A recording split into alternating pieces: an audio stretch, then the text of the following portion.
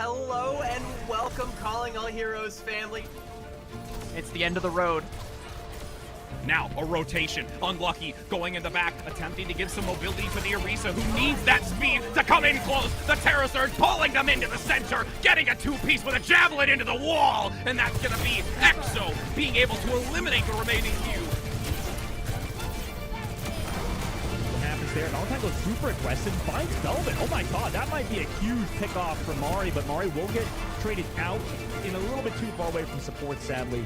So it was a great opening pick, but the overextension and like kind of, they were a little bit caught out in this situation, right, with Mari going that deep.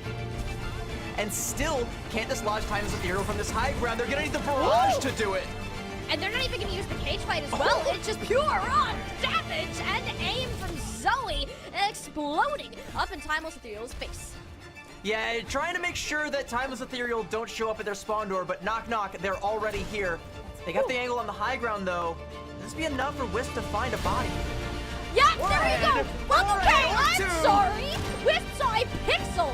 Oh, Mari needs some serious help from AJ and Wicca, but it's AJ instead, and needs that assistance. What a shot, Wisp! What has gotten into you? We've seen a lot of these rosters kind of shift and grow along the way. Every single game is going to be a dogfight. You know, the whole circuit's led up to this. And we will see you at the championships.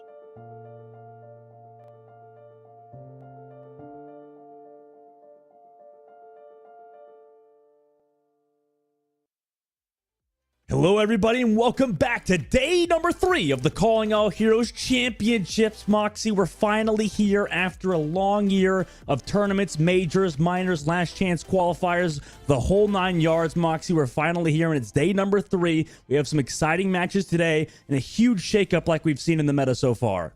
Yeah, you left out one of the other things that we've been through this year. Hotfixes. Hotfix that went out this week, remember. So Hazard took a little bit of a nerf, but is still proving incredibly strong, which I'm incredibly happy about because we finally have Scottish representation alongside all of our wonderful representation for everybody in the Calling All Heroes circuits. And like you said, it's been a very long year. A lot of these teams have taken a long time to be able to get up to this moment, but we've seen some very strange things already in this tournament. Meta has very much been determined around Hazard just being that S++ tiered tank. Still got a little bit of discrepancy in terms of that backline lineup, whether it is going to be things like the Juno Brig, the Juno Lucio, the Kiriko Lucio. We've seen a whole bunch of other things. Some teams like running the Wrecking Ball composition, which I'm sure we'll get to see a couple bits more of today. And I mean, we're also more than likely going to be getting a 5-map series between Valentine's and Nightmare Eclipse. At least you and I know everyone on production's end are strapping in. We're buckled in for that 5-map. And I'm going to be disappointed if it doesn't go the distance. Why do you gotta say it like that, Mox? Why you gotta hype us up when you're just caster cursed it? Unbelievable. It'll be like a 3-0 probably. No, I'm just kidding. It probably won't be. Now I'm gonna caster curse it back, so we do get that 5-map. But like you said though, Mox, I mean, there's so many different changes. I think specifically that hotfix potentially could impact some things, like you said. However, I mean, you said it. I mean, Hazard's that SSS plus tier hero at the current moment. I mean, Maga still seems good, right? And you know, like you mentioned, some teams are still running it, so it still has some viability, right? Yeah, EXO has been trying to run a little bit of the Mauga into the Hazard. It can struggle, though, because just like when we saw Mauga initially release and Orisa was the go-to counter for it, Orisa being able to just say no to headshot damage meant that the Mauga didn't get that healing resource, and Hazard could do the exact same thing, where he just goes for that guard, he manages to make sure that he can't take headshot damage, and he also starts damaging the Mauga back as well. So unfortunately, while Mauga has a lot of really good just sustainability, Hazard does outclass him in a couple of other areas. One of them being mobility, because while the guard got hot fixed and went from 75% damage reduction to 65%, the leap and the jump resets, you just keep on climbing that wall, that's still going strong. So if we see things like the forest come through, I would very much expect it Hazard to be jumping up those walls and trying to get on top of them. Yeah, that's scary. I mean, as a fair player, you always have to be aware of that Hazard, like you said. And, you know, moving forward, I think we have some exciting matches today, like you said, Mox. So, you know, yesterday, I think that we had, at least towards the latter half, like you said, those top two teams right now currently solidifying themselves. Obviously, you know, in that quarterfinals, I think Kenobi talked about it yesterday. I mean, every single game was at least one map going down for at least even the team that won. So it was like a 3-1, 3-1, 3-2, 3-2. So with that in mind, I mean, the Pharah was a huge part in yesterday, how a lot of teams played well, right, with Fable. Yes, Fable getting to run that Pharah from Mickman was just so dominant on Control Center, on that Lijiang map, and it really did just absolutely hold court on Night Market as we got to see some of the other areas of the map. Samoa got to see Exo Azafoth here, Jeremy coming through with Farah. Kuna on that Sojourn, as meta for the DPS has very much been pretty static in terms of that Genji Sojourn. We've seen a little bit of the Tracer, a little bit of the Pharah come through, but for the most part, the Sojourn and the Genji gets to remain strong on that lineup. And it is really easy to see why, right? Hazard is very much self-contained as a tank, and Sojourn and Genji can play off of whether or not he does want to be that dive instigator, or if he wants to go for a little bit more of a brawl-heavy style composition. Yeah, I think there's so many different ways you can kind of play it, and I think you talked about it, I believe, with me off broadcast a little bit. So, Mox, like, specifically, I think... Oh my gosh, what a shot. We've had so many insane Widow shots throughout the tournament, and, you know, a lot of the hit scans kind of have reached another level. And, you know, like you said, Mox, I think that, like, specifically Hazard just can do it all, right? It's just a character that can do consistently everything in the game to such a high level. And, you know, I don't think it's going to be gone anytime soon unless, like you said, some changes were to come through. Yeah, the only thing he can't really do is survive poke pressure. So that is why things like the Sojourn and the Pharah, especially if you're playing into retake, can tend to just use them as a little bit of a pincushion until he has that downpour available. Because that downpour, being able to just go through walls, does mean that if you play into retake, you're not just stuck there without anything that you really can do. You don't have to try and send some of your players off onto flanks to draw attention. You can just use that 2.5 second CC that the downpour is able to find to collapse onto a lot of those players if they do try to hold a little bit close up and personal. I mean, looking at the map selections that we have, if we do go to somewhere like Lijiang, more than likely we are going to see the hazards on those retake to utilize that downpour to be able to just kickstart a retake position. But then again, we've seen a lot of different maps. We've seen Lijiang, we've got to see Samoa, not so much of Nepal. A lot of these teams really veering away from that one. And in terms of hybrid, surprisingly, I can't believe I'm saying this, Numbani is the one that everyone's actually sort of gravitated towards. And I mean, you say that to someone who was in the Overwatch scene like a year ago, and they would look at you as if you just said that the Earth was flat, because never before had anyone voluntarily wanted to go to Numbani before it went through the map rework. Yeah, it's kind of been a fun little change that's happened with Numbani. And, you know, for all these players, another fun little thing is the prize pool we have going on, right? I mean, consistently throughout the tournament, we've had, you know, increases and, you know, overall changes to the prize pool with the championship series. It's a $21,500 prize pool plus additional prizes, which you'll see in a second. But, you know, Moxie, for first place, right? If you can win, that's $10,000 in the bank. We're not playing for points anymore, right? We're here in championship, so it's all or nothing at the current point, right, Moxie? If you were to win this, I mean, that's a double up, right? If you would, instead of getting second place, go right up to first place for $10,000 and on top of the additional pricing from Blacklight and the gaming chairs. So it's honestly an awesome initiative so far from the Calling All Heroes tournament. And I think, you know, there's so much to play for this time around on top of receiving some awesome trophies from Blacklight. I mean, yeah, 10,000 is all well and good, but those trophies look dope. Having those in the cabinet, plus all of, like you said, the additional prizes that are provided by our wonderful Blacklight. And we can actually see here all of the winning teams, all of the players are going to be able to receive a Kraken Pro gaming chair, as well as if you at home want to be able to get your hands on one of these, you can also be in with the chance of grabbing yourself one up now if you go to that website. But also, if you feel like RNG is going to be on your side, we're going to be giving 2 away to a Calling All Hero verified Discord member, and we're going to be giving 3 away via x.com. So if you want to be in with a chance of that and you're not a part of the Discord, then go to the Radiant GG follow page over on X and repost and reply to be able to be in with a chance of walking, or rather sitting away with one of those. Yeah, or you can get one of the chairs and, you know, potentially stand at the same time. Meanwhile, guys, make sure you're tuning into the broadcast from today on to tomorrow, right? We obviously started on the 9th, but we've got one more day of viewer incentives. So if you watch the stream, you have a chance at all of these sprays and all of these tags, everything that you see on your screen, you have a chance at getting. And what a lovely purple, by the way. I mean, just awesome for the viewers to have a chance for that. But Moxie, going into today, I think that we've got a lot of exciting matches. Yesterday, I think we've also had some exciting matches, right? Like you said, those top 2 teams right now obviously solidifying themselves. But besides that, right, we had some amazing matches from the teams, you know, playing earlier on in the tournament as well. Yeah, and like you said, a lot of the matches so far haven't been just 3-0 steamrolls. There have been some really close matchups. We can actually see here Valentine and Shikikami went the distance to a full 5-map series, with Valentine being able to walk away from that quarterfinal with the win 3-0. We'll be seeing that team in a little bit when they go up to at the winners finals to verse against Nightmare Eclipse. And we're going to be having a look as well to see the lower bracket. There's one team in particular who was very familiar with being able to run the gauntlet of the lower bracket, and that's actually Queen's Gambit. The last time we got to see this team in the Major 3 back in December, they went through that lower bracket. They won 3 lower bracket games all in a row to be able to climb their way back into their grand finals to match up against Nightmare Eclipse. They weren't able to win. They did manage to take away a 2-map score, though, so it did go down to a 4-2. It wasn't a complete shutdown, and we're going to be able to see just how Queen's Gambit were able to pull it off. And we were talking about how dominant Mickman had been on the Farah previously. We're potentially going to be able to see Miss Sun pick that Farah up again for the side of Queen's Gambit if they take us to somewhere like Lijiang.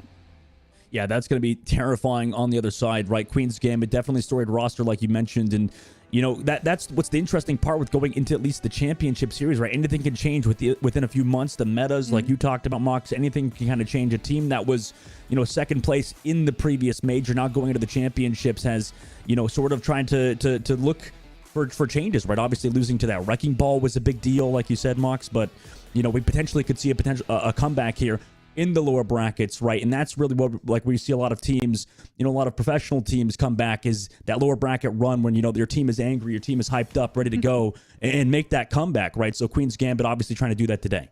Yeah, I mean, sometimes pressure crumbles a team to dust, and other times it forms a diamond. And we can see in the past that Queen's Gambit have been able to form those diamonds, to just manage to put themselves back into those grand finals. Moss Genesis, though, this is a team that I'm really looking forward to get to see how they're going to be able to stand up against Queen's Gambit. Hog Runestone has been really, really impressive so far, picking things up like the Sojourn, picking things up like the Widowmaker, and we did actually get to see a little bit of a Widow Duel off go down yesterday, so potentially we're going to be able to get to see that come through as well. But Nostalgia, too, very, very flexible on this tank roll, has been able to play both the Hazard but also the Wrecking Ball. If we go to someone like Dorado, one of the compositions that this team likes to be able to veer towards when they're attacking is have Nostalgia on the Wrecking Ball for the first couple of pushes, just so they can shove the defense off. And that flexibility goes lengths, because some of these other teams have to actually sub manually in another player to be able to pick up those different tank rolls. So Nostalgia being able to do absolutely everything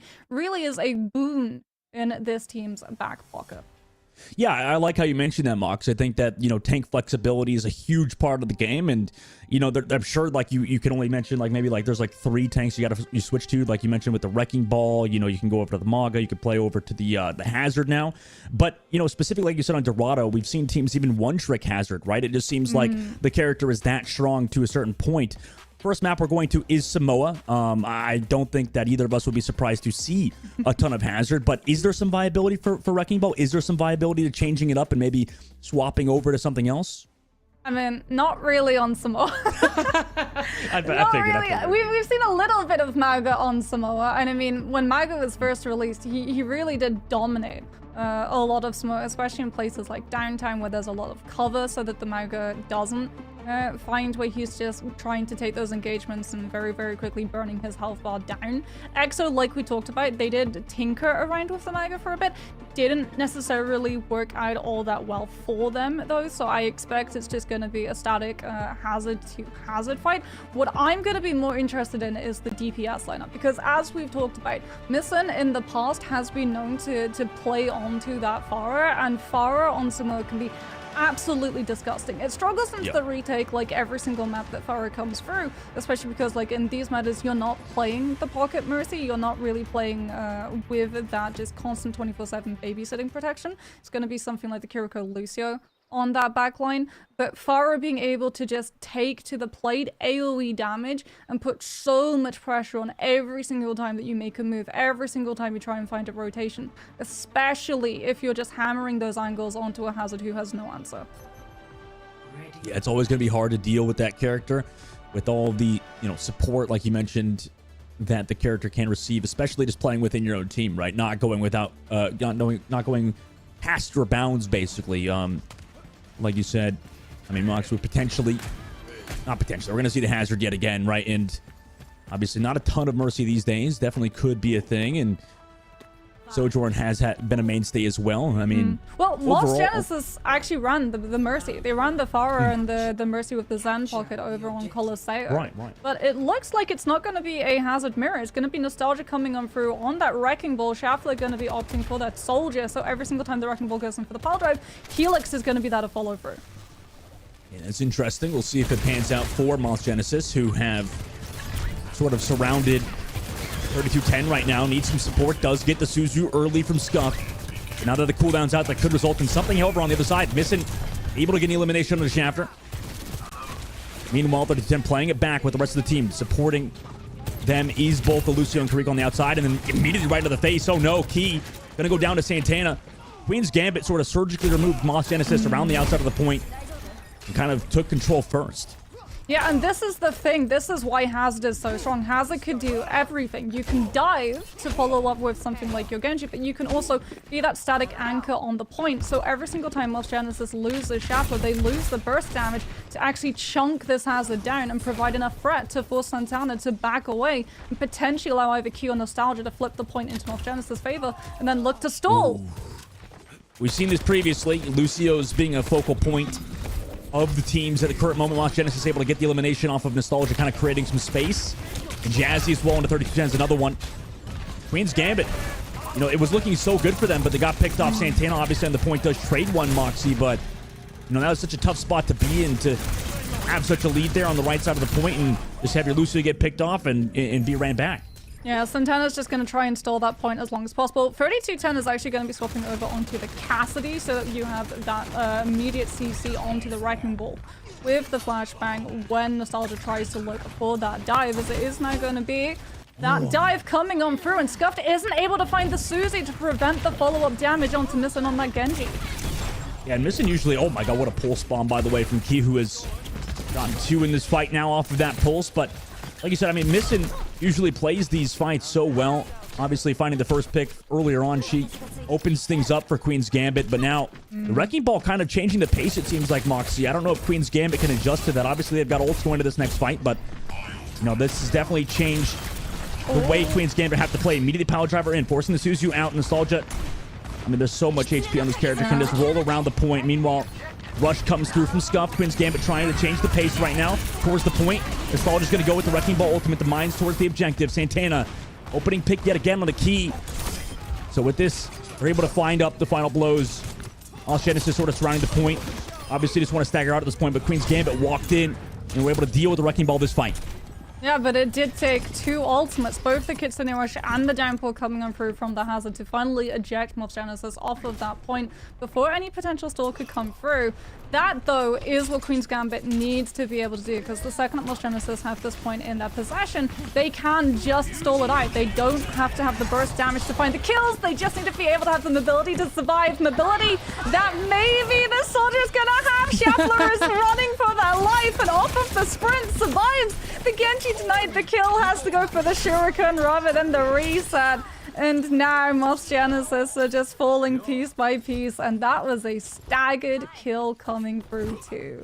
I don't know exactly what happened. I think Juno just got picked off early, and you know, with that, Jazzy, you know, wasn't really sure what to do with the beat. It seemed like it feels like for their team, they're just so aggressive. Everybody sort of split away from the sound barrier potential. But here comes Moss Genesis on the right side of the coast, sending the Soldier towards the far right tactical visor. Displacement, forcing the sound barrier. Counter barrier comes out from Jazzy, but no, Juno's gonna go down. Didn't get the effects of the sound barrier. Now Queen's Gambit. I mean, that's terrifying. Santana in your face. Slam dunk on the Schaffler. And I mean, at this point, just Queen's Gambit cleaning things up. You just have a Lucio staggered out now on Jazzy's side. Queen's Gambit going to take round number 1. Yeah, I mean, there was a dive attempt coming through from Mob's Genesis. Nostalgia tried to go in and get the pile drive connection to CC the Lucio to prevent the sound barrier from countering the tac visor on their side. But unfortunately, sound barrier goes through, everyone survives it. There's no burst damage after the tac visor to be able to chunk through that additional health on the Lucio's end, and then dive is always really, really good, impactful. When you initially engage, it tends to have a significant portion of fall off in terms of the damage when the fight sustains into that second half, which is exactly what Queen's Gambit are more than okay living through, right? They've still got that same damage peak all the way through, both at the start of these fights and in the midst of them, with both the Hazard and the Cassidy being able to do so much in the close and personal. Well, Genesis, interesting, pulling out all the stops to deal with Hazard. Now they're pulling out the Maga, Orbio and Reaper. And it's worked out. Juno, nice opening pick. He's done a great job so far for the team. Finding that elimination onto 32-10 early is big for Mount Genesis right now. Obviously, they're trying to regroup around the objective. Velvet, nice dagger pick off on a Schaffler. But Santana's gonna get out though. The Jagged Wall was actually able to block the follow through from Mox Genesis, and Nostalgia goes a little bit too far forward. I mean, they do it again, Moxie. They did this previously, and unfortunately, it's happening once more. Juno does trade back Velvet at the very least, but and missing. Oh, no way. Juno, what? Are you kidding me? That's 3 in that fight on a stagger. Sure, they have to reset, but that was a little nasty. Queen's Gambit, however, now control the point. Control the point, control the airways too. So missing on this Echo is going to be able to utilize those stickies and just see where Schaffler's turret is going to pop up and burst it down almost immediately, which is going to put far less pressure into that poke phase. As it is going to be Queen's Gambit with this Kitsune rush. Potentially, they let the flip go through! Yeah, flip goes through that. Maga was just too strong of a presence, maybe, to scare them off the objective. Ultimate comes through from Santana. Allows them to get key. Now they walk on in. The wall again, like you said, Mox. It's just so hard to deal with it. Nostalgia gonna get down Schaffler as well. Sure, they gave it the point temporarily, but it's Queen's Gambit fully in control once more. Yeah, I mean, every single 12 seconds, you're able to set up one of those Jagged Walls, and you can choose wherever you want to put it. You can either utilize it to isolate Moss Genesis' frontline from the backline, which forces Juno into being far more aggressive with how she uses those Kitsune steps, or you can just use it to block up a single sightline and stop Moss Genesis from having the approach onto the point that they're looking for, as Jazzy is having that sound barrier. Potentially wants to utilize it aggressively, but can't because the Jagged Wall LOS blocks the Lucio from the Mauga, and you down your tank. There's no way of wanting to actually utilize the support ultimate when you've already lost the fight that early. Oh, man. I mean, that's brutal. That's brutal. I don't know how I feel about the Mox so far, Mox. It feels like, yeah, like it's just getting stuffed out right now by Queen's Gambit. Yeah, I mean, Nostalgia is going to have Cage, should be able to get onto point and drop it to maybe buy Moss Genesis the flip, and then they have the sound barrier to be able to sustain through. They're going to invest the sound barrier and the Molten Core, just looking to isolate Queen's Gambit off of this point so they can find the flip and stall potentially into the second part of the fight with that Magor. Yeah, might have spoken too soon. Schaffler, nice shots, missing though, trading back some. Same thing with 32-10. Oh no, where is Nostalgia and Jazzy? The rest of the crew on the far right angle, I mean, they looked like they were in full control of the point, but going for those eliminations has cost them the point yet again. Yeah, Moss Genesis, like every single time they take a fight, they're taking trades towards the tail end of it. It's not clean, it's clean up coming through from Queen's Gambit, and now that time the players to actually follow up on the Magro. And the Reaper ultimate in the Mogul. Wait, now let's see. Oh my gosh, Key! What a death blossom there off the cage. I mean, it was so sad for Nostalgia to sacrifice their lives like that, but it was worth it at the end of the day. Yeah, but look at the amount of ultimates that they had to spend to do so. And now there is 0 support ultimates to put a shutdown to the overclock coming through from 32-10. So Queen's Gambit, off of the threat of either the downpour or the overclock, or even the duplicate from the Echo, can immediately buy all of the space back without a single kill. Yeah, Schaffler again. I mean, like you said, Mox, we've seen this time and time again from Moss, but 32-10's going to go down in the overclock. Juno able to find that. However, Jazzy eventually going to burn out. towards the coast.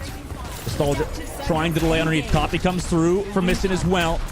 And it looks like it's just clean up right now on a Moss Genesis because of, like you said, Moxie, no ultimates in this fight. Meant one pickoff was the end of it for them. The neutral did not go well. Queen's Gambit gonna win on the map. It wasn't just the neutral, it was the fact that Queen's Gambit, they understood the deficit of ultimate economy between themselves and the other side. So the second that they saw that they weren't going to get challenged by a fast push coming through from Mauga Overrun, the second they tried to cross the corner into a choke, it was full investment onto the point. One ultimate first, and then you save your second one so that if things get a little bit hairy, you can have your Echo go for that duplicate to be able to mirror the Reaper and take the 1 versus 1 to stop that potential flip that Moss Genesis were trying to set up the second that they realized that suddenly all of those fights, all of those individual one-on-ones, they were taking place around the point rather than on it. So the Reaper steps up to the plate, tries to find a little bit of a cheeky flip, will not be able to grab it. And unfortunately, as we talked about, in terms of that tank lineup, you really can see that Hazard just outclasses every single tank currently. Yeah, it does feel really like Moss Genesis have to play it perfectly, right, Mox? They've constantly not been able to it, though, sadly. Like, it just feels like one player getting picked off after another. I don't know if it's necessarily because of the hero. It just feels like, you know, they're just not on the same page currently compared to Queen's Gambit, who look to be, you know, like you said, they are running the Hazard. They are playing, you know, potentially a better tank. But it does feel like they're a little bit more practiced than Moss Genesis at the current moment, at least on that map. Yeah, and I mean, they had so much more burst damage too. Both Sojourn and Echo can melt these players, and then Santana with that 4-second cooldown of the lunge can immediately collapse onto a low half player, and then when you're playing that Hazard, you have the choice of in that jump actually going for the shift again, or you can lead into a melee to be able to push into a primary, and off of the back of that, all of those low health targets just have no opportunity of being able to fall back to either their Kiriko or their Lucio, because a lot of the time the target was the Kiriko, because you would then be able to force out that Suzu immediately, force out the swift steps of the Kirikos out of position entirely of another player, and by the time you forced all of that utility, your Hazard is ready, set to go to just find another player to jump on top of and bully to absolute oblivion. And now Moss Genesis have a really tough decision ahead of themselves. Are they going to continue trying to swerve around this Hazard, or are we going to see the Hazard mirror come through from them?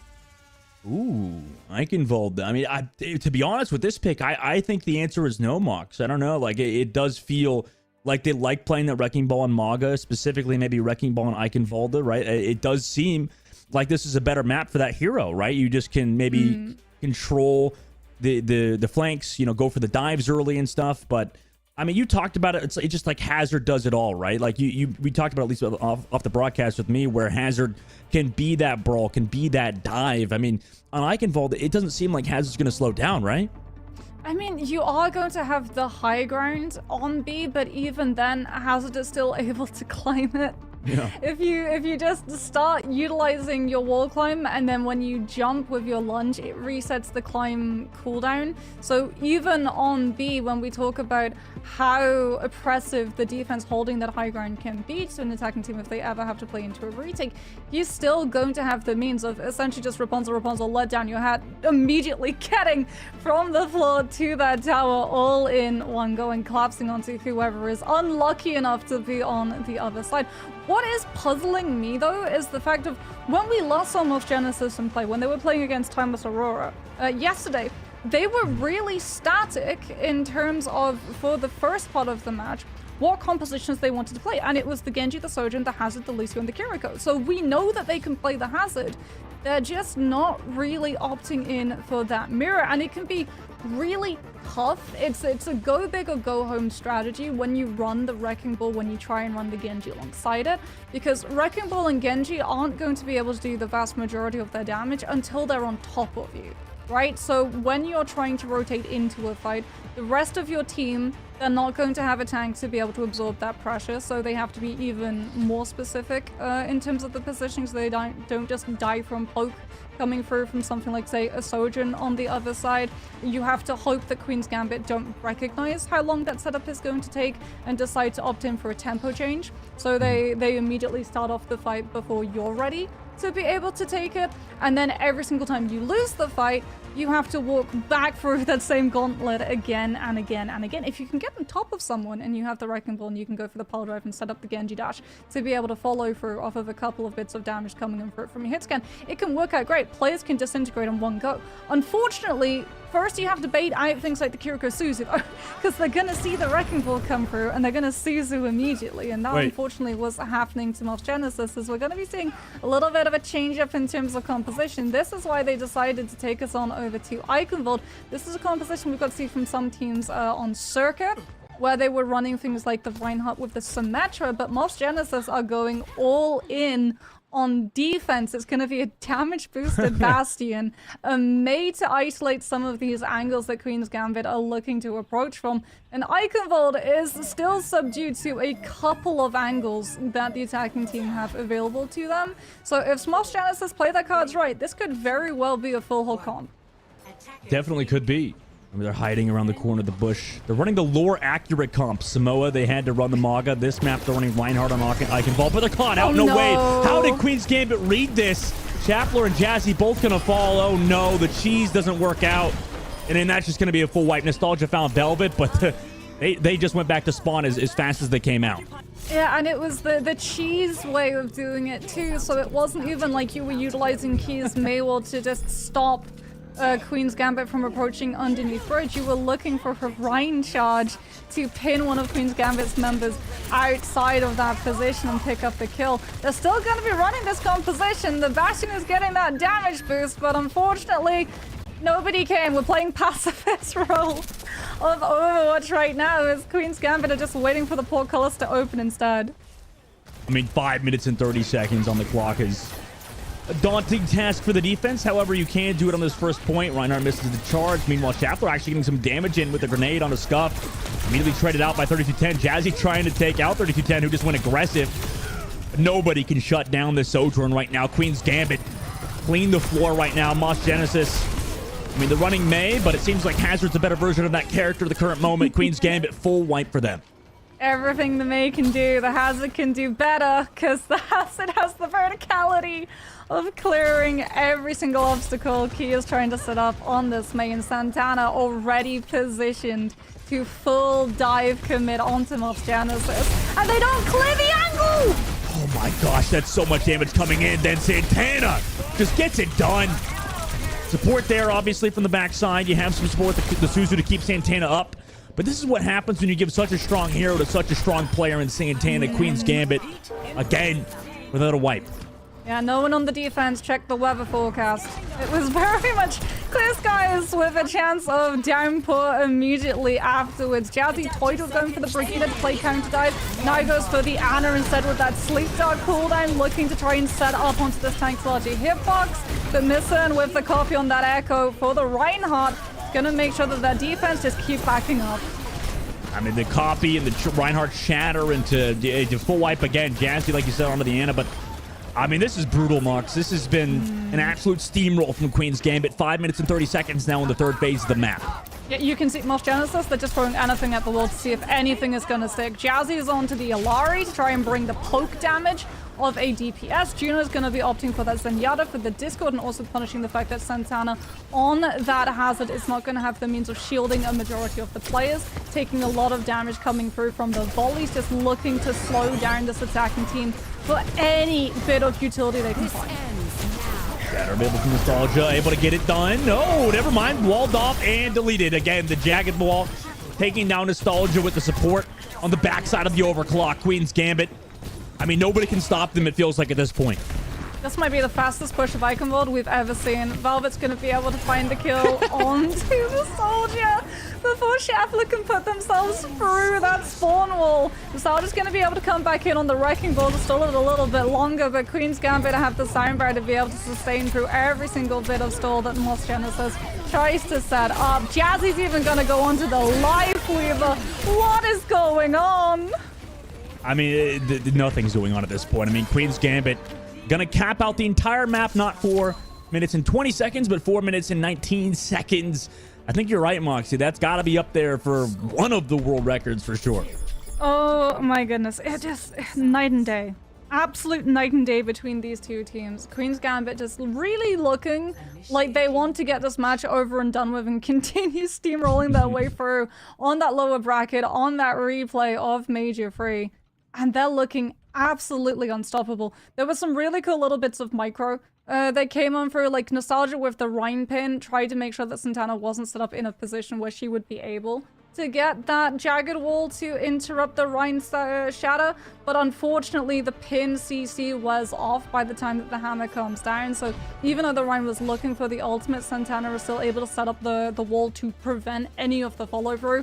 No fire strike, no pin, nothing that Moss Genesis can be able to do to sweep up any of the stunned out players, even with things like the Zenyatta trying to charge up those volleys.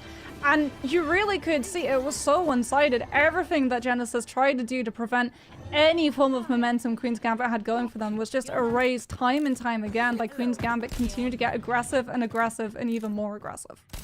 Yeah, and there's no, I think, no diss either to Moss Genesis. This is a big game to win for Queen's Gambit, considering how things went yesterday with Team Aw Yes. But, you know, like you said, with this team, with specifically Moss Genesis, right? They made it through the last chance qualifiers to go against Queen's Gambit right now. Actually took down Shikigami. So, you know, this team is nothing to mess around with, right? Queen's Gambit, like you said, they're trying to get it done. And versus a lot of kind of cheese right now for Moss Genesis, I think Queen's Gambit are handling it quite well. Yeah, Nostalgia's going to be going for the Roadhog again, punching the fact that Santana on that Hazard is not going to have the means of being able to stop the hook, especially with the hack coming on through from Key. But the Hazard backed off so that they were going to be a target, so that when the hook does come through, the wall's already there in play, and the Hazard is still alive. It's still alive on the backside. You can see Moss Genesis trying to bait Queen's Gambit on the inside, but Key able to find the elimination on Misa on the coast. So that's going to give him the opening. Maybe if they can exploit Queen's Gambit, maybe getting those pickoffs right with this Sombra, that could enable a little bit of a momentum shift. Velvet does trade back one at the very least, but Schaffler and the rest of the crew is able to track down Santana. And with that tank gone, I mean, Queen's Gambit, I mean, Scuffed able to find one, missing with another one. They're making this scrappy right now. Only 3 members left for Moss Genesis, and Key's low. But Queen's Gambit on the backside of the point are able to kind of make it dicey. Key's going to fall as well. Oh, no. And oh, no. Just like that, it's over. Scuff, nice shots on the Kitty Co.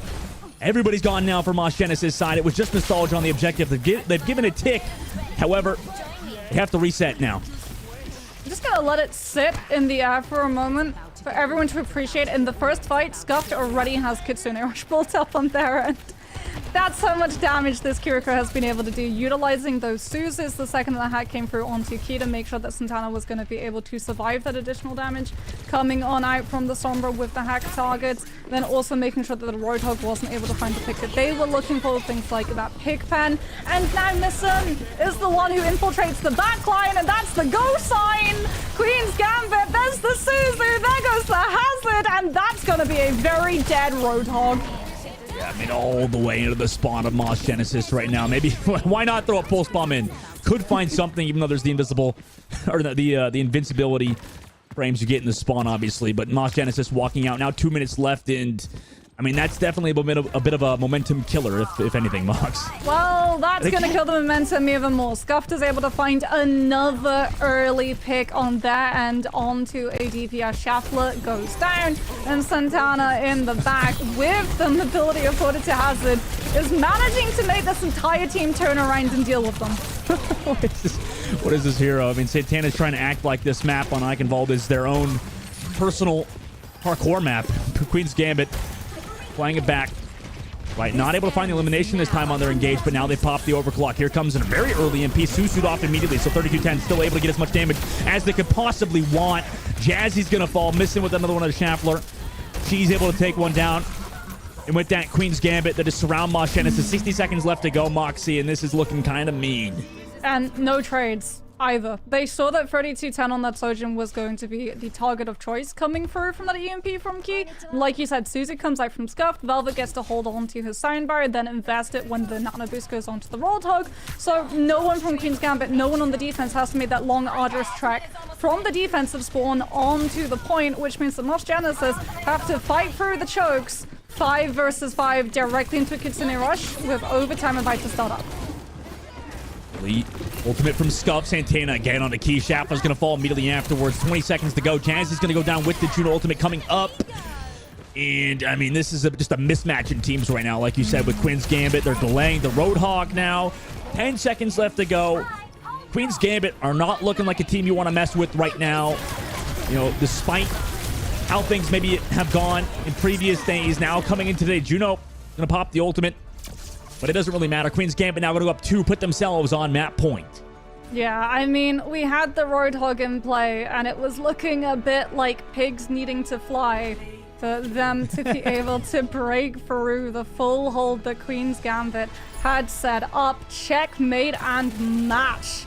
It really does feel like, as we can see that missing, oh my goodness, just managing to catch the respawning Shuffler with the pulse bomb, sees the orbital ray goes through, understands that even with that additional damage, that ultimate is going to bring to the table, like you said, it doesn't matter, it's inconsequential.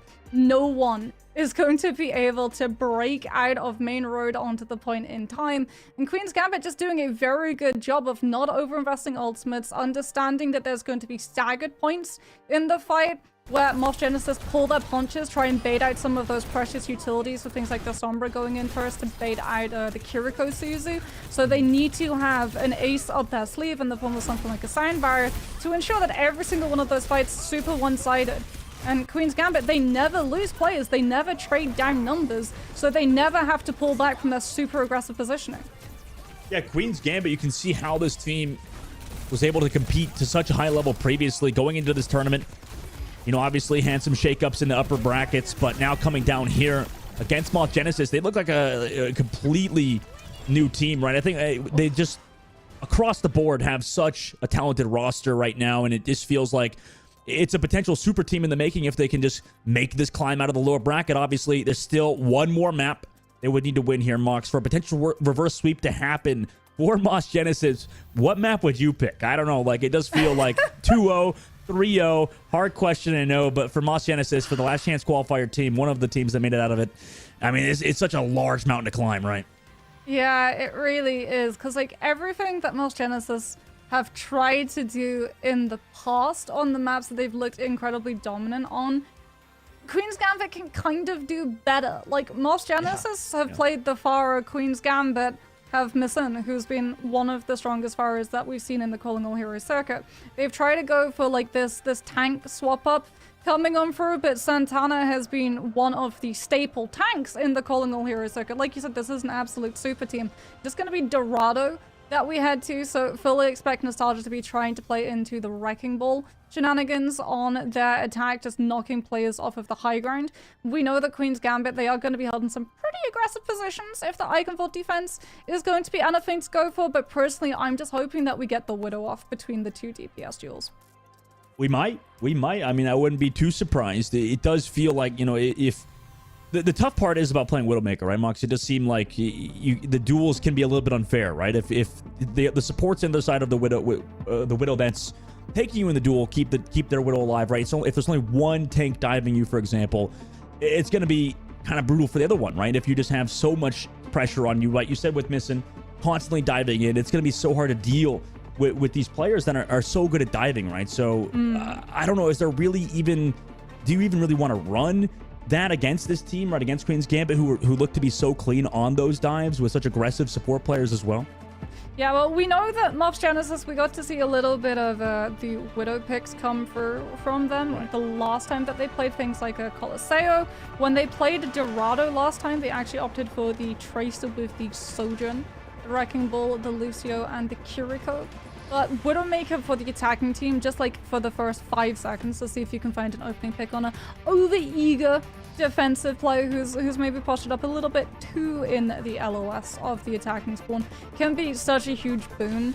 It's really going to be a matter of whether or not the Tracer can win the Tracer duel for control of that payload, because the Wrecking Ball is going to be trying to just draw as much attention as possible, while your Tracer tries to just push that cart further and further and further into that first open courtyard of A. But that's all going to be shut down if you either lose the Tracer versus or you lose it to a Kiriko. And that's one of the things that Queen's Gambit, like we've talked about their DPS, we've talked about their tank. We haven't really covered how absolutely oppressive their supports have been. Because this Kiriko is just murdering everybody, like Scuffed with the kunai that they're hitting, is taking duels against respawning Annas, is taking duels against respawning DPS, and is winning them. It's not even a matter of like sacrificing one of your supports to make sure that the backline or one of the numbers of the other side stays staggered and split for as long as possible. You're doing that and more. You're separating them for another 30 seconds because you're sending them back to spawn.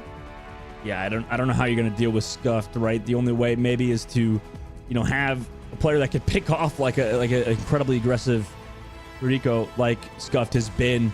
You know, especially on a map like Dorado 2, where there's so many off angles as well for the defense to potentially take. It's gonna be a challenge for sure, Moxie. And you know, like you said, they're gonna potentially run that Wrecking Ball composition, but we saw on map number 1. I mean, was that the closest that Queen's Gambit did come to losing? I don't know. Like, what do you think? Is that actually going to be a difference maker on Dorado, considering how things have gone for Queen's Gambit?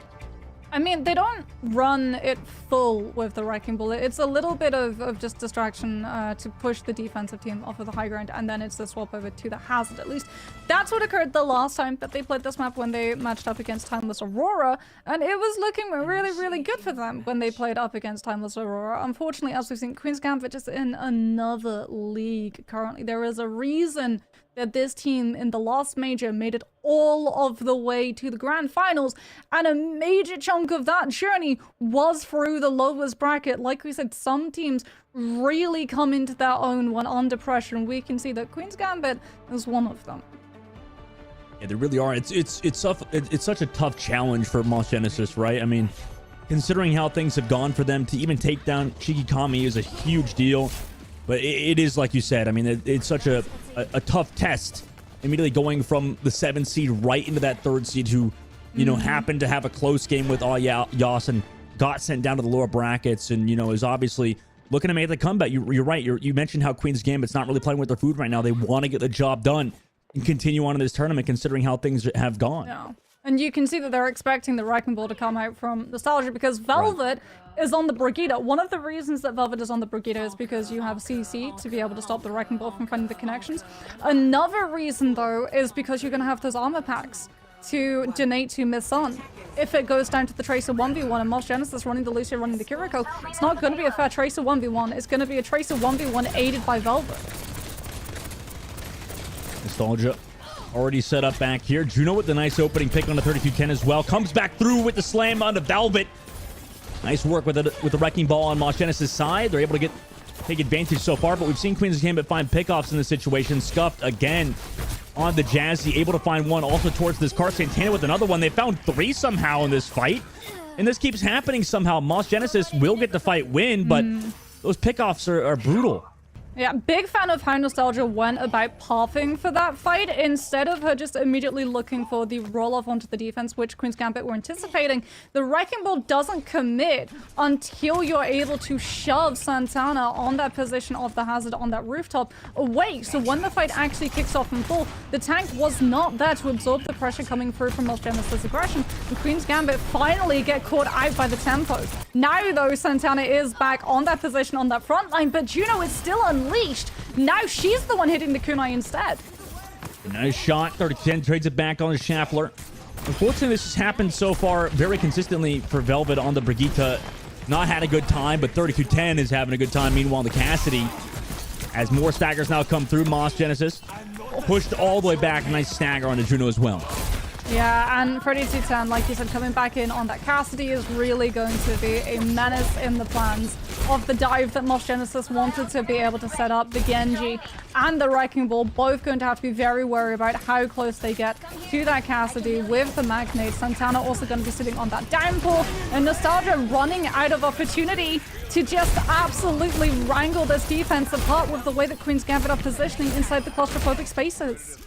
A nice ultimate from Santana to get those stuns, and then the elimination on Moth Genesis, who are now coming back from the spawn with 2 minutes left to go. They do have the rush ready to go, but I mean, you're going to need to find a pick off yet again versus a defense who is holding so strongly.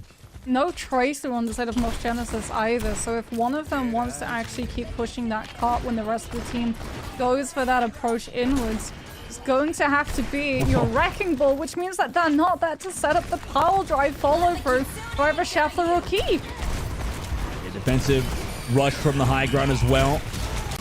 Comes back for the peel, mines the segment off that high ground. Nostalgia able to take down Velvet at the very least. Trades back for Missing, who has found one, but 3210 comes back on Nostalgia. And with the Wrecking Ball gone, that's so much pressure to remove. Santana is low, but he has to play it slow, wait for those heals to come back through. Nice shots coming in from Juno over the top left, but now there's that blade. Chases down the counterpart. Oh no, maybe he doesn't get the reset, however, it doesn't really matter. Jazzy got traded on the meanwhile. Missing's pressure was worthwhile as Queen's Gambit still take the lead, and Santana finds the pickoff. 100% worth. This is something that Queen's Gambit have done in the past when they've got wind that Lucio on the other side was a little bit close to that sound barrier. And Moss Genesis, they don't have the they have the Lucio. Velvet's still on this Brigida, so all the Queen's Gambit are going to do for this defense is keep ripping players from Moss Genesis apart, so that when we have the Blade, when we have the Tag Visor, Queen's Gambit have the numbers to weather the storm. Santana just doesn't care. I mean, just flying in there. Oh yeah, they're having the time face. of their life right now. This Hazard is on vacation. It really is. And, you know, Moss Genesis, 18 seconds left to go. Last fight territory now on their attack. And they'll still have a chance if this were to go to defense right now, however. They've got ultimates and they need to use them. Here's that blade. Countered by the... It gotta be... goes down in the air. No way. Key. Unfortunate blade in that situation. Everybody else using ultimates for Queen Gambit's side. Now Moss Genesis just committed everything to no avail. And Queen's Gambit, what a hold from them. Moss Genesis only made it 58 meters before being stuffed. Queen's Gambit now going to switch sides. I mean, it may be Dorado, but for a second, it was looking a lot like Samoa all over again, because Santana does the exact same play, understands that Jazzy and that Lucio is going to have the sound barrier, that the Genji is going to be getting the sound barrier to better embolden Key's Blade when she wants to go for that dive in. So what does Santana do? They drop the Jagged Wall, and the Lucio gets zoned away. The LOS on the sound barrier doesn't manage to catch on to the Genji before Key goes down. Oh, man. You know, Moss Genesis defense, I mean, for them, this would have to be a miracle, right? 58 meters, that's like one fight that they could potentially... Well, I guess it was two if they take a super early fight like Queen's Gambit did. But, you know, Mox, like, Chamfler's not had a great time on most of these heroes so far, simply because, you know, of how Queen's Gambit are playing. The rest of the crew, too, right? It just feels like Queen's Gambit just always in their face somewhere. And usually it's just Santana creating that space, right? Yeah, and I mean, there was no Tracer either, so there wasn't any real split focal point for the defense to have to worry about. And Queen's Gambit, they went into this thinking that they would have to worry about it. We had the Brigida come through from their end to try and put a stop to the mobility coming on out from the Wrecking Ball, but also to give a weighted advantage to that Tracer if it did go down to that fight over the payload. Now we're going to have to wait and see whether or not Moss Genesis can pull off this full hold. They're going to be going for that Rhine. It did not work out for them when we looked at Eichenwald. This time, though, they're not going to be looking for a cheese charge. Ooh, one of them looks a little bit too closely, though, to 3210 on that Widow and almost got a head cut. Oh, now, oh my gosh, there it is. Juno will fall. Kept repeating the same angle. And that just meant you're going to have to go against 3210 on the Widowmaker. Clean up now onto Key as well. Nostalgia is able to trade one, but everybody's kind of running around. Everybody's scrambling right now to live. Nostalgia's begging for their lives. No, please. No, Santana. No, not the wall. Anything but the wall. Oh, my God. Wait. He's woofing. I didn't even know Reinhardt can make that noise. What the hell? Nice heals come back through. Santana pushed everybody back from Moss Genesis. The fear of Santana is striking into the hearts of Moss Genesis. Key's able to take down one. But at this point, it's too late. Queen's Gambit going to win on Dorado, win 3-0 over Moss Genesis. Yeah, there it is. Check and make Queen's Gambit 3-0, looking absolutely unstoppable. It's going to be 32-10 on the Cassie picking up the play of the game. But I mean, the thing that opened up that attack was the Widow. We talked about it. We spoke it into existence. When that defense is just a little bit too overeager in the angles that they try and peer in to see what composition the attacking team is going to be rolling out with, so they can get the information and start to figure out how exactly they're going to have to set all of their pieces. Unfortunately, it just revealed far too much to the Widowmaker's crosshairs. And like you said, like, peeking it once is punishable, but it doesn't always secure the kill. Peeking it a second time, though, there's no excuse for that. No. I mean, the only real thing you could say is like the series was kind of lost at that point. You know, maybe they're just like, okay, let's just go out there and play, not really think, right? Because that's a good way to cope with what Queen's Gambit were doing in that series, right? They played it so well. And for Moss Genesis, right, I feel like they played incredibly strong. Considering how, you know, they were a last chance qualifier team, right? They took down another team that, you know, that got in to the championship series via points. So I don't think you should feel too bad as Moss Genesis. For Queen's Gambit, though, they are moving on to the tournament. They still want to win the whole damn thing. Yeah, I mean, Santana just looks so strong. Every single time we see Santana picking up different heroes, they always look strong, but you really can tell that there is just a sense of comfort on the hazard. Like, the understanding of the tempo of when to utilize the downfall, we got to see it a little bit there on the replays of Dorado when the Wrecking Ball would look for that pile drive, and they started trying to pocket the Wrecking Ball, having things like the Susie to be able to follow up to make sure that the Wrecking Ball didn't get stunned out and was able to freely reposition.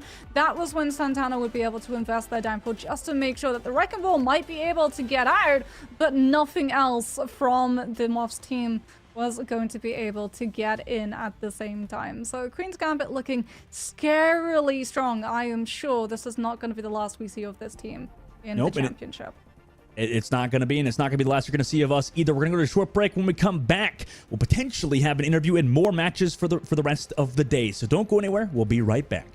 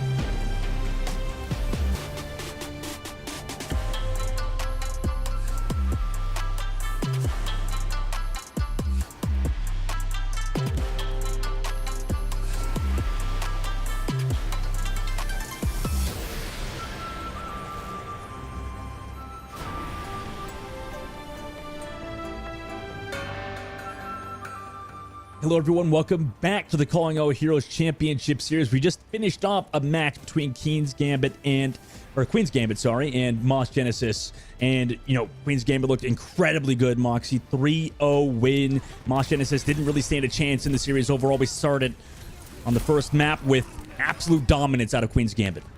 Yeah, just looking, like you said, incredibly dominant, having a really good read of the current meta and also of what Moss Genesis were going to be trying to utilize as they went through so many different compositions. And it really is a testament to a very strong team when you're able to keep yourself as dominant as you are with a team when you're versing against them that just continually goes through all of these different changes, because you have to change alongside them. You can't just continue doing the same thing over and over. So there were these very small little micro plays the Queen's Gambit made in terms of those adjustments, whether it was going even more aggressive or starting to slow things a little bit down, turning their attention onto some of those really priority targets, with things like the Lucy, who was super close to Sound Barrier. So you better believe that when we get to talk to one of their players, one of the things that we're definitely going to be asking is going to be towards not just IGLing, but also ult tracking too, because that tends to be the backline's job.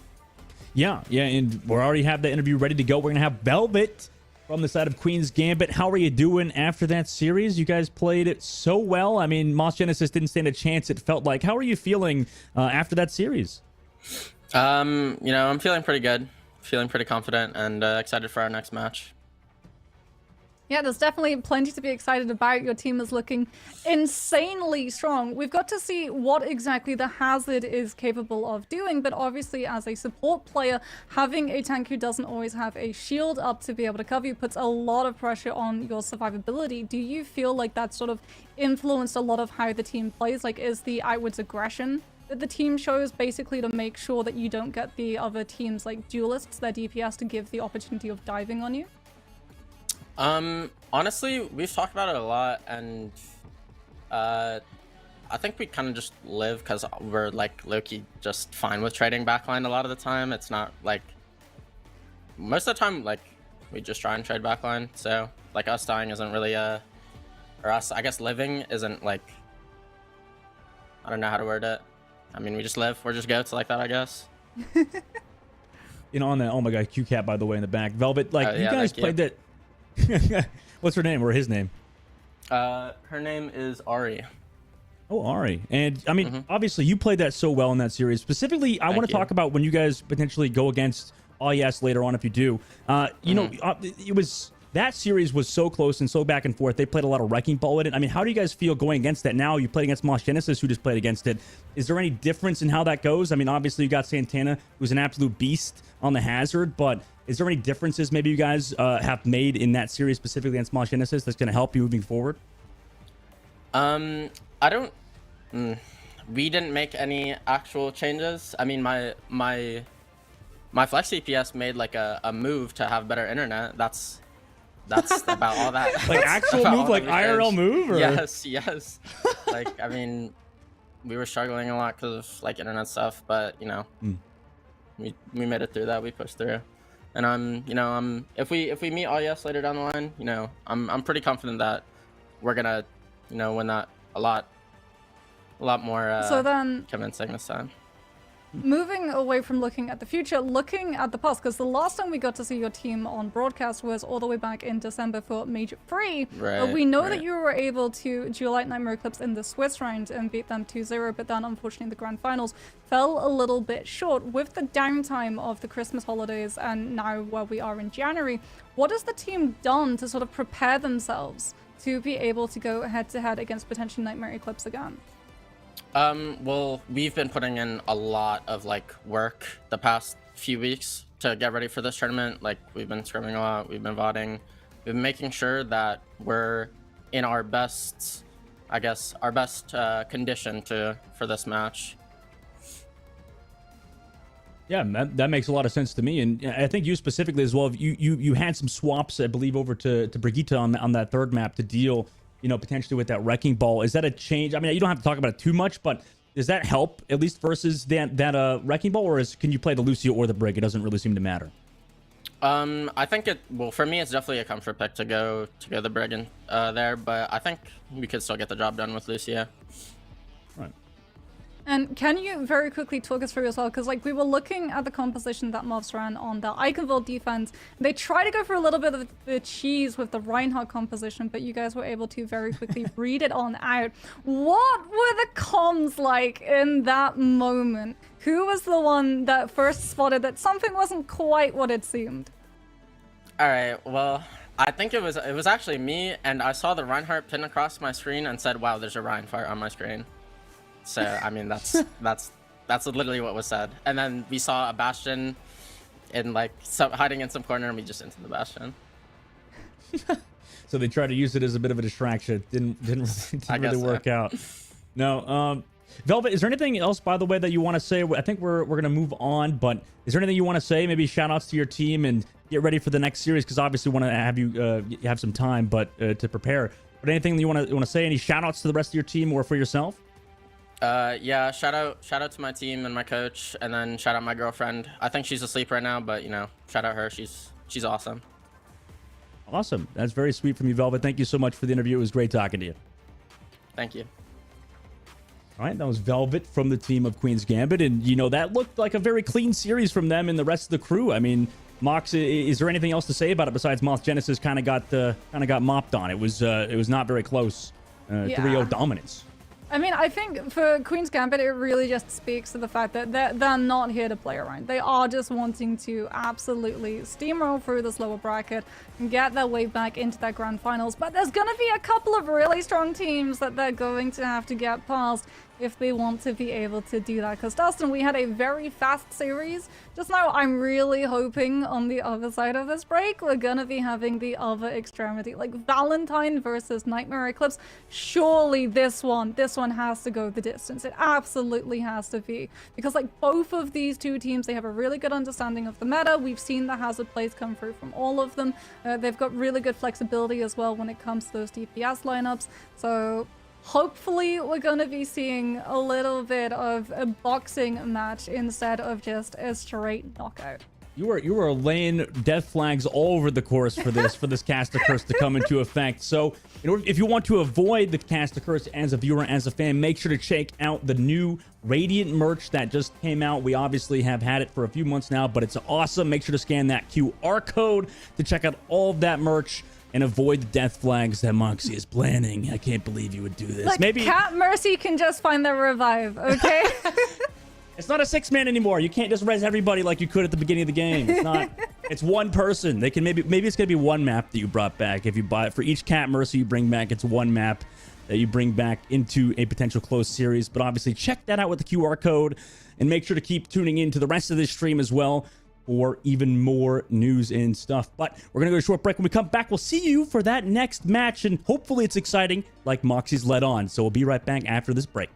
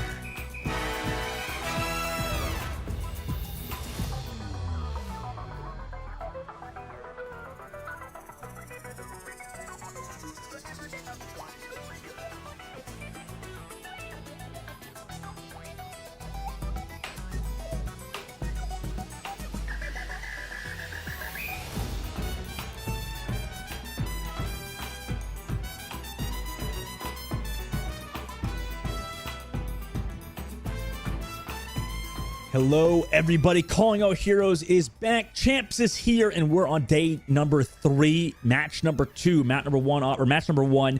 Queen's Gambit won pretty handily in the lower brackets, but now we're moving on to the upper brackets. We have an absolute barn burner of a series to go. Hopefully, we didn't plant those death flags earlier. Nightmare Eclipse versus Valentine is coming up, Moxie.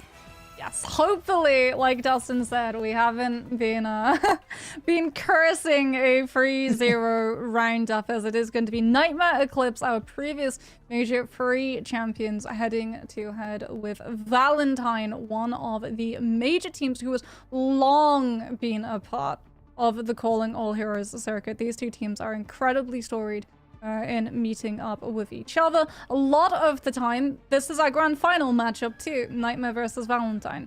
So maybe this is just an appetizer. Maybe we're going to have a little bit of an upset in that lower bracket a little bit later on. But right now, we know for definite Nightmare Eclipse are going to be showing up on the screen. And it's going to be Bun, Wisps, Hitori, Nenwai, and Z who are going to be the starting roster. So no Peace, nor Sniper going to be coming on for Control Point.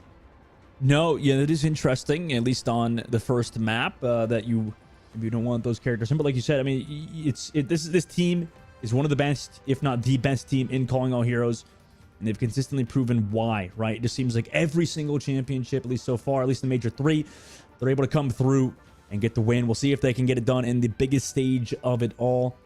Let's take a look at Valentine's roster. I mean, another roster, like you said, Moxie, that is really good as well. I mean, this team has been competing to such a high level, at least in the championship series, to put them in that easily like number 2 seed so far. Yeah, I mean, we got to see Valentine. They had a little bit of a struggle when they matched up against Shikikami earlier, being able to win out 3-2. So we can have a look at their lineup.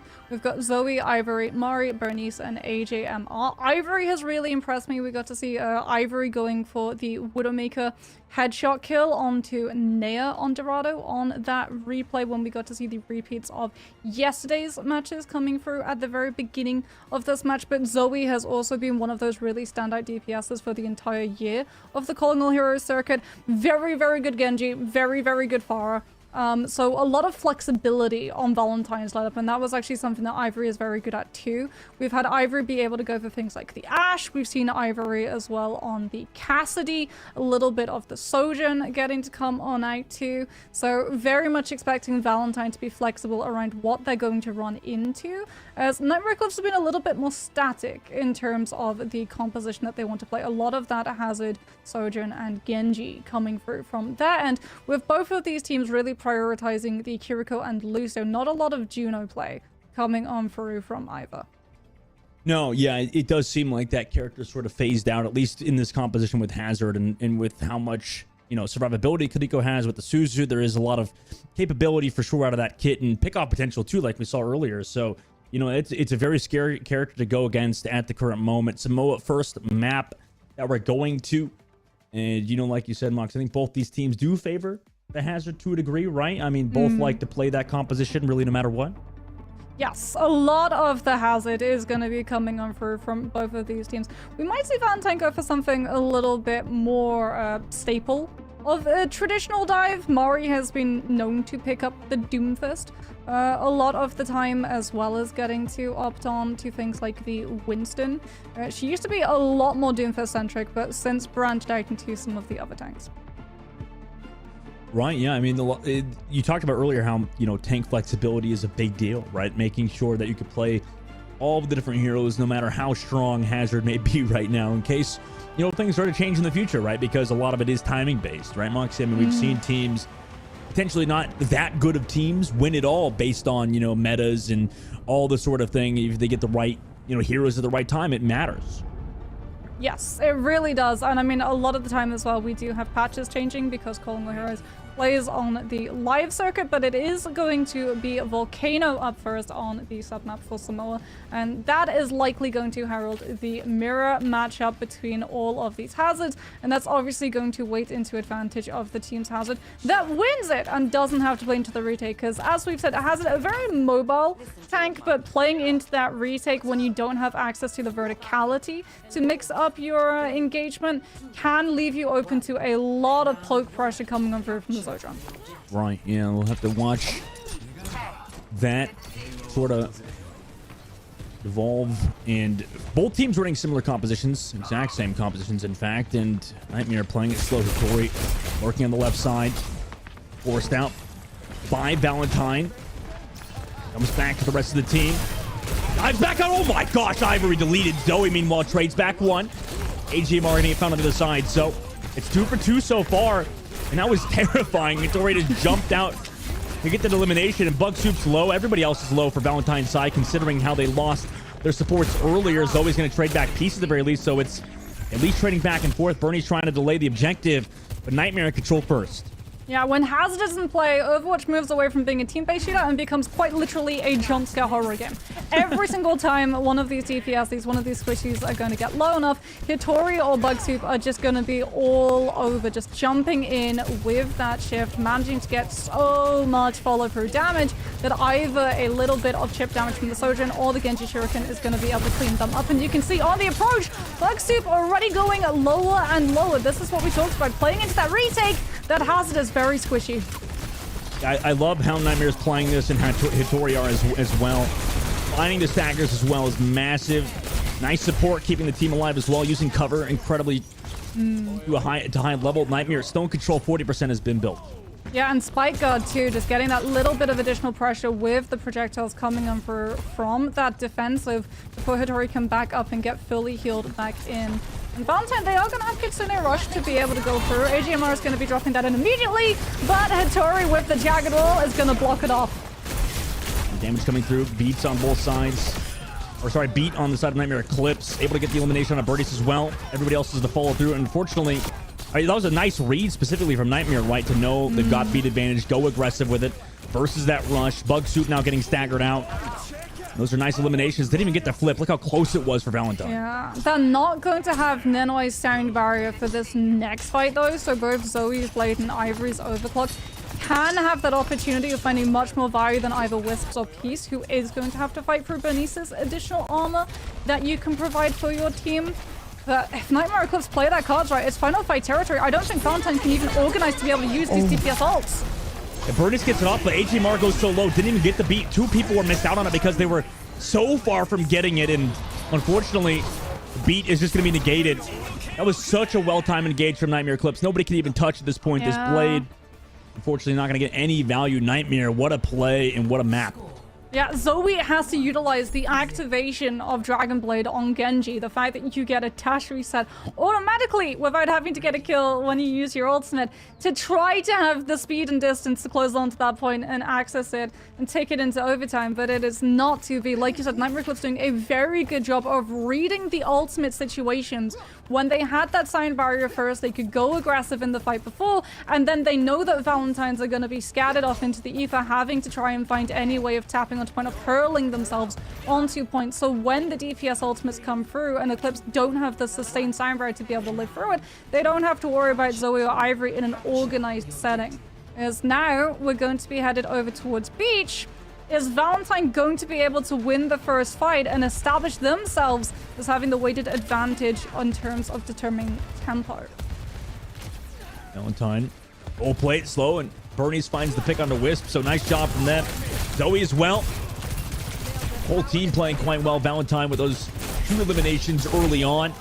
This resulted in an absolute collapse of Nightmare Eclipse. First take for Valentine. Yeah, Valentine much more measured in how they took that fight. They understand that they can just sit and poke and wait for them to feel the confidence of having that damage to back it on up. They get that first kill, and then instantly there's the swarm, there's the collapse. Blood in the water, sharks all over the point. Nightmare Eclipse now going to be having to take a very lengthy rotation all the way around the left side of that point so that they don't potentially lose one, with Ivory getting to hit that kiss with the ult fire. Early engage from Hitori, but not able to find the elimination just yet. Suzu also uses the perfect time and then disappears out of line of sight.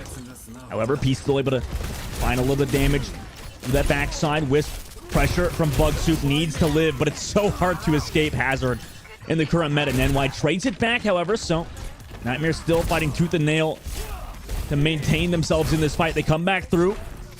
with the pick on the birdies as well. So we're able to get Victoria back towards the point. Valentine has to kind of give it up. They have to play it a bit scattered right now, but Bug Soup will go down, and without the tank player on their side, Nightmare Eclipse take control of the point once more. Yeah, but Bugsoup was able to keep the point in play for a little bit longer for the side of Valentine. We'll have the downpour as well, far sooner than Hitori has hers. So Nightmare Eclipse, yet again, they have to understand they can't allow Valentine to just brute force barge their way past because the ultimate economy favors Valentine's establishing themselves back on point. They have to try and chip away at them before they can rotate into position to use this Hazard ultimate to get the fight in their favor. You're playing it slow. Hitori on the left side. Looking for Bernice again, but Bernice doing a good job trying to live peace. In the meantime, able to take down Zoe, their counterpart. Valentine has to walk in despite losing their Genji player with that rush. Counter rush comes through from Z. Nightmare goes low. Wisp gonna go down, but Peace again finds the elimination. Bug Soup, oh no! Was that a missed ultimate? Oh my gosh, that's brutal. Yeah. As Nightmare Eclipse take the advantage again. Yeah, that was indeed a missed ultimate, and even worse, Salt in the wounds. Hitori still holds on to hers, but also was able to utilize that jagged wall. AGMR got the Kitsune rush off, but immediately afterwards, the Hazard just utilizes that wall, springs it up, and cuts off the disengagement angle that Valentine's could have used to even break onto that point potentially and claw it into their favor so they could stall out the percentages that Eclipse are able to take. And that is denied. Now we're heading to final fight territory. Ivory comes on through, gets the sound barrier, but everyone's looking at Peace just stalling Valentine from walking forward. As the Genji gets to play off of that 2.5 second stagger provided by the downpour. And Valentine is sent packing. That's brutal. Hitori, nail in the coffin, maybe quite literally. 92% of the board they have to touch. Overclocks popped on both sides. Bernie's skimming on the touch. She's on the objective. Maybe can get the flip even. Peace, however, taking down AJMR. So even if the flip comes through, Nightmare have just found 2 KOs. And they lose Zoe here as well. Didn't even give up the cap either. Nightmare just comes back, having to deal with Doomfist and a Lucio. I mean, it shouldn't be too hard for this team who have looked so good on Samoa. Valentine don't even getting more staggers, and Tracer's going to be coming back. Sorry for the recall. I mean, maybe they could find something here. But Nightmare is too clean right now. Pop in the rush as well. Nightmare will get the job done on Samoa to win map number 1 in this first of 3. Yeah, Valentine, they stall. It's an admirable stall. They get the Doomfist on, they get the Kiriko on. Kiriko is able to burn through all of that utility with things like the Suzu. Keep themselves on that point for as long as possible. Potentially, Oyo Genji for Zoe to come back into the mix with that blade. But unfortunately, when the blade comes out, like you said, Kitsune Rush has been able to shut those players down. This is the play of the game. This absolutely gorgeous downpour. This is one of the reasons why the Hazard, the Sojin, and the Genji work so well together. Because when that downpour hits, Sojin has the distance to be able to instantly melt whoever gets staggered out by that Hazard ultimate, but Genji with that dash has the opportunity of closing up the distance on those targets so that even if they survive the 2.5 seconds, when they get broken out, a lot of the time their health is still so significantly low that Genji with his mobility and just that shurikens melting down into the health, just getting that kill and converting it into a dash reset again to go through against anyone else. And you can see here the value of Jagged Wall. Every single one of these replay moments, you can see that the Jagged Wall is having such a huge impact in terms of how the fight goes down. I mean, I'm just in awe right now by these Hazard players. They're playing so well. It's almost like the kit is just Genji but better, you know, maybe with the Genji plus Mei plus Sojourn plus he's a tank. I mean, there's just plus a little bit of Winston with the jump mobility and then the jump damage that you can do. He really is, and this is something that like you and I were talking about, where he's the 42nd hero in Overwatch's roster. And one of the things that happens in game development, like when you get so many heroes in the mix, is that when something new releases, you have to have so many different things that they do so they have that immediate impact into the game. That's why things like the Kiriko is insanely strong. That's why things like the Sojin, the Juno, when she initially released, and she got a little bit of a buff after people took a while to realize how insanely good she was when you paired her with things like either the Ana or the Brigitte.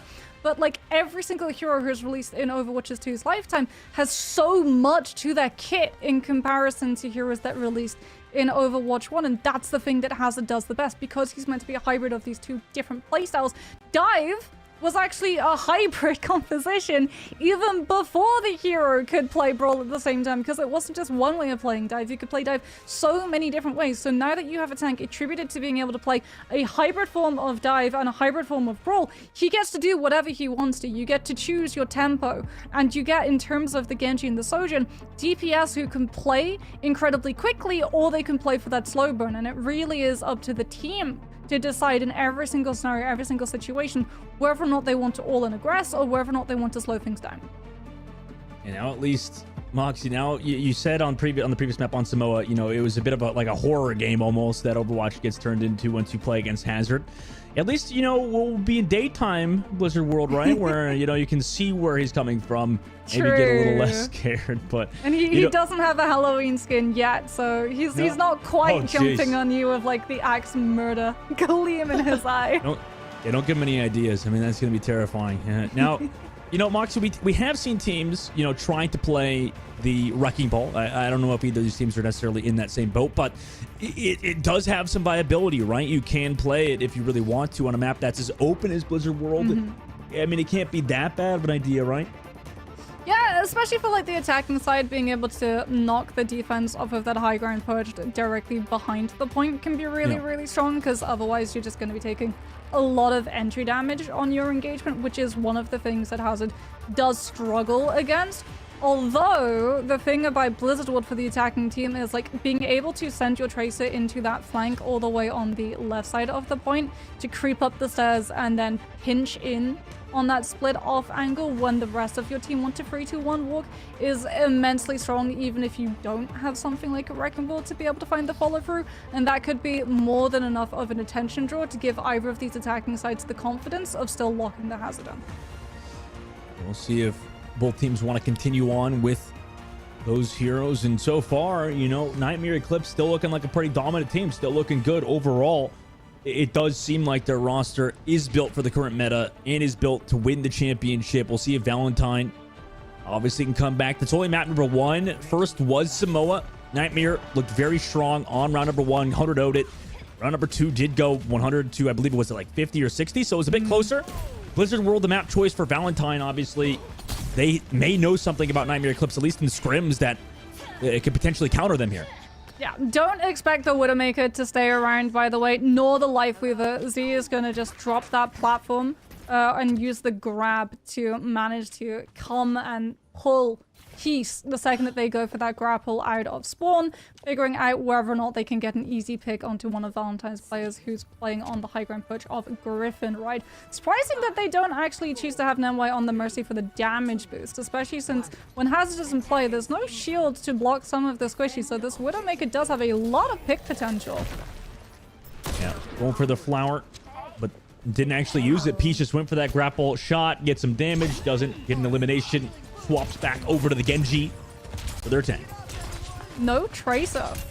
But Valentine very quickly going to be backing off of that original high ground. Not all the way up to point at the moment. It's going to be a brawl, a little bit of footsie around the statue before we get to actually break onto point. And that sets up the delay for the Sojourn to build into the kill. Yeah, Wisp, nice shot on the Ivory. Been consistent so far as well in Sojourn. I mean, obviously, Wisp has been a mainstay in calling out heroes throughout the year. Maybe even, I believe, even years. So, I mean, that opening shot results in such a strong first fight win that Valentine don't even get a touch. Maybe they do, but, you know, at this point, it'd be too risky. 5 minutes and 30 now, Streets phase. Nightmare. Great start as there's a skybox battle happening between both Hazards. Yeah, I told you. These Hazards, they just play on the rooftops with the mobility that you get. What is this? It really is not uncommon to see Hazard taking duels against Flowers and being that aerial deflection squad coming on through. Disruptor shot is going to deter the attacking team from getting to hold their position on the payload as we round corner, and that's going to delay them for Ivory to build up 100 alt fire. Spends it, doesn't find the pick that you're looking for though. Nothing yet. Dash through from Zoe's side. They need to find some semblance of momentum here. They're close to that. Ultimate from AJMR's side. But oh my gosh, I mean, what do you do against Wisp right now? They trade it back. Zoe onto one, also forcing the teleport out of Zeba. Peace able to take down HMR with a nice deflect as well. And I mean, the pressure that Nightmare is putting on right now is on another level. Valentine are back to the spawn once again. Yeah, and I mean, Hazard on the of Blizzard World is so oppressive because you can just immediately scrounge your way up to the high ground without having to win a single fight. Like, Valentine needed to make that delay, needed to make Nightmare Eclipse having to wait around that corner count, and unfortunately they're just not able to find the kills that Ivory is looking for. She is going to have access to the overclock, but Nenwai is going to have the sound barrier to be able to prevent it from having any form of damage. The rushes come out on both sides. Overclock on the back right from Ivory. Beat drop counters it. Also Hazard over the skybox. Throwing in the ult, but Bernice didn't build the beat drop just yet. And because of it, Valentine are back to the spawn once more. That's a full wipe for Nightmare as they move on to the third phase of the point. Really good read comes on through from Hattori as well. Like you said, the downpour collapses onto the Sojourn. Ivory's position meant that the only way that she would be able to avoid that 30-meter distance grab was if she tried to use the power slide, but the power slide would have taken her off of the map. So Nightmare Eclipse able to shut the Sojourn down. Even though you have Sound Barrier to be able to shut down Overclock, you still have to get aggressive to be able to use it. Otherwise, the Sojourn can blitz through that over armor very, very quickly. So really good read, really good follow-up, and really good kill onto Zoe as Wisps comes in with a huge overclock of their own. Sound Barrier from Valentine, but this is the difference. There's no follow-up afterwards, and they're still seeing those health bars go lower and lower. Dash through on the left side. I mean, they need to find some semblance of kills here. I need to get some stabilization, but they're not able to. I mean, this is terrible from Valentine at the current moment. It felt like they just commit 2 ults there in a lost fight, and now there's still 4 minutes to cap out. So he's gonna have Kitsune Rush, and we're about to go into the last fight. Valentine, Zoe's Blade has to come in absolutely huge. But you can see that Nightmare Eclipse, they're so ready for it. The distance between them and the Genji is so deliberate. Yeah, Valentine getting a little bit desperate here now. Here comes that Blade. Zoe needs to go huge from the side of Hattori, though. Able to connect on a one. Came back for the peel. Able to take down Peace. But now has to back out. Their tank player's so low. HMR close to the rush. With a minute 29 seconds left. They just have to use it last second. Bernie's going to go down. Zoe looking for the damage. Full disengage from Nightmare. Come back through with the Hazard ultimate. But no eliminations found just yet. Valentine actually kind of stabilizing right now. But if they lose another, it could be over. Hattori axe around to the right side. No ultimates for Nightmare either. They're close to the beat.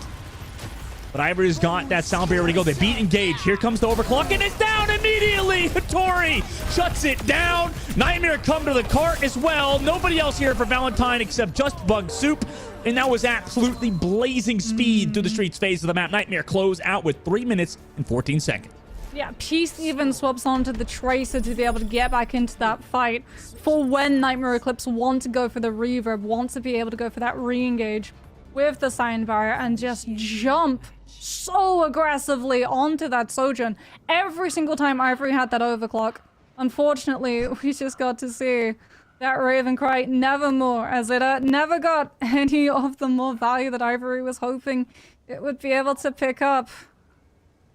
Man, you might have Snatch Ramus, but I don't know if Valentine can resurrect their chances of winning this map off of the back of how fast Nightmare Eclipse were able to get that full push. 3 minutes and 14 seconds. Yo, such a fast push. I mean, they were just looking kind of desperate there towards that last point. I mean, they'd been outpaced. Nightmare, their support's playing so well. As a team, they're playing so well. They're not giving a chance to AJMR and Bernice to pop these ultimates. And it's been so hard. Also, quick shout out to our observing team. I don't think I've ever seen those crows before. I don't know how they come up with these shots, but our observing team is so talented at giving us the most beautiful angles on such a depressing map. Mox, it's kind of looking like, you know, with the rain, it's looking very British. You know, it's looking a little bit like King's Row right now. I was literally about to say it's not a true Overwatch broadcast if you don't at some point mention King's Row. Ticket off the checklist. King's Row bingo card has been mentioned. Ivory on the Widowmaker is actually going to commit the grapple. Are we going to see the Widowmaker hold this pick? Maybe. I mean, like I said, Valentine's, I think, a little bit desperate right now, Moxie. They need to find something, right? You need that just kill that ignores ultimate economy and lets you find that early momentum to force the defense away and give you that space to walk onto point. And Valentine think that they're going to be able to find it temporarily with this Widowmaker. Ivory, now looking back at her POV, is going to be going back onto the spawn, back onto that Sojourn. But still, Nightmare Eclipse holding court on this high ground, not going to make it easy at all for Valentine to find the approach. Oh, Wisp getting caught out. Maybe too aggressive. I mean, maybe Ivory thought on Widowmaker with the Sylvana skin they get the map buff, but now Zoe and the rest of the crew able to collapse onto Ivory in the first pick. Hittori does trade it back. That was a really aggressive fight too, so Nightmare might have a chance to retouch, but Valentine finally a fight win for them. Yeah, and because Nightmare Eclipse held that position on the high ground as long as they did, they weren't able to rotate back to the safety of behind point, behind that second high ground, which means that Valentine don't get punished when they're trying to take that engagement close quarters. They don't have to worry about the Hazard taking too much entry damage. Now it's going to be a scrap, though, for the point itself. Nemway still being able to find AJMR. That means that one massive burst heal of your sustained backline is going to be lacking, and this Hazard could potentially just get absolutely bullied out. Yeah, I mean, you're right. Absolutely bullied out indeed. Hittori, the rest of the crew able to take down Bug Soup. NY doing a good job just living as well on the backside. Zoe's still back here, by the way, towards the point. But I mean, Nightmare's just hunting her down. Denwai able to get the elimination as well. 2 minutes now off the clock. Nightmare get the retouch and the recontest. Yeah, Wisp's gonna be going back onto that first high ground. Slips off of it, goes to the side of Statue, has the Disruptor shot as well to make sure that Ivory doesn't get free positioning.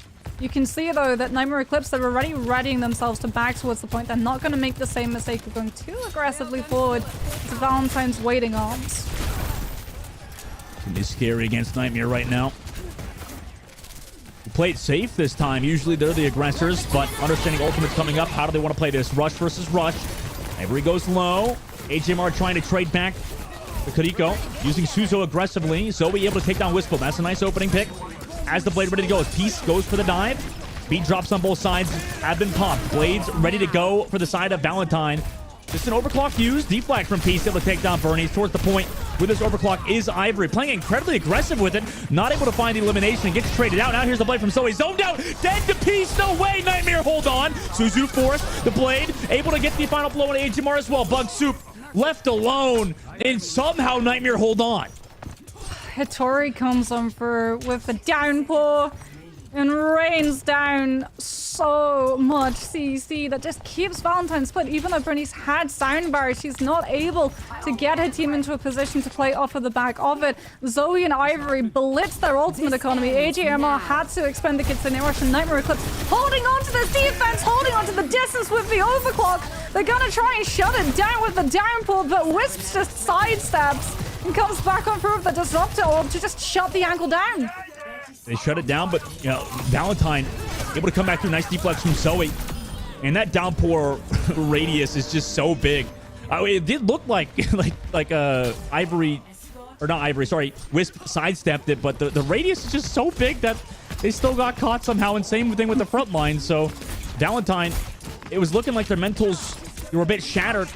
That from Bug Soup was huge. If they can keep that momentum moving forward, Nightmare might be on the back foot finally. Yeah, the lack of requirement of LOS for that downpour to be able to find the connection is so strong from the Hazard, but they're going to be lacking a large time bank that Nightmare Eclipse have so much of in comparison. There has to be a fast push for a B. They cannot afford to get slowed down, and these picks are not in Valentine's favor. AJMR utilizes the swift step, repositions onto the point. Mari's gonna go aggressive onto that high ground, trying to hold her spacing, but Hittori just drops the jagged wall to quit the Hazard from being able to reposition to the backline. And immediately the tank is going to fall, and that is going to slow and potentially fully stunt any movement that Valentine wants to find. They're going to have to pay so much of the absence of distance that they have, the absence of space that they're granted, with just the ultimates in that pocket if they want to pay the toll and get that payload moving once more. Unfortunately, AJMR had the classic support situation where you swift step to your teammate who's just away from you, and you know, I'm sure Zoe's not very happy about that, but if you saw AJMR's POV, you'd understand why. Here's that overclock. Both rushes inside each other. Beat drops from Nenwai. No counter beat from Valentine. Not built just yet for Bernice, and the rest of the crew is going to go down because of it. Nightmare Just close out here on Valentine right now. Force them back to the spawn with a minute left. Mari is going to have Downpour. Bernice is also going to have her Sign Barrier, and Zoe is going to have Blade. So there is a wombo combo. The recipe for a fight win is in Valentine's favor. What's not going to be in their favor, though, is if they have to burn those ultimates, because we're going to have another fight. And Nightmare Eclipse, they can literally just hold this close, force Valentine's hand into burning an ultimate, and then win when we go into overtime in the fight afterwards. Peace is going to just hold them in spawn even longer with this Blade. Wisp's actually invested the overclock too, so Nightmare Eclipse really going big in terms of the ultimate economy, and Valentine, crucially, only invested 2. Only the Downpour, only the Sound Barrier to shut everything down. Yeah, this is what you need for Valentine for sure, Moxie. I mean, they need to get this momentum back somehow, and this could be how they get it done, right, with this Blade in the next fight. Yeah, Zoe is going to have that Blade, but is she going to be able to utilize that? Wisps, if you ask them, is going to say no. Where's the Genji? Deflect already gone. Jagged Wall of Baits. Is the Widowmaker going to find the kill? Looks like not yet. Valentine did find the pick on an NY. They have to come back out of spawn. No ultimate still available. Rush coming up for Z. Nen's actually going to swap to the Ana to give themselves that support. Potential sleep as well to the Genji. Vittori touching the cart. Needs that hard pocket. Suzu already forced. Here comes the Blade. Deflected to sleep. Now onto the Widowmaker. That's 1. Potentially 2. Here it is from Zoe in overtime. Maybe Nightmare have gotten a little bit too cocky because Valentine have not lost just yet. They're onto the 3rd phase of the map with a minute and 26 seconds. Clutch play, budget play comes on through from Zoe as well. She secures the fight win. And in the meantime, Valentine still have snowball momentum in their favor. They're going to have Kitsune Rush, they're going to have Downpour and OC all coming into play in the next fight. Because Nightmare Eclipse burned so much of their ultimate economy trying to spawn hold Valentine, they're going to have to take this next one on the chin. Like, they know coming into this, they're at a disadvantage. They just have to bait as many ults as possible. Rush versus Rush. Overclock's available for Ivory. Valentine want to use it. Looks like they haven't had an opportunity to. Peace able to take one. HDMR going to go down. Peace also a nice job of wall climbing away from a lot of that damage of Zoe. And Valentine sent back. Unfortunately, their rush wasn't as strong as Z's. Nightmare also holding so close. Yeah. Here comes the close hold. Nightmare Eclipse, they're not going to go for the full spawn hold, but they are going to hold around this corner to really force Valentine to having to expend a lot of resources to be able to walk into them. Ivory takes a lot of poke pressure too on the Sojin. Signbarrier comes on through the ship signal, the go sign for that OC, and Hattori is the first to get blitzed down. Yeah, I like how Valentine are playing this right now. Oh my, nice shot from Ivory. Bit of a name trainer situation. 10 seconds left to go. They played that counter dive so well in that fight, Mox. But Eclipse, they held their ultimates. They knew that Valentine would have to invest a lot to be able to win that next fight. And there's still a fight afterwards and a stagger stall out on that payload waiting in the wing to the Eclipse. Oh, an advantage for, but Sojin ignores ultimate economy. It says Valentine still have a chance. Overclock comes out from Wisp. They need to equalize it. Also, Hattori pops the Downpour, able to take down Bug Soup. Beat drop as well. And even though they found the opening kill, it's not enough for Valentine. It was closer than the previous maps, at least in the second phase of it. Nightmare win this map to put themselves on map point up 2-0 over Valentine. Yeah, Eclipse just reading the situation very, very well, understanding that when that payload moves into see how many fights there is actually still left on the table, and that they just need to get aggressive to force Valentine into needing to overcommit. Because for the attacking team, they don't get the opportunity when they round that corner to have done any form of pre-fire damage, any form of poke, unless the defensive team is the one playing into that position that allows it. They have to burn their ultimates. They have to use Sound Barrier around the corner to guarantee that it sticks onto the Sojourn so that you have that confidence to move forward with your overclock. And because of that, they don't have the burst damage nor the sustain to live through the fight that comes through next. And right now, Nightmare up 2, looking strong in this first to 3, putting themselves on map point. Valentine looked a little bit better there, Moxie. You know, maybe this map 3 could be a difference maker, but it feels like at the moment, the way back into it, Valentine is maybe Nightmare getting a little bit overzealous, right? At points, they maybe went a little bit too aggressive. But like you said, their ult management was so good. So how do you put a stop to the absolute reign that Nightmare is on right now? I mean, some of it comes from just being able to pick heroes and get those kills that ignores the ultimate economy, right? We got to see a little bit of it come through from the Sojourn. Sojourn has always been strong for that reason.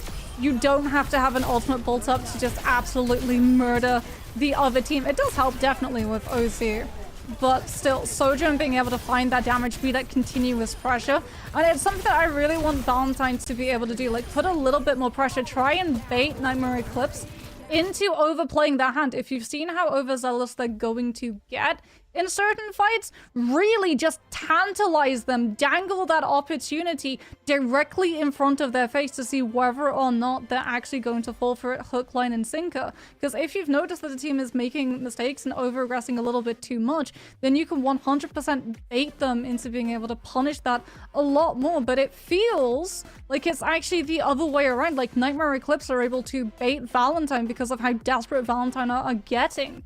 If you look at like that B attack, when we have the two hazards looking for the standoff and Mari is the one who dives in, trying to be that distraction focal point, trying to absorb so much of the pressure coming through from the DPS of the defensive team, knowing that the pillar can't afford to be sold because of how long it took in comparison to pick up A, it's Mari actually who over-aggresses and gets cordoned off from her team with the jagged wall coming on through from Hattori. Yeah, it's going to be so hard to come back now for Valentine, but if any team can do it, it is them, right? As a team, they've been consistent, right, throughout the whole tournament. They had a little bit of a close game with Shikigami earlier on in that upper bracket quarterfinals, but they're here in the upper bracket, right? There is a little bit of a cushion at the very least, right, Moxie? Even if you were to lose this, that means it's going to send you down into the lower brackets. You'll still have a chance to fight for that grand final spot. However, right here and now, Nightmare, like you said, are looking so good on the hazard comp, right? They're playing the aggression better. They're playing the counter dive better. For Valentine's side, I don't really know what you do better, Moxie. It does seem like, I mean, maybe it's just, it comes down to map pick. You could go to something a little bit different to throw, you know, Nightmare off their game potentially.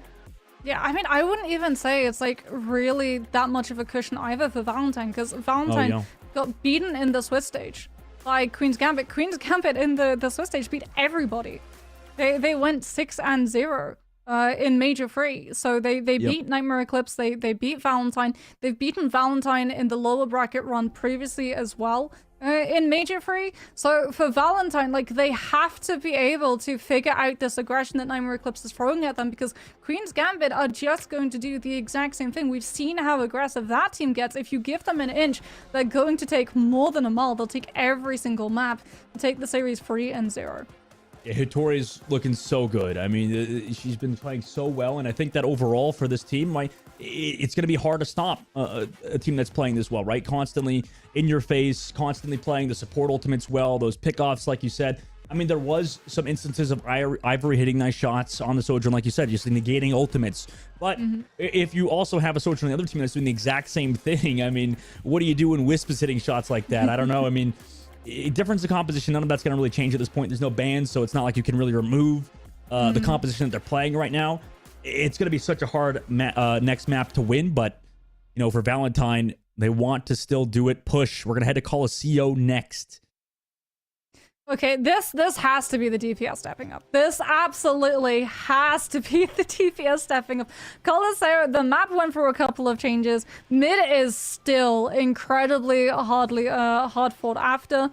Being able to control those high ground angles as well. Sojourn still immensely strong on being able to, with that disruptor shot, just cordon off lanes entirely without you needing to actually win physically the 1 versus 1. So really, for this, I am looking at Ivory, I'm looking at Zoe, and like the expectation is that if Valentine wants to be able to turn this fight around, those two DPS, we've seen those moments. We got to see Zoe with the Dragon Blade come through and just clean up house and be the reason that she gets a team through B. We got to see Ivory almost flip things to the side of Valentine to let them walk through with that last fight on C. It's going to be up to them to just put that team on their back and carry them over the finish line if we want to continue in this series. Yeah, you're right. I mean, they have a chance here. It is going to be, like you said, on the DPS players of their team as well. And it's a mental refocus, right? I mean, you just it's cliche, you know, one map at a time. You could say that is like a meme from any coach of all time ever. But it really is true, right? On Colosseo, if any map you can kind of just have those pop-off moments on DPS, it is this one. But, you know, like you said, if you have to deal with a hazard player that's playing this well, that's absolutely just constantly pressuring you out, constantly putting damage down range on you. It's going to be hard in you know, no shade to Bugs, but Tori's just kind of been on the level so far on Hazard. Yeah, I mean, part of it is, again, just that the follow-up is always there. Whenever Nightmare Eclipse invest a downpour, there's always a really big reason behind it. It's either to shut things down like an overclock, or it's to make sure that you can position the other team into a really awkward angle so that your DPS can immediately follow through. And that just goes to show like the tempo that Nightmare is playing from, because they're playing so high-key, high-paced. Whenever downpour comes out, because it is only a 2.5 seconds stun, which is not a lot in comparison to some of the other forms of CDC that are available in the world of Overwatch. So you don't have a lot of time to be able to capitalize on it. And also, if your DPS, like if you're Sojourn, if you're Genji, do want to be able to capitalize on it, yes, they have the means of mobility, but for Sojourn, it's on a really punishing cooldown. Like, that power slide is on an 8-second cooldown. If you goof up sliding in aggressively, you're not gonna be sliding out of the fight. You're gonna be sent packing in an ambulance all the way back to your spawn. Yeah, that's gonna be... That's actually a scary mental image that you just put in my head. I just imagine like an SFM animation of like you have a Sojourn sliding into the back of an ambulance, just knocked unconscious because she slid too fast or something. But Nightmare running the same comp, same thing for Valentine Moxie. No difference on either side. The only difference you'd hope if you're a Valentine fan is the mental diff. Zoe's going for a much wider flank this time around, really trying to divert resources into having to stare that Genji down. It is actually going to be supported by Bernice on that Lucio. He's instantly having to swing focus. A lot of this fight now going down on main, but again, it's Mari getting cordoned off by Hattori's better wall. Yeah, I mean, that was such a good wall. Poor Mari caught out. I mean, Hattori played that so, but the team to follow up, I mean, that was so good out of them, and now they're going for even more, going so aggressive, even right after the card unlocks, just not giving any space to Valentine, making sure they're constantly on the back foot. You can tell that Valentine, they're trying to bait Nightmare Eclipse's aggression, and Eclipse, they're baiting back. They're making it seem like they're falling for it. They're making it seem like they're actually committing those resources into trying to stay down to Genji and the Lucio. And then they immediately pull them back and everyone flips their rotation and Dozy goes into that tank fight. And Mari just doesn't have the ability, like any opportunity to be able to breathe when that attention gets diverted her way. This time around though, Valentine are going to make a play fully on main and Eclipse back off. Yeah, they're trying to get rid of Bug, aka Mari, on the backside. Nightmare do it. I mean, they is able to take down Mari, right? Just constantly putting the pressure in. Everybody else kind of wiped off the floor. Nightmare back in control again. Yeah, it's that understanding of you don't have to take every single fight. You only have to take the fights that you feel confident that you're going to be able to win. They let Valentine take a little bit of distance in terms of that point, because look at the amount of distance they're picking up since they've won the fight. Yeah, they're already up to 45, and they just lost to Tori, who was, the best way to phrase it is limit testing, maybe? Going that far for a Sojourn towards their own spawn is definitely a little bit overzealous, but they've got ultimates in this next fight. Moxie coming up. And it's gonna be directly for main of Coloseo. Kitsune rush for both of these teams. Going to be invested, but Hattori comes through with the downpour. And you don't need to be a weatherman to see the writing on that wall. Oh my goodness, full team wipe just goes right against Valentine.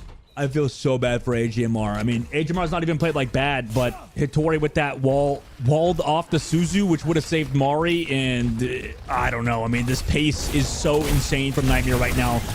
They're really putting it on Valentine right now. Bug Soup, aka Mari, popping the ultimate defensively, and it works out. Beat drop not successful from Nen, and that's what you want to see out of Valentine, right? Trade 1 for 1 and get the fight win still, or 1 for 2 rather, because the overclock was popped. So Valentine, maybe they bought themselves some space, some purchase here as they find the staggers. Valentine gonna have both DPS ultimates too, and in the meantime they were getting the kills, but Zoe actually, who wasn't needed in that fight, was pushing the payload. So Valentine gonna be inching forward in terms of that distance accrued too. And Eclipse are going to have the high ground to position themselves out of the way of the initial engagement from either the Blade or that overclock. But sooner rather than later, they are going to have a challenge. Aggressive beat jump from Bernice. Looking for eliminations on Nightmare, but Nightmare disengaged it pretty well. Hattori a little bit low, but so is Ivory. Needs to drop back down towards the main side. High ground now. Nightmare advantage. Ooh, are they going to eventually find on Valentine's side? They disengage it. Still have control of that robot as well. Finally staved off. Here comes Hattori. Going aggressive. Blade still available. No beat drop to counter it. Boop already utilized. So that Lucio. Nice wall riding away by Hattori. On the other side, it will take down AJMR. So the Blade, maybe it doesn't matter too much how much value you found as your team was able to find the eliminations on the other side. Controlling the robot again is Nightmare. Yeah, you were still able to zone the Lucio away, which means, yeah, you know there's not going to be a soundbar. What you were worried about was the speed boost. Allowing everyone on the side of Valentine's to kite out of the range of Pieces Blade. That doesn't happen. And now, Eclipse are still just going to be able to hold Valentine on this high ground, all the while they pick up even more distance. Zoe is not going to have the space to play into using her blade as engagement. And over the rooftop, Hattori's in the back line, forcing Kitsune Rush. Oh my gosh. Piece there with the follow-up as well. That was disgusting from Hattori. Now everybody's kind of grouping around the objective. Mari's going to get traded out as well. And Z's rush was a little bit stronger on top of that pickoff towards the spawn. Nightmare playing so aggressive. They're just going to be able to keep up the tempo too. Silent Barrier, Downpour, Overclock, Valentine. They've got the blade. They're going to be approaching their Overclock. Mind you, this is Ivory's second Overclock. All the while, Zoe has not had an opportunity to use this blade. This has been so hard. Wisp hopping. Hattori is well in the HMR, even with the aggression that they're playing with right now. Weren't able to find a single elimination. Everybody's going to get wiped up.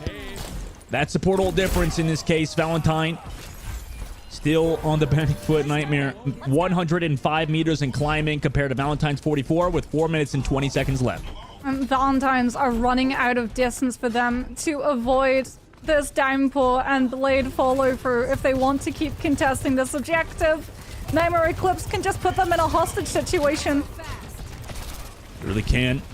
Valentine now. I mean, they have to look for some off angles, look for some cheesy engage. Mari goes low. Here comes the downpour. Overclock gets caught in it. Can Hattori live in it as well? Yes, with the Suzu from Z. And with that, they might be able to close the map out, right? I mean, Blade now comes out. Delays onto HMR, trying to continue onto this robot. They've got ultimates coming back, potentially with Bernice. Ivory, though, in the spawn on Widowmaker. No, that pickoff is huge. Beat drop's not even up yet from Bernice, who is low in the spawn. Does get it. Needs to use it, but Mari doesn't get in the beat drop. Goes so low. Eventually, he's going to go down as well. And with the rush on the payload, Nightmare have so much damage. So much ults being built. Zoe able to take down one. That could be something from them. But Peace over the high ground looking for this. Could he go on the back line? Able to find them. Z as well to Zoe. And Valentine, they're making it scrappy. They have people back here. And they're not going to close out just yet. Nightmare is, in this case, Hattori able to take down Ivory at the very least, but will fall. And Valentine, I mean, they're desperately trying to hold on. Z able to get Bernice as well. I don't think they're able to do anything else without a tank, however. Ivory's gonna go onto the Cassidy before swapping back onto that Sojourn. Zoe is going to have another blade for this next fight. But Nightmare Eclipse making sure that they can still try and disengage safely. The Suzu is not going to be able to save Nenwai in time. Lucio is going to fall, and their late death is going to mean that Nightmare Eclipse have to stall how they take this next fight. They can't afford to take it. And that Lucio, with that soundbar, with the ability to use the speed boost and kite everyone away from Zoe's blade, has been removed. And that gives Valentine an opportunity to be the ones to kickstart the fight first. And blade pop forces the beat. Downpour also used for Mari. Catches out Hattori, but Hattori on the other side with their downpour is able to find one and another onto Bernice. And it's a wipe onto Valentine from Nightmare. Nice counter engage. Yeah, that downpour just used defensively puts an absolute stutter to Valentine's proposed plans, and now all of that momentum, it's right back in Nightmare Eclipse's favor. And this time Valentine's, they've got to just try and stall out long enough for Benice's soundbar to be the saving grace. They managed to shut down the overclock before Wisp could come through with the team wipe. There's a glimmer of hope. Wow. I mean, Nightmare's getting so cocky right now. These ultimates being used so freeform. It's like a jazz concert from Nightmare Eclipse right now. Hattori able to get one at the very least, but those two ultimates wasted. Hattori again onto Ivory, somehow getting eliminations in the spawn doors of Valentine, able to take down Hattori eventually, but Nightmare, I mean, they just keep running at him. What is going on? They're giving up so much card space too. Yeah, but Valentine's, they have so much distance to be able to make up for. Yeah. With Nightmare Eclipse as well, able to keep those players alive as long as they did, guarantees that the fight that comes out next is going to be once again in main lane, which means that AGMR has Kitsune Rush, but Nightmare Eclipse have space to avoid it. Yeah, Rush used, B-drop as well, overlaid on top. Nightmare do not have their own sound barrier to set an end wide 70%, so they just need to disengage and live. And so far, they're doing it. Downpour is also coming up for Hattori. Ivory's close to the overclock, is going to build it. Disengage, Peace going to go down as well. Overclock now pops out. Does Hattori want to use this ultimate? Doesn't look like it. Going to trade out Zoe at the very least. But Nightmare, I mean, they're making it scrappy. Wisp on the outside angle, able to take HMR. Ivory does go low, but the peels are there. 30 seconds left. And Valentine will win another fight. Yeah, but Hattori still holding on to Downpour, and Nenoi is still holding on to their sound barrier too. Two ultimates which can both absolutely wreck Zoe's blade. Any follow through potentially denied. Valentines have to make sure that they can mitigate and absorb the impact of Hattori's ultimate because it's been so costly so far. They're looking for the dive at the current moment, speeding away, kind of just playing towards the card, in fact, trying to keep Peace alive. Downpour from Hattori. Doesn't really find the elimination until now. Wisp and Z combined for 2. However, counter downpour comes through from Mari. Blade also here from Zoe. 8 HP. Gonna go down to Z. Oh my gosh. Nightmare towards the cart. Looking for the tank player. Mari trying to live. Cannot, sadly. And Bernie's just staggering it out. Nightmare Eclipse. Looks like they have done it. They're going to stave off Valentine for now. Win the series 3-0 and put themselves in the grand finals. Yeah, it's a really tough position for you to be in if you're Zoe with that Dragon Blade, because you know the second that you pull out the blade, if you go for it early in the fight, everyone is going to be able to turn their attention to you. You're not going to be able to get the Lucio midway through the sound barrier cast. You're not going to be able to take the hazard down. You don't have enough damage to be able to punch through that health bar.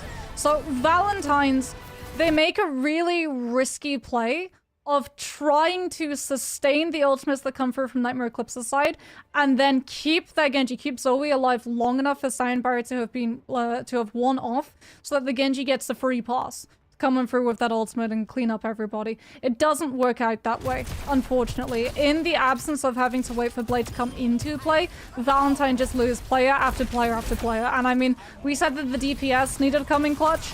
But for me, there's one standout player in this entire lobby, and it has to be Hattori. Oh my goodness, the jagged walls coming on through from Hattori on that hazard? Man, environmentally dangerous. Oh yeah. Hattori is absolutely lethal on this tank. Yeah, that was some clean gameplay out of Hattori and the rest of Nightmare as well to follow up on such stellar hazard gameplay. You know, they must have heard us talking to Breakbox. We're like, this is going to be a bar burner. This is going to be an absolute dogfight. It was kind of one-sided. You know, for Valentine, they still have a chance in the lower bracket to kind of come back and regroup. But, you know, Nightmare took that personal, right? This series in the upper bracket, they wanted to make it a convincing win, and they did, Moxie. It seems like they've gotten only better over the course of the weekend playing this hazard meta to such a high level. Yeah, I mean, I would not be surprised getting to see those two last matches if the grand final is actually just a deja vu moment of Major 3. And it's actually Nightmare Eclipse versus Queen's Gambit, because in my opinion right now, those two teams are the strongest that we've seen so far. Definitely when it comes to being able to play around that hazard. Oh yeah. Yeah, no, they're looking so good. But we'll have to go to a short break before we have an interview. So don't go anywhere. We'll have an interview with one of the members from Nightmare Eclipse. We'll be right back.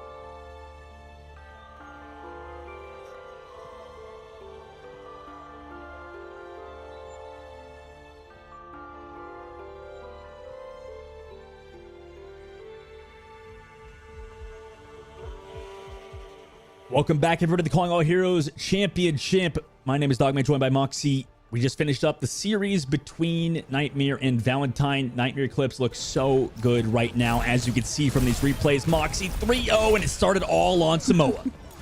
Yeah, I mean, Hitori, every single time we got to see that Hazard POV, every single bit of utility, oh so impactful. The jagged wall placement, absolutely perfect. The downpour follow-up as well from both Wisps and Peace. Just a thing of absolute art. Yeah, I mean, you're right. Art can come in all forms, Moxie, you know, whether it be in incredibly OP characters or whether it be on a canvas. Hitori definitely made the maps their canvas today. I mean, Nightmare and crew, honestly, the rest of the team as well played so well. We saw instances of Peace, you know, maybe a little bit of a precursor to later on, but Peace played so well in the Genji too, and the rest of the team around this Hazard looks so good. Yeah, I mean, just the tempo switch-ups as well that Nightmare Eclipse were able to do. There were a couple of moments where they maybe got a little bit too over-eager, a little bit too forward in terms of their positionings, but they were able to rein it back in, and we got to see like them being able to go for the stall on Blizzard World, where it really did feel like maybe they got a little bit ahead of themselves, holding initially on A and then on B, but they were able to wrangle it together when we headed on over to C, understanding the ultimate economy and slowing things down, and them being able to sort of shift up that tempo pacing kept Valentine on their feet, and unfortunately Valentine weren't able to hold their balance. Yeah, they were not. And by the way, we have our interview ready to go with Peace. Are you there, Peace, from Nightmare Eclipse, the Genji player who just played phenomenal? How you doing? Congrats on the win. How you feel after, I mean, which was a pretty clean 3-0 out of you guys? I feel really good, especially knowing that we're confirmed for Grands now. Yeah, it was really just got to focus on tomorrow. Now I'm feeling great. So, first of all, I know a lot of us on productions end were like really expecting that this particular match would go much longer than it actually ended up going. From a player perspective, why do you think you as a team looked so dominant over Valentine when we were potentially expecting that 5-0 barn burner? I do think Valentine, especially in the past, has had good results, and that core of the team, like Wicca, AJMR, Molly, Zoe, has had a really good. I think in Face League Season 1 they played really good as well, and they do have a past of being a very consistent team. But I think today, just me on the Genji, with Hitori on the roofs somehow. I don't know. We looked a lot better today. Yeah, you guys did. And I mean, we saw the aggression too. Like, you guys were constantly putting the pace, you know, like on the other team. Like, it was just so consistent onto Valentine. You were specifically, even on the map 3, I think you were getting some confidence just going aggressive on Genji. You know, you're blading, I think, in cases where it was like, okay, maybe we didn't need to do that. But like, you guys were obviously putting the aggression on, and it was just so clean. What made you guys have such confidence going into today, considering how the tournament has gone so far? Is it just because you guys just keep winning? Well, me and Wish, we were talking about it a little bit. I mean, we're not guaranteed to win. You know, you got to keep the karma correct. But yeah, me and Wish have a mini rivalry for MVP, at least. So my goal is to try to be as literally as cool as I can, and and kind of just solo carry. But it is still a team game, so I gotta still play my job and on the role and stuff. Yeah, what do you do when Hitori's popping off on the Hazard too? It's so hard to get MVP. I don't even know where she comes from half the time. I really can't stop it. Like, I literally. So wait, does Hitori like not come? Sometimes do you just like see Hitori on a rooftop and then suddenly just drop into the back line and no one has any idea until she's just killed 2 people and is off again? She says, I'm ready for engage, and I'm looking around like, all right, she'll be there. And then sometimes she like slashes in, and then she kills like one person, like, oh, I gotta dash in now. And then like we clean up by then. Half the time I don't even know where she is. So I can't stop what I can't see. So she got it, I guess. It's like a horror. Well, how do you personally deal with like the enemy team's Hazard? Like, is it a problem for? I mean, obviously it's way easier on Genji, I think, because of the mobility. But you know, specifically, I think when we're seeing Hitori, like you said, pop off, and you as well. How do you deal with the Hazard on the other side, or is there really nothing is there not been a Hazard player that has shown to be capable of maybe picking off people as consistently as Hitori and your team has been? One of the big things, like. Also just Hazard ult. I don't know if anyone saw it, but Molly got double Hazard ulted because I deflected her ult into her, and then Hitori ulted her. So there's a little bit of tech with the Genji, especially. It is way easier on Genji, but just knowing your micro is the most important thing against that character. You really can't be out of position. And my team is really good at moving our feet. Like we don't just like stand around and let the team do what they want. So Yeah, so we're seeing a lot of other teams not really static pick the hazard. There's been some experimentations with things like the Mag or the Wrecking Ball, as opposed to yours, which has been really just playing for that hazard composition. In your personal opinion, do you think this is just the strongest composition and that your best opportunity to beat it is just winning in the mirror matchup? Well, I do think Hazard probably is the best character. I think on like certain maps, like some specific ones, you can actually play Maga a lot. My team was supposed to. We usually do it on some maps. Can't say too much. On some maps we play a little. We play a little bit of Maga some places. Hazard's just broken. That character does way too much. And his ult is if the ult is the worst part of your kit, your character's too good. Right. Yeah. Exactly. And that's some great points. Peace. We're gonna actually let you go. I mean, obviously you get a rest day now, right? So you guys get to set up for Championship Sunday. Is there any last thoughts out of you, or any shout-outs you want to say for your team, or anything else? I mean, you guys played it so well. It was fun to watch. Anything you want to say before we let you go? Support O3 Splash and Path to Pro in a month. That's my team. We're gonna play. I'm gonna win MVP. I know I am, cause I'm like that. And I gotta go ring for an EU scrim because Dev is working me like a dog. So. Oh my God. Yeah, that's crazy. Already going to practice again after just winning an incredible match and calling out heroes. So thank you so much, Peace, for coming on. Good luck in your scrim and tomorrow as well. Bye-bye. Personality. I mean, obviously, now we're going to be biased. I mean, now we got to vote Peace for MVP every single time. I mean, Hattori, you can't win it now, obviously. That was a great series and a great interview with Peace. Moxie 3-0. On both first games of the day. We still have 2 more to go, but I mean, what incredible series there. Yeah, I mean, I did not expect it to be as dominant as it were, but you heard it from Peace. Hazard is just broken. Like, when we were getting to watch Hattori's POV and she's just holding onto those rooftops and going for that back line, you have to immediately be able to spot out that tank is absent and just have your front line take full advantage. Otherwise, you're going to lose the map. You just have to play for the backline trade. We actually even got to hear a little bit of that as well coming through from Velvet when we had our interview previously about Queen's Gambit. You do not, like, you have to be unafraid to take the backline trade because it is going to pay off for you in terms of overall match economy. And it looks like a lot of these teams are just not willing to take that trade and unfortunately lose a lot of momentum off of the back of it. Yeah, no, it was just so consistent out of their team, out of Nightmare, and to set themselves up for tomorrow to, be able to rest, come back, and, obviously for Peace, no rest, apparently. Ain't no rest for the Wicked currently. It's going to be an interesting matchup to whoever is going to face them, because honestly, it's an absolute, I mean, I hate to say it, it's a crapshoot in the lower bracket right now. We don't know who's going to come back and be able to face Nightmare, right? I mean, obviously, Valentine is a good team. Like P said, they're a storied franchise, at least in calling out heroes. But really, any of those teams, like you said, with Queen's Gambit, I mean, there's so many dark horses potentially in this lower bracket who can make a comeback and potentially upset Nightmare, who, right now are looking dominant, but they're at points maybe a little bit overconfident. That's the only weakness you can say about them, right? Yeah, at points, definitely. But I mean, you heard it from Peace. I'm pretty sure everyone just pretty much went, okay, we're going to win this round. I have to pop off so that I can get the opportunity to be overall MVP. Like, everyone is gunning for those additional prizes. And you really can tell that it's influencing a lot of gameplay. Like, when they understand that they're going to win things, you can play with your food a little bit. Yeah, you can play a little bit. And by the way, we have a little bit of a thing with Blacklight, I believe, right now for the giveaway currently. Let's check it out. Obviously, Blacklight is sponsor of this tournament as well for the championship awards. You receive 5, or sorry, my bad, for the giveaway. It's going on right now, apparently. If you are a member of the Discord, if you're a verified member of the Discord, you can react to enter this giveaway. There's 2 whole gaming chairs given away and another 3 for any followers who repost and reply to our X account on Radiant GG. So it's available to any follower who reposts and reply.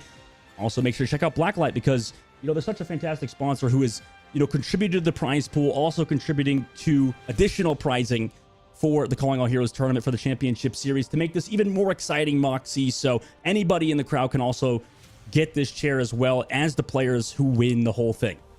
Yes, and I mean, the players who win the whole thing are also going to be able to have those wonderful trophies provided by Blacklight as well to have in those cabinets, so that when we do the next Calling All Heroes interviews, you can have that one standing behind you in terms of the camera, and that would be bragging rights indeed. You've got cat buff, you've got the trophy buff as well, but at the moment it really is just a hazard buff. This tank is absolutely insane. I'm sure we're going to be seeing more crazy downpour plays coming on through, because he is not going anywhere anytime soon. No, not until some incredible, nerfs come through potentially later on. We will be going to a short break. When we come back, we'll have a new set of casters for y'all, which is going to be incredibly exciting. And we have more matches to finish off, 2 more to go. So don't go anywhere. We'll be right back for some more lower bracket matches.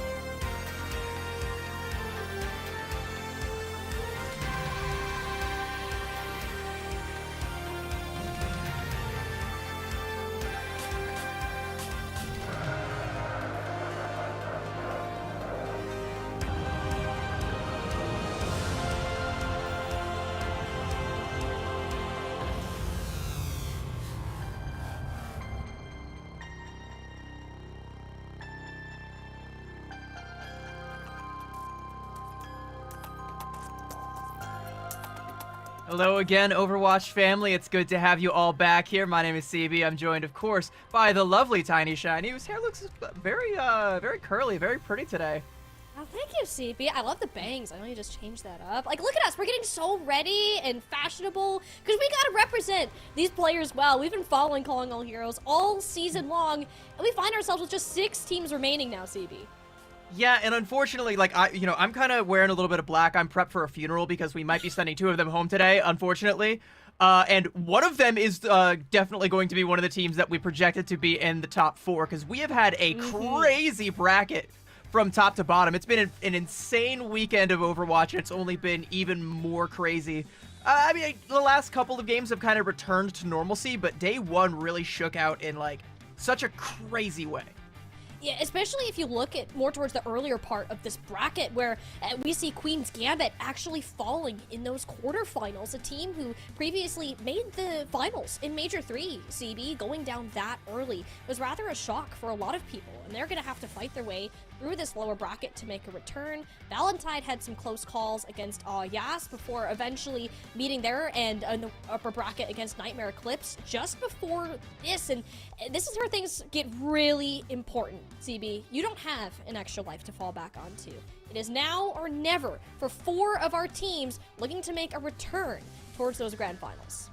Yeah, no more second chances for any of these teams. By the way, a little bit disappointed that we didn't get the opportunity to have Dogman cast Puppy Girl Posse. That feels like a little bit of a missed opportunity there.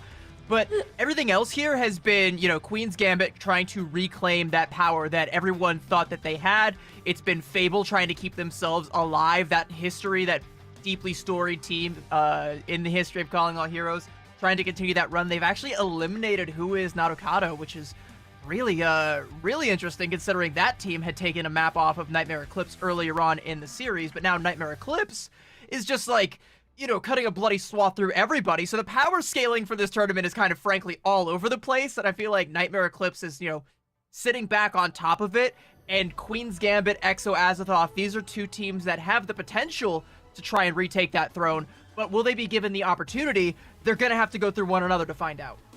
It's just crazy that we can't see both of these teams move on, CB, given their past performances and the talent that's behind these names, these rosters.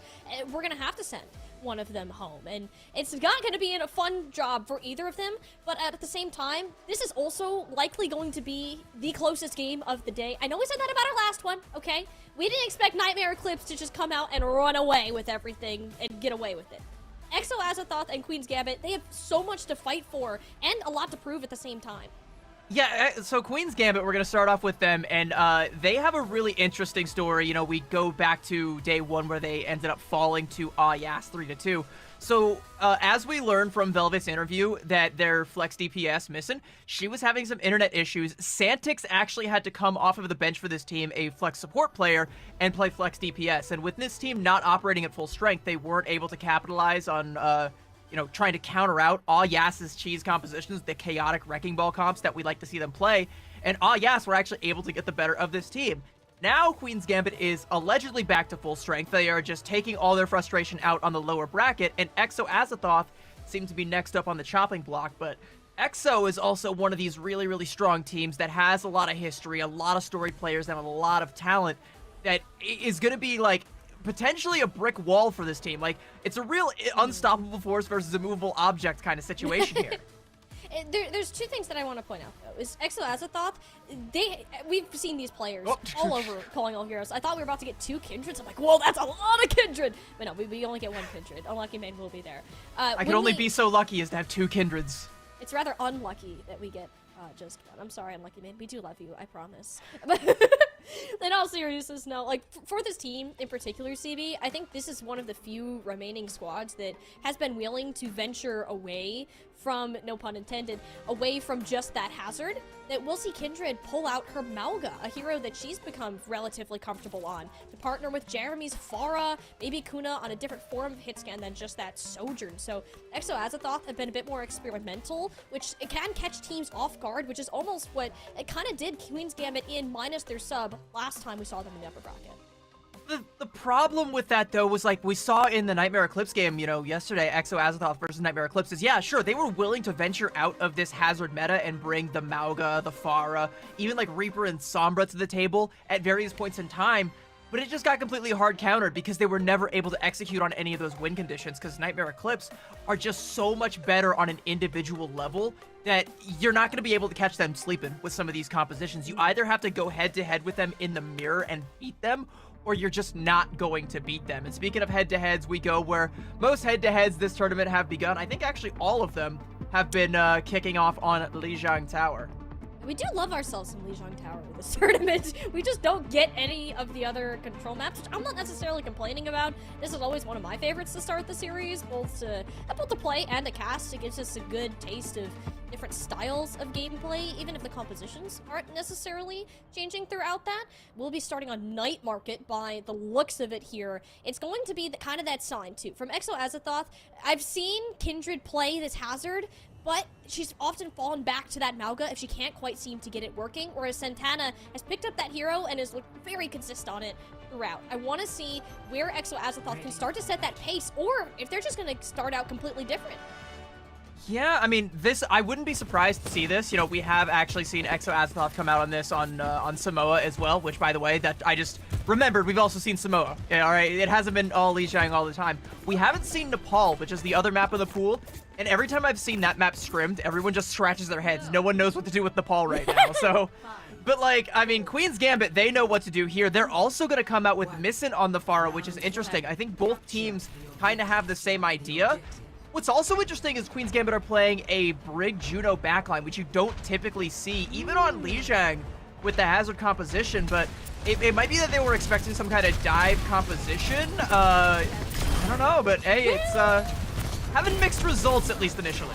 I wouldn't even call this a dive. This is just a poke so far. Like, we saw Kuna just collapse before the fight even started. Santana and Kindred didn't even make eye contact with each other, and there were just bodies laying all over the floor. Exo Azathoth got the better end of it. Yeah, no eye contact, just eyes glazing over immediately, and Santana's actually going to mirror the Mauga, so interesting. I think Queen's Gambit understand that, like, okay, with this composition we have right now, we don't really have the ability to effectively poke down the enemy Pharah, and taking a duel within a Mauga is just like an exercise in futility, so alright, we're gonna try and keep up the pace here. We're going back to what was the meta a couple patches ago. Exo Azathoth know that Queen's Gambit, you just don't necessarily have the ability to stand up towards that Mauga, so that's why we saw Santana make that swap. I keep a bit of an eye on Missin and Jeremy in disguise, though. Both very strong Pharah players in their own right. With how low Missin is, you need to be chucking in these rockets and chunking down onto these tanks. It's much harder for Kindred to get healed up in the long run than it is Santana because of the way that these support lines are structured.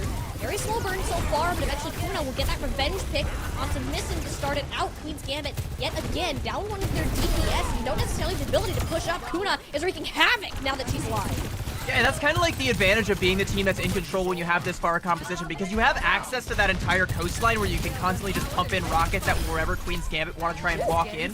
Whereas, like, Missin on the other side has to try and find an angle where, you know, she can actually get some damage out onto Exo Azathoth, but, like, they have all the cover, they have all the positioning, they have all the opportunities to create these fights wherever they want. And with Jeremy now having a barrage, I think they're going to want to try and take it close to a choke point, just let Queen's Gambit walk right into this death trap. Or you could just not have Jeremy. You just got bonked on the nose by Velvet. Pauline kind of pulling out the last-ditch effort. This Kitsune Rush hoping to deter Queen's Gambit push. And there's just the best ultimate in the game in terms of your orbital raise. The cage high comes out, but Santana's ended up getting canceled. Kindred trying to be the hero in this situation. So many buttons have been pressed. And it's Exo Azathoth right now with the numbers. One lonely Velvet on the point, sending herself to her own death. And Simi, I don't think there's another touch. Yeah, no, like, honestly, I don't think you're going to get another chance here. I mean, we're going to see Senna pop the overclock, but there's not going to be a touch.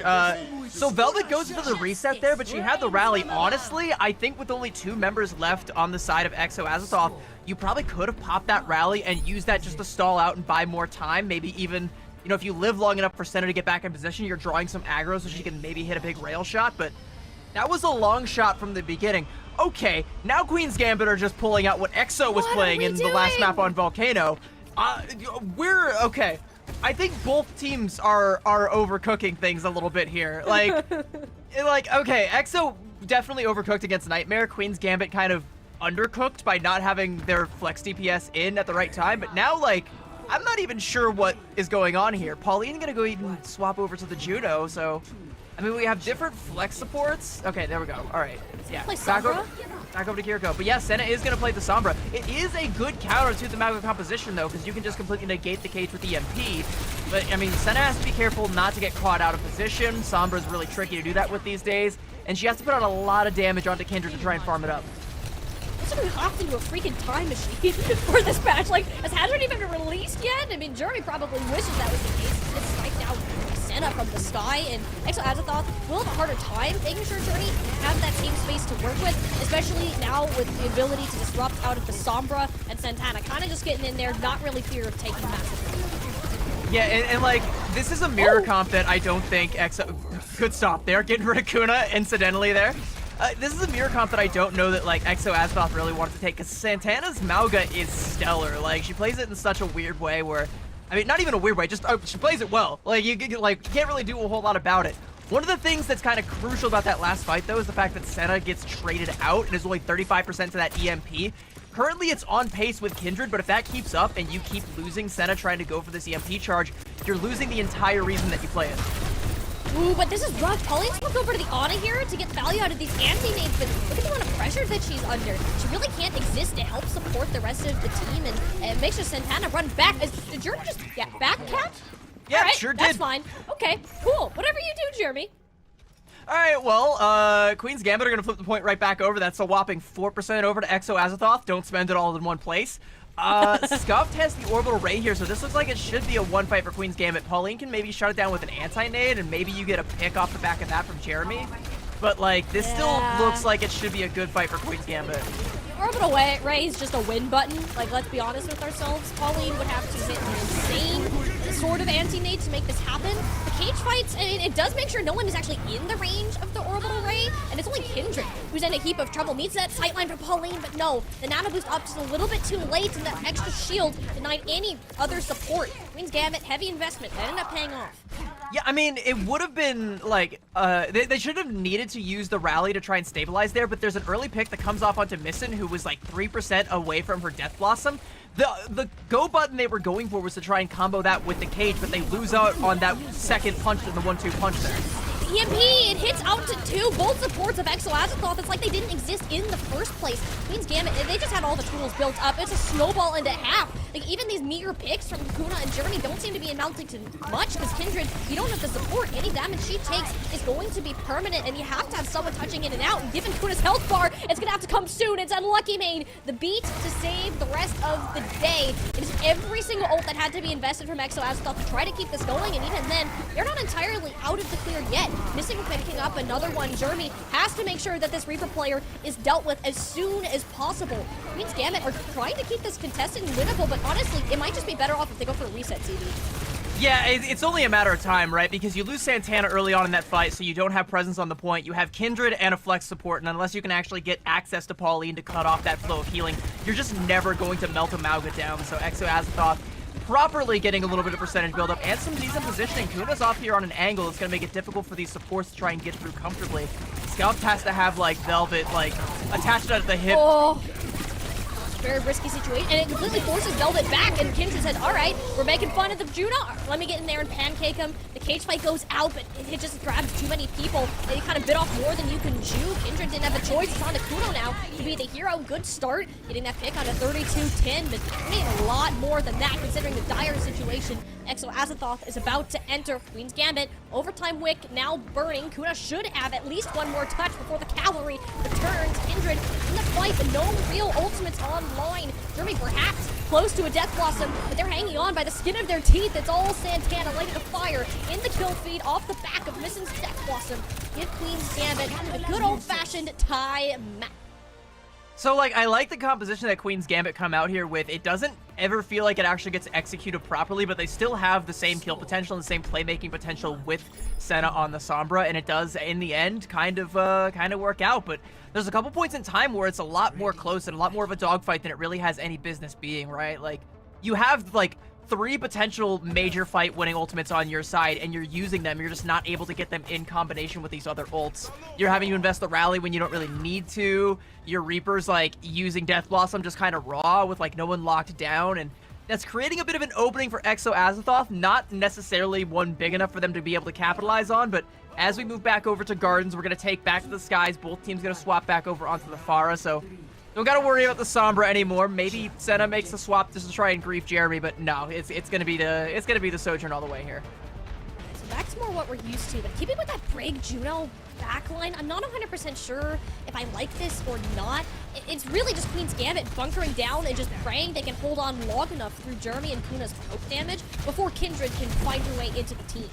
Like, you're looking at Santana or Missing to get a pick going, try to take some space, but Jeremy does such an excellent job at gatekeeping both the Soldier and the Brig at this point. He almost gets his head ripped off, but thankfully backs off in just the nick of time there. Queen's Gambit starting to contest this point, and it's actually losing Velvet somewhere closer to that bridge point. I think it was Kindred going in on the stomp, judging based on where her health bar is. Exo Azathoth off to a good start. Yeah, like, I don't think I like the Juno Brig backline in this day and age personally, like, especially coupled with the Hazard, because, like, you're losing out on so much utility, and, like, you're playing up against a Pharah. Brig doesn't really do much against Pharah. Even Velvet, who has been hitting crazy whip shots on Jeremy and has done so against a litany of Pharah players throughout her career in Calling All Heroes. Even still, you're playing at a deficit the whole time, right? And, like, you don't want to be in an uphill battle in these fights. No, I mean, look at this. Santana got so low, there was no way for Velvet or Scuff to even reach them. Based on the damage they were taking from Jeremy trying to walk across that bridge, you're not mobile. You can easily get picked out from these rockets raining down from above. Exo Azathoth now exploiting that for the second fight in a row. Yeah, and, like, the Juno has to play in a position where, like, there's not going to be a tank anywhere, like, nearby. Like, you can just have Santana jump on that, or sorry, you can just have, like, Kindred kind of jump on that with the Mauga. You can, you know, use the Pharah to kind of pressure out this Juno. You have built up to the Orbital Ray, so you do have a good opportunity to win this fight. But, like, if you don't win this one off the back of this Ray, like, I kind of feel like this backline has been all for naught. Like, what are you going to counter with the Ray? Like, I see a whole bunch of check marks that Exo Azathoth can work with, and just 1 or 2 of those could mean disaster, or Jeremy just getting a pick off like that. And this is the thing, Queen's Gambit have been denied a full fight, basically this whole objective. I mean, an Orbital Ray is still strong enough where you can overcome, like, a 4-to-1 ult deficit, but, like, you're not ever really going to get a good chance to pop that, because, like he said, like, 1-fight territory, there's a cage fight. This might be another win for Exo. I mean, Santana can't leave. There's nowhere for them to run. Scuffs was way too far away to get that Orbital Ray out, so you're basically fighting this without a tank. Queen's Gambit need to reset now and deny any staggering if they want a chance at Gardens. Yeah, they've only got about 10 seconds left, and it might be kind of a staggered touch. They also don't have a Lucio, so, like, Missin's got to be, like, in a weird place where she can maybe get a touch, and right now, like, there we go. There's the blink. She is going to get a touch, trigger OT, but here we go. You have to win this fight. The ultimate fiesta we're about to witness, and all the support ultimate Exo Azathoth, can they overwhelm the Orbital Ray? And for now, that doesn't seem to be the case. Santana and 3210 coming up with a player apiece, and that drained everything out of Exo Azathoth's ult bank. That is the power of the Orbital Ray. Yeah, but it drained everything out of Queen's Gambit's ult bank too, like, except for Missin, who didn't have the Pulse Bomb and will have one now for this fight. That's all you really have to try and get a good ult rotation going. Like, you're seeing 15% across the board for the rest of Queen's Gambit's ultimates. Like, you have to try and weather the storm long enough to get back up to another Orbital Ray, another rally, another downpour. Meanwhile, Kindred, halfway to that cage fight, if she gets, like, some good damage on Santana, that's a win condition. Oh, no! Santana's just dead. Santana, I don't know if Santana was booped off or not. Either way, your tank is gone, Queen's Gambit. You don't have any other way to push back into this objective. The proactiveness from Exo Azathoth keeps catching the orange team off guard entirely. No more touches to come into this point. Exo Azathoth will be taking Lijiang Tower. Yeah, and, like, so like you said at the beginning of the show, like, Exo Azathoth is one of these teams that's not afraid to venture outside of the Hazard meta. I don't really know that Queen's Gambit should have tried to mirror that for too long. I mean, it kind of worked out for them on Control Center, but, like, you know, trying to mirror the Pharah didn't work out too well on Gardens. I think that is something you're going to have to worry about, because we know that Exo Azathoth love to try and play that Pharah. And, like, the best way to shut that down isn't going to be just to have your own Pharah and try and mirror it. Like, unless you are the better Pharah team, which they haven't been scrimming this. Like, I've been watching a lot of Queen's Gambit scrims. They've been trying to play mostly the meta. the only like variances I've seen is like sometimes Senna will swap over off of the Sojourn from to like a Tracer because she wants to try and, you know, put out more frontline pressure, be a little bit more direct, have more agency in the fight. But to not play the Genji and just try and swap over onto the Pharah is like, that's the kind of thing you need to have practice on, so you know how to be able to set up and know how to be able to set up your tank for success. And going up against a Mauga, something that they definitely haven't scrimmed much against, is definitely like an extra wrench in the equation.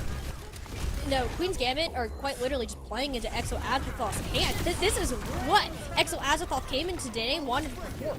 Playing into their game, Kindred is on easily her best tank as of now. Jeremy can be comfortable on that Pharah and outshone Vincent drastically just because they have more practice on it as of late. I think we overcooked too, just with the Juno Brig backline. I don't think I liked that, nor do I really want to see that again today. Over to Ray, it's a good ult, but at the end of the day, you're giving up your speed, you're giving up your survivability of your supports, and there's way too many occasions where we just had these one-off picks that really should not have been a thing. This is going to be a close game, CB, but not because of the meta mirror and mirror, but based on these hero picks that we're going to get.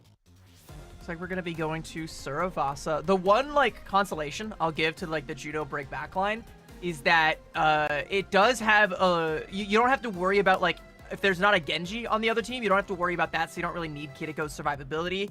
And if there's not a Hazard, you don't really have to worry about holding Suzu for that ultimate. But barring that, like it's still far too vulnerable of a backline to kind of play with this sort of like dive composition that's not being mirrored, because you're going to be playing in all these weird suboptimal angles that can be easily exploited. If you haven't practiced it outright, then like it's just not going to work out. I've heard a couple players telling me that like there's still teams like even in Korea trying to make the Juno work, and I just, you know, I haven't seen the smoke from it. You know, I'm not convinced that there's a fire there. No, it's not been able to work, especially if you're going to play against that sort of Pharah. Like, if it was the meta, I'd say perhaps give it a chance, but for now, we overcooked on that one. We'll take a step back on Suravasa. I'm more curious on what Exo Azathoth is going to want to do. It's not like Kindred can't play the Hazard, but she hasn't found the same amount of success on it as the Mauga, and if it ain't broke, why even try to fix it in the first place? Exo Azathoth will likely play something that's more along the lines of that speed comp, or TP Brawl. That'd also be pretty fun. But how does Queen's Gambit respond is the big thing we need to be watching for CB. Well, okay, so I think Queen's Gambit are expecting Exo Azathoth to come out with the Mauga composition again, so they're falling back to that same counter composition that did work on Control Center, which does have like some legs to it on Suravasa, and maybe with like less flank angles, you're going to be a little bit less worried about Jeremy getting access to like your backline, putting some pressure out there. You're going to be a lot less worried about like Kindred just getting like a free overrun stomp onto the Juno Break backline. Jeremy is still going to come out here with the Pharah. I don't really like this for Marketplace, but on the other sub points, I think it'll be it'll start to see its stocks rise a little bit. It's not the end of the world for Jeremy because there's no one really to shoot at him. To be honest, with the Reaper and Sombra, you're playing with short T-Rex arms. You know, like Queen's Gambit, you got to find a way to close that gap, and Jeremy and Kuna, being on the Pharah and Sojourn respectively, aren't going to make that an easy task to begin with. Jeremy can kind of just hug these pillars and make everyone play Rocket Dodgeball instead of Overwatch, and so far, Senna wishes that she was playing Overwatch. Kuna found her head once again. Queen's Gambit can't even get these main cooldowns out. They can't get the hack or the setup that they want before losing play. There's a lot of damage that comes out onto Kindred. She has to disengage, and it looks like Queen's Gambit are inching close to getting that last flip there. Kuna might be able to take down Mission, forces out the Wraith Walk. I think Mission might be done here. Yeah, she's not able to make it to that health pack there. Queen's Gambit do get the first cap, though, but being down a player now, you got Senna back in the fold, but she has to do some major work to make up for that deficit. What they can do is even then you're kind of waiting for Senna to get back into this as well. The one thing you can look at is this orbital race. Scuffs has been playing very safe, all things considered. You're kind of dunking on this backline previously. You just can't be losing your DPS. Senna has been way too aggressive on this Sombra, and Jeremy has been there to punish. The support ultimates directly counter each other. The orbital ray is the better one at the end of the day, but it kind of oversteps their bounds just slightly enough for these DPS to pop her like a balloon. I mean, yeah, and speaking of DPS, there were none on the side of Queen's Gambit. Missing gets into the fight way too late, and Senna dies before the Orbital Ray comes out. Sure, you have a lot of sustained healing, but you don't actually have any damage to make good use of that ultimate. And, you know, Missing, by the way, swaps off the Reaper over onto the Genji. We still have a very front-loaded, DPS-heavy front line that really wants to try and get in the fight, but if Santana can't get up there because there's not enough counter damage onto Kindred, then like it's just never gonna work out. Like even playing for that orbital ray, you're just gonna get overwhelmed by the damage that Exo Azathoth can put out. This isn't looking too great. Realistically, it's about one more fight. If it goes long, you're not going to regroup fast enough. And to get another one, especially with our good old Wombo combo, fireworks going off in a small room, not a place to be. If you're Senna or Santana, Exo Azathoth are going to push up just to deny a further touch. Yeah, if we get one more staggering kill here, and Velvet, 1 HP, Jeremy has to reload, Kuna confirms it, and that's the point. There's not going to be another touch for Queen's Gambit, especially with Velvet being that close to the rally, you're losing out on any sort of sustainability. I think like maybe you have Senna, but it's in a position to get a touch, but if not, then like you just kind of get this up and play for next point. It's chalked. That one is a GG go next point, and we've already made one swap. I am a little concerned about how Senna has been getting caught out on the Sombra. She's just now getting close to that EMP that we're seeing in Queen's Gambit. We're going to need to grasp onto that hard to win this next fight. But like she needed that EMP a fight ago when Kindred had the cage fight. Like that's kind of what you play this for, is just to completely nuke that ultimate and counteract one of the biggest fight winning ultimates and turn it on its head so you have the advantage, but you don't have that anymore. No, I mean, you still gotta pop everything that you got here to try to win the fight. Unlucky Main does end up using the sound barrier in this whole conundrum of ultimates that we've kind of been chucked into. So, pretty good trade for Queen's Gambit just popping the rally cage fight. Yeah, so now there's like nothing that Senna really has to use the CMP for. So if I know her, I think they're gonna want to try and use this aggressively. But like that's gonna continue the desync between both the sound barrier and the cage fight, which again, those are two ultimates that you kind of want to use the EMP to just counteract, right? Like. It's still a good engage tool, and you also could couple it with the blade, but, you know, I definitely... The one thing I don't want to see in this fight, I absolutely do not want to see the EMP overlap with the orbital ray. Those need to be staggered out and kept as two completely separate fight-winning ultimates. We'll have to see. Queen's Gambit have been decent about their ultimate usage so far, and especially since Exo Azathoth are coming into this with nothing other than this Kitsune Rush, there shouldn't be a reason to use both of those other than just a slight bit of miscommunication. Pauline stuck playing the ultimates out. Will be missing Dragon Blade later on stuff instead of the EMP, and that's totally fine. Cut Kindred down to size. Can't really get anything else. Exo Azathoth already out of there. Yeah, and that's completely worth it. That's exactly what I wanted to see. You do actually hold on to that EMP, and I imagine or hope that Senna will continue to hold on to it either to secure this point completely or carry it on to the next one and wait for Kindred to have that cage. That's what I want to see, is making sure that you always have the cage fight advantage because of the threat of just deleting the other Mauga's cage. In fact, no one's actually going to touch, so...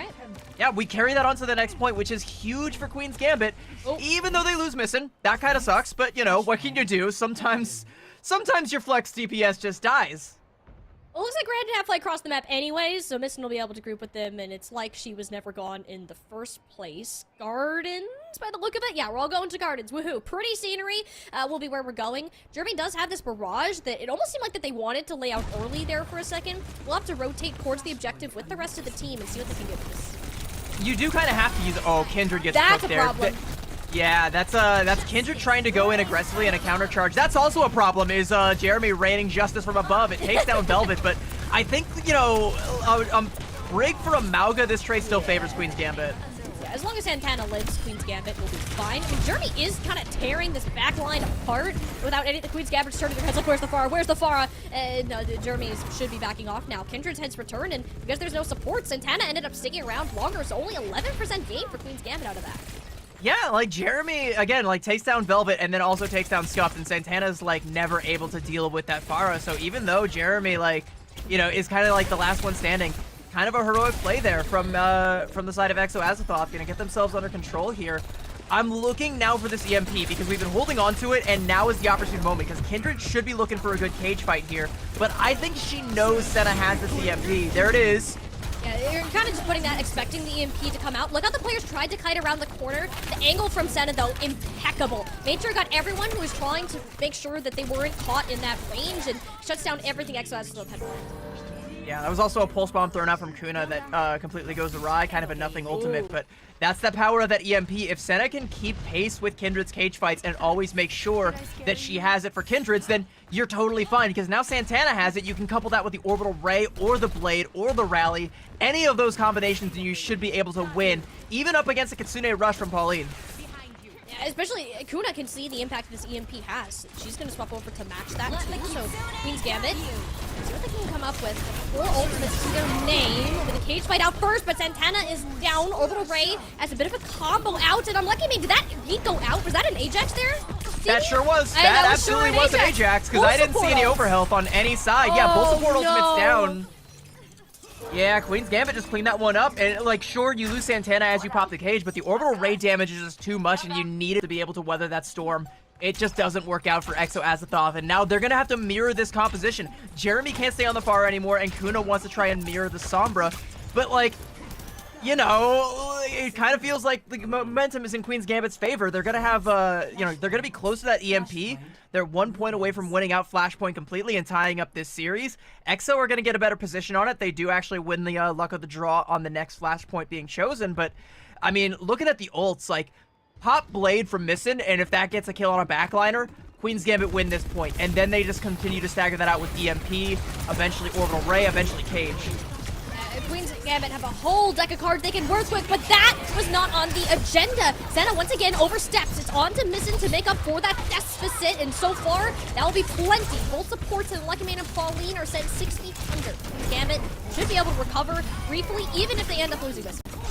The kill on Senna there, though, does mean that Kuna can make up the gap, though, so both Sombra sitting at around 85% to that EMP.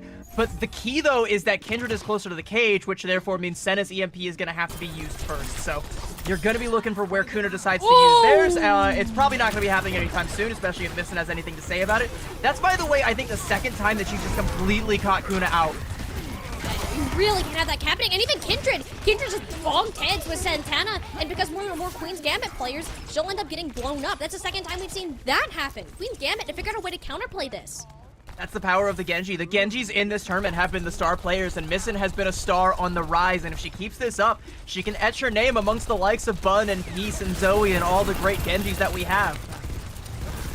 See what these cage fights have to do. Skuna finally has an EMP up, but ideally you hold that for Santana's own cage fight. Kindred, it's not looking much better. You know Senna has this ultimate. She's gonna make sure everyone ends up getting knocked out. It will be a counter EMP on the backside. Hits 4, but it didn't get scuffed. The orbital ray still landed, and the health bars from Queen's Gambit are doing great in this economy. Exo Azathoth, they have to invest heavily. This will be final fight of the objective should they not, and it's gonna cost more than they wanted to. At the end of the day, they'll get that point win and at least some percentage on Ruins. Yeah, Missin gonna take down Pauline there. That's gonna kind of sting, because, I mean, someone's gonna have to peel back to try and give her a teleport back with the rest of the team. You're gonna have the Sound Barrier and the Death Blossom to counter out Santana's cage, but you really would have liked to have, like, you know, that EMP that we saw Senna use to great effect, because Queen's Gambit, they only use that EMP in the orbital ray, and they nearly win that fight, whereas Exo Azathoth, they have to invest so heavily, they have to play so passively, and they do it to perfection, but they're still behind the 8 ball. One more fight and Queen's Gambit will take Suravasa. And it's going to be really difficult for Exo Azathoth to hold on to this. This has got to be the best sound barrier of Unlucky Man's life right now. Or Jeremy, if they can get some kills going with this, but the boot wasn't enough. The cage fight is enough, but there's everybody within it. Santana will end up exploding. There's too many players that were looking at her, and the rest of Exo Azathoth stayed alive throughout all of that chaos. Kindred can clean this up nice and slow, ensuring Exo Azathoth will take this to a 5th and final point. Yeah, 80%. I don't know if there's going to be another touch from Queen's Gambit. Maybe Santana goes, like, super aggressive and tries to, but I don't think you want to play that game without Scuff. Yeah, you can even see Santana's silhouette says, you know what? Maybe not. Maybe we don't go for that one. Queen's Gambit gonna have to give that one up and try and play. They do know where the last flashpoint's gonna be, and they should be able to get there first because of the spawns. But you're looking at a cage from Kindred that Senna can't really answer just yet, and Santana's nowhere near theirs. They're nowhere near the Death Blossom. The Orbital Ray is still a little bit behind as well. So Exo Azathoth, I think they're sitting pretty here. If Kindred gets a good cage before it can get canceled, I think you just go right now with it. You have to. They're 7% away. Senna, you can see how fast she's trying to charge it up, but hit nothing but shield. It actually gets exploded faster, so the EMP wasn't much of a matter, and it could pop out here and be all the difference maker in this fight. That's what Senna's going to go for. Lands onto the remaining 4 players, and they are going to fall shortly after. Great coordinated play from Senna. Yeah, it does kind of end up right where we would have ended up if Senna had that a couple minutes earlier, but Scuff does have to pay the price, so not going to be there. Still has the opportunity to get back, get a little bit of healing, get up that Orbital Ray. Queen's Gambit able to get control, but now you're going up against Kuna's EMP. I'm curious, with Santana nowhere near the cage, where does this EMP strike? Because it can't really counteract the orbital ray unless you catch it at the right moment, get an orbital ray jack. So maybe you just pop it and go super aggressive here. Kitsune's gonna be the first ult to come out. Maybe they get something with this. They don't get anything other than the fear behind Queen's Gambit's eyeballs as they ran for the hill. So the point will just be granted over, and this is fine for Exo Azathoth. Scuff can go ahead and re-engage with this orbital ray. Not even worth committing this EMP to it at this time, but Kuna wants to go for it, hoping for the cancel, but that was going to be a major mistake. Exo Azathoth, that was all of their tools. Yeah, so like they're able to get the point completely just off the back of that Kitsune rush. What they really needed to do was build up to Unlucky Main sound barrier, so when the counterattack came out from Queen's Gambit, they can force an overinvestment, but the orbital ray is like just too much to overcome without that, or without the ability to like kite yourself back out. I think the EMP, you'd like to have it now because there's so many ults that you would love to be able to have that as a tool to counter with, you know? You got a Death Blossom, a Cage both coming up. Everything looks to be in Queen's Gambit's hands. All they need is the execution and to survive this wave of overhealth that is the sound barrier. Jeremy running away, very little health remaining, and Missin will make sure the two are caught up in her Death Blossom. The Cage, nowhere for Exo Azathoth to run away, and CB, it has been done. Queen's Gambit have made Exo Azathoth face the music of their own comp, and will tie us up at 1 apiece.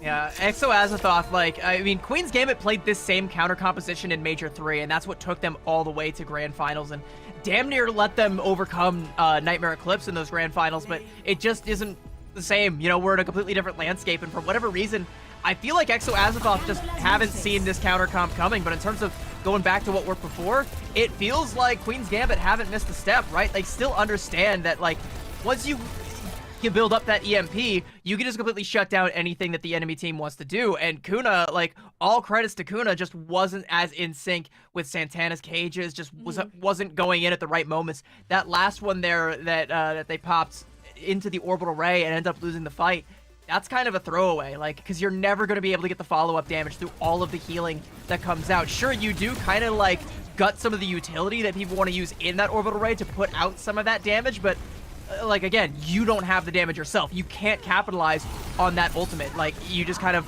it just kind of falls to the wayside.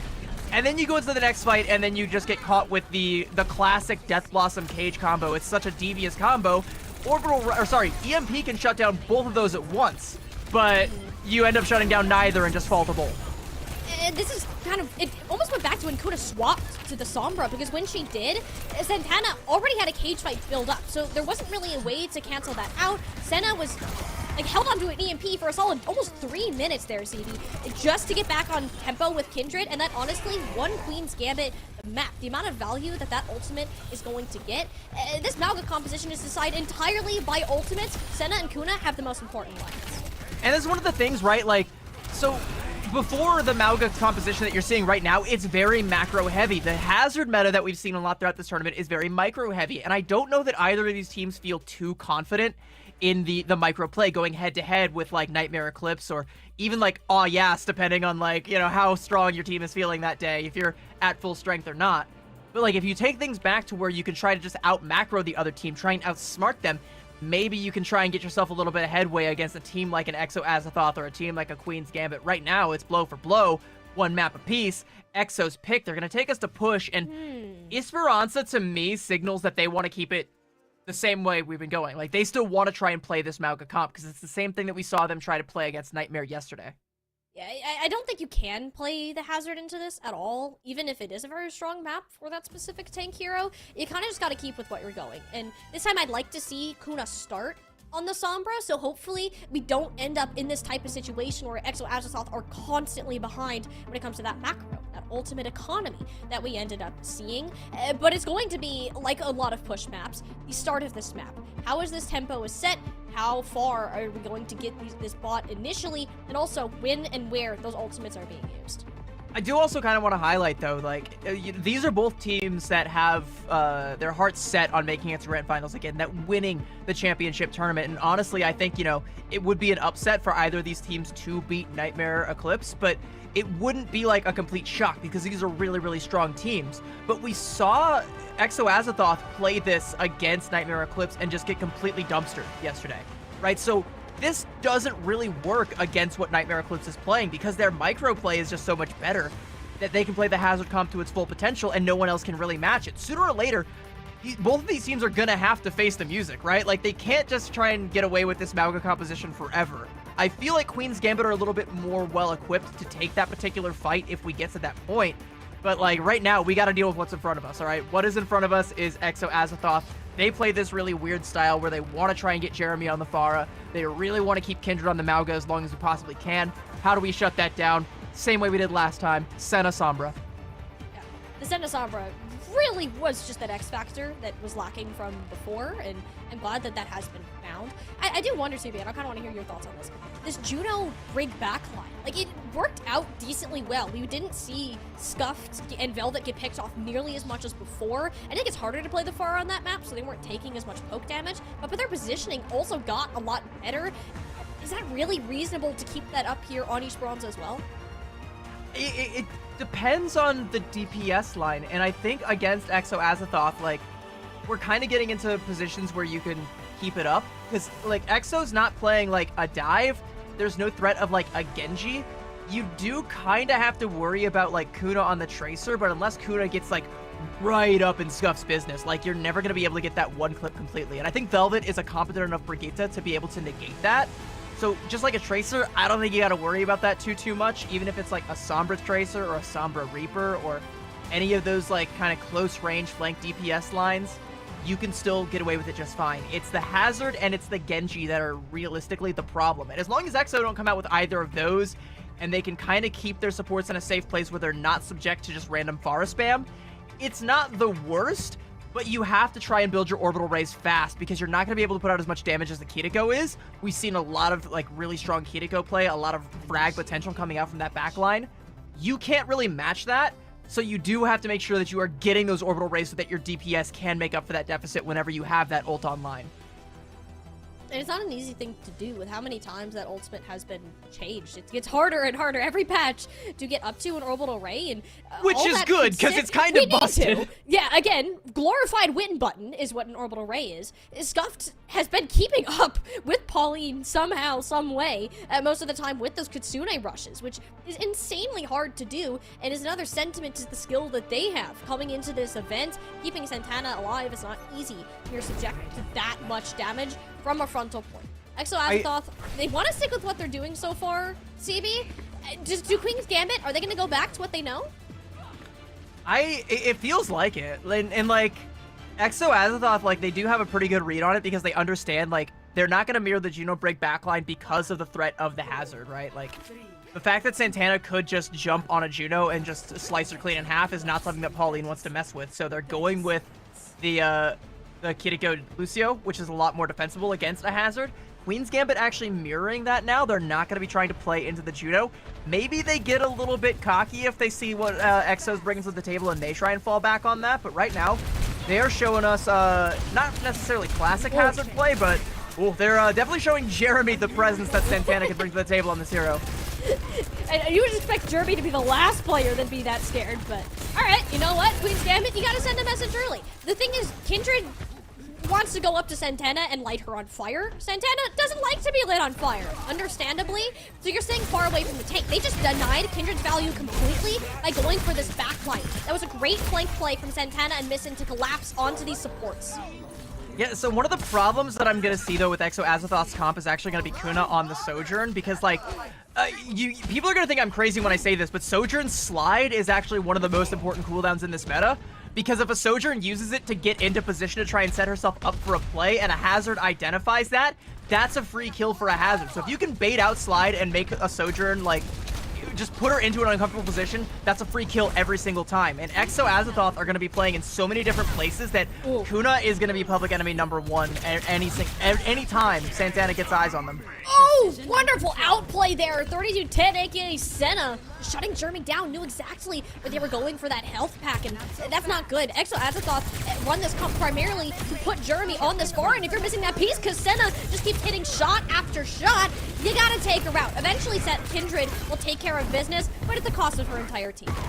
Yeah, business it takes care of business, but business is over. All right, we're now out of business. Time to go ahead and fall back, and more progress going to come out for Queen's Gambit. Look at Kuna's ult charge, by the way. Hasn't gotten anything done. Like, I think that is just basically passively trying to farm some primary fire damage off of Santana, and that's really it. And that just kind of shows how scared they are of Santana. No, this is so good for Queen's Gambit. There's nothing that Santana really can be afraid of other than the tank. Just having that threat of that Kitsune rush where Scuffed was out. Pauline isn't built up to 1, and that's just a free tech point that Exo Azathoth now will have to find a way to steal back. We talked about how important the start of this match is, and if Missing keeps doing disgusting things like that, oh, Exo Azathoth about to be in much bigger world of hurt. Yeah, Kindred, yet no longer has any friends to keep her alive here. She is going to be falling quite swiftly. By the way, when I said that Sojourn Slide is one of the most important cooldowns in this entire game right now, the other one is Suzu, and that was used just for Exo Azathoth to get out there. So you have Missin who can just go in, find a half HP Pauline, and just confirm the kill, and there's nothing she can do to stop it, right? And you can't really stop this pain train at all from Queen's Gambit because they have just about every ult they could possibly ask for. But the Kitsune rush from Exo Azathoth is one of the main tools that they have. Start out this fight, forces recall out of Missin, but you're more scared about the health of your tank in the long run, not having the option of the downpour to root these players. Exo Azathoth kind of need to run away with this opportunity while it still stands, so it's going to be scrappy if no tanks are there. Yeah, like, I mean, Queen's Gambit just don't invest in that fight at all, and they don't have to. They can just let Pauline use that Kitsune rush. They lose Santana, but the fact that they're able to kill Kindred at the tail end of it is going to really, really put a damper on how much bot progress Exo Azathoth can get. In fact, they're not even going to break the forward spawn. The bot is just going to turn right back around. Yeah, Jeremy's on a flank here. Queen's Gambit don't know. I don't know that they care. Jeremy might make them care, though. Yeah, Jeremy tried to, but the shots didn't quite land. The cage fights and the south barriers piled all into one place, and that's exactly where Santana wants them. It's so easy for Santana to hit shots if they can't move away from them. Exo Azathoth, they just get shut down on that big ultimate fight, and they never canceled forward spawns. As you said, CB, the fight just keeps coming faster. Yeah, and that Reaper flank, by the way, would have been 10 times scarier if Jeremy had the Death Blossom. I mean, you've got it now, but it's a day late and $1 short. You're still, like you said, you weren't able to break that forward spawn. Queen's Gambit just keep the forward momentum. They're going to have the Kitsune rush here. I mean, you're going to be able to use both DPS ults to potentially shut it down, but I mean, like, you know, it's opportunity cost, right? Like, you're going to have to try and spend just to get out of spawn, just to try and stop the bot from making more progress. And Scuffed is having none of that, laying out the red carpet. Forwards Queen's Gambit to push forwards, and Kindred will pop like a balloon as a result. The proactiveness from Queen's Gambit. Exo Azathoth, they can't close that gap that you need to for your Reaper, for your Malka, to get value. And Queen's Gambit, they're knocking right on Exo's doors. Yeah, I mean, I don't think they're going to get the full cap here, but any progress that they get is just icing on the cake. Because again, like, Exo Azathoth are going to have to spend ults just to get out of their spawn. Queen's Gambit don't have anything to mirror it, but they're totally fine taking this fight. You can even see they're going to try and kite. That was a good shot, though, out of Kuna. Needed Senna to be dealt with, and yeah, it will happen, but this is kind of a must-win fight for Exo Azathoth. Nonetheless, having used ultimates in the spawn, never a good sign. But it is good that they only used one ultimate in the spawn, and it's potentially the most... Hello, Missin. What are you doing? Just having a seat? Kindred cares not, all right? Not gonna just live and let live on this occasion. Okay, you use potentially the most expendable ultimate right now in that overclock. You're going to be able to build up to a Kitsune rush. You still have the Death Blossom, so you can try and keep this snowball going. You just have to have Jeremy on the flank here, looking for an opportune moment to pop this Death Blossom. You also got to have to worry about Scuffed Suzu. Well, Jeremy kind of gave up on that flank idea. Opted to play safer, close to Kindred, and then Santana running. Wasn't quite expecting to see the Reaper on that corner. I think that Kitsune rush was very premature from Pauline. There's no one from Queen's Gambit. They'd already disengaged fully. Yeah, they just dropped the smoke bomb and they're just gone. I didn't even see where Queen's Gambit went, but here we go. There's Santana. All right, well, hello, Santana. Welcome back to the party. No foxes to get in your way, I guess, of the downpour. End up on the 3 players, but no, I believe that was a Suzu perfectly timed. That Death Blossom long awaited, but much disappointment in the eyes of Jeremy was appalling during its cast. At least get Santana out of the picture. Kuna being able to play the game here has been the main reason of Exo Azathoth's return to glory. They just got to take care of Senna, and it should be smooth sailing. But Senna should not just kill both supports by herself. Excuse me? Yeah, take care of Senna is easier said than done, right? Like, so we're back in this kind of situation where up against a Mauga composition, she doesn't have to worry about getting just stomped on by an enemy hazard, so she could just play on these angles she's used to, where she could just go for these big pop-off plays, and we see it even in fights where it feels like Queen's Gambit are on the losing end. She just pops OC, kills 3. All right, what can you do about that? Not much, especially when you've already lost your front line. You know, so that downpour from Santana that forces out so much resource. Kindred just charged in without the rest of the team in position. The Suzu went to the wayside after she had fallen. It's gone from bad to worse. Exo Azathoth, they kind of jumped the gun. They wanted to deny the forward spawns, and now they're gonna have to fight even further to come back from that. I think you still maybe get like one more fight here at the barrier once the bot starts to touch it, but like it's at the spawn door, so it's like once again you're gonna have to spend some of these big money ultimates just to get out. You're coming up on another OC. Maybe you can get away with Kuna just popping that and not investing the cage or the sound barrier, but looks like Kindred's going in pretty deep. Queen's Gambit actually just gonna disengage. They're just gonna give this one up for free because they know that that cage fight is on the next on the chopping block there. That's the next thing coming up. They don't want any of that smoke. They're just going to go ahead and take a fight on their terms where they have access to the high ground.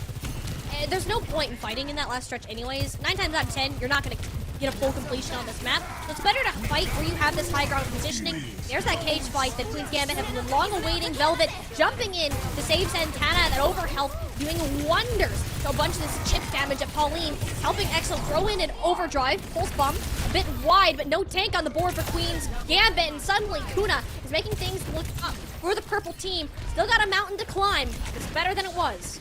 So that was actually a pretty uncharacteristic misplay from Velvet. She pops the sound barrier, but it only catches onto herself and Scuffed. They wanted to get it onto Santana, but it got cut off by the shielding from the cage fight. So Santana falls regardless. Kuna's left unchecked because there's no hazard to try and put them in their place. They can just pop off on the Sojourn, hold onto the OC, which is going to be mirrored by Senna. But with this momentum and with the high ground control now in Exo Azathoth's favor, you're kind of looking at like Kuna to have at least a little bit of an advantage here.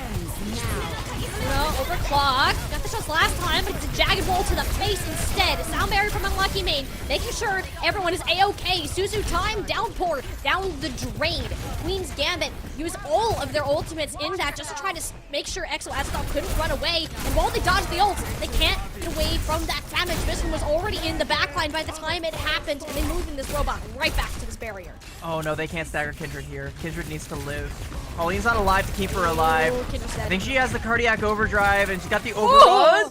Okay, just a pixel of health. No way Missing gets that one. No, that might be it. I mean, Queen's Gambit aren't pushing the bot currently, but now they know, all right, the Mauga's dead. We can just walk right up. The one sticking point, though, is Jeremy is coming up on a Death Blossom. Needs to be the hero with this ultimate and needs to build it up yesterday. Haven't had good luck with this Death Blossom so far, with Wraith Form already for CB. It's not looking good for Exo Azathoth. Senna is back, and she's ready to click some heads. Already found Kuna, this robot inching closer. Jeremy teleporting back in, looking for something, comes up with just the Sojourn, and that's gonna have to be enough. The health low for Exo Azathoth. They don't have Pauline to keep them alive. Velvet investing the sound barrier, thinking that this can be ended here and now. But that might be a long-lost dream, considering you don't have a tank to stall this out any further. It's only on to Missing. These spawns are so much closer, but she hits the pulse bomb, stuck it out of the barrier, catches them on the way out. Exo Azathoth, they're still in it, but they're beaten and bruised. Yeah, this might be a difficult mountain to climb because they got to run it all the way back. Queen's Gambit are still going to get some forward spawns. They might be able to get themselves at least to this high ground here, get control of it, but no, Santana's actually going to deny them completely. So Exo Azathoth now playing from the low ground. They're going to have to expend some ultimates here. Ones that Queen's Gambit can definitely mirror. They're coming up on a downpour. They got a Kitsune Rush. Both teams going to look to pop theirs. Queen's Gambit, they have a god spot. Senna is on the high ground, uncontested with the rest of the team, and Pauline the Suzu is forced. This is just a matter of time. It's a ticking time bomb for Santana to drop this downpour. The sound barrier is out, but everyone almost dodges out of the way. It's kind of trying to body block him, but Missing, she's already in there, slicing Exo Azathoth in half. Queen's Gambit have found a way around the one-trick comp that Exo Azathoth have set themselves out to be, and will move up to a match point. That downpour from Kindred at the end was absolutely massive. I think catches 3, but Missing had already done too much damage. There was nobody alive to capitalize off of it. That's so crazy. That, I mean, Missing just goes in and finds the picks that she needs to. And it's because of that Suzu, by the way, being forced out super early. It's such an important cooldown in this composition. A Kiriko without Suzu is the same as like a Sojourn without the slide. it's just like a free jump for a Genji or for a Hazard. And the fact that in this Genji Hazard composition, Queen's Gambit have 2 different opportunities to jump on top of that vulnerable squishy and just find the assassination. And the fact that Missen's able to get another one for her money is the difference maker right now. It's the Genjis in these meta that you need to be keeping an eye on. They are the killers. They are the playmakers. They are the ones that are finding these big opportune moments to shut down the momentum. And it's something that I don't know if EXO Azathoth is prepared to mirror, because we haven't seen much of Jeremy's Genji. You know, we've seen a lot of the Pharah, we've seen a fair bit of Reaper. We saw a little bit of the Genji against Nightmare, but it looked unpracticed. Like, it was very unpolished, and I don't know if EXO feel like they can make that deficit up. Jeremy's not known for the Genji, and I honestly believe that's the main reason that they're trying to force this Mauga comp that now seems a tad bit out of date. Queen's Gambit thought that they had to mirror it at first, but each map that we've seen them play have ventured further and further away, and that's large in part due to Missen getting the amount of value she has on the Genji, Santana disregarding Kindred's presence in general, but also just finding the cracks in the armor. EXO Azathoth have been leaving a lot of doors open, from Kindred overextending, from supports not necessarily covering for each other if there's a Tracer / Genji in the backline. Missen was tearing it up for this series so far, and Queen's Gambit are relying on her to bring it home next map. That's it's kind of why this Hazard meta is the wave. It's just like you have so much assassination potential. If the composition on the other side gets split even a little bit, like, that's an opportunity. And it's, again, like, we haven't seen Jeremy be able to play that Genji to that same level. And like you said, probably why they're still trying to lean into the Pharah as much as they are, because they know Jeremy can play that really, really well. Oh, yeah. And it does also let Kindred play that Mauga that she's really well practiced on. But Santana's Mauga is also disgusting, and Senna can just shut down the Mauga, so what do you do now? You're kind of like running out of options. We don't actually have the answers for that, only they do, and they're gonna have to tell us on the other side of this break. Don't go anywhere, chat. We will see you on the other side.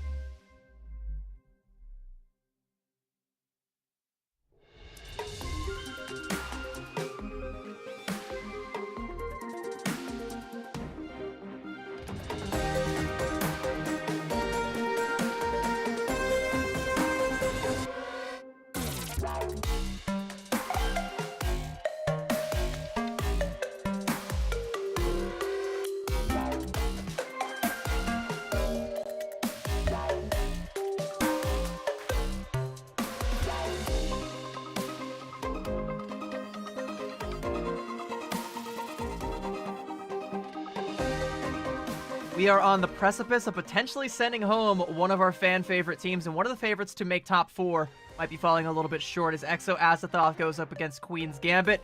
Queen's Gambit leads 2-1, and Exo Azathoth get to pick their potential final resting place, and it's gonna be Escort. And we were talking a little bit, there's a lot of different options here, and none of them are great, but some of them are interesting. Yeah, that interesting's definitely a word to put on that.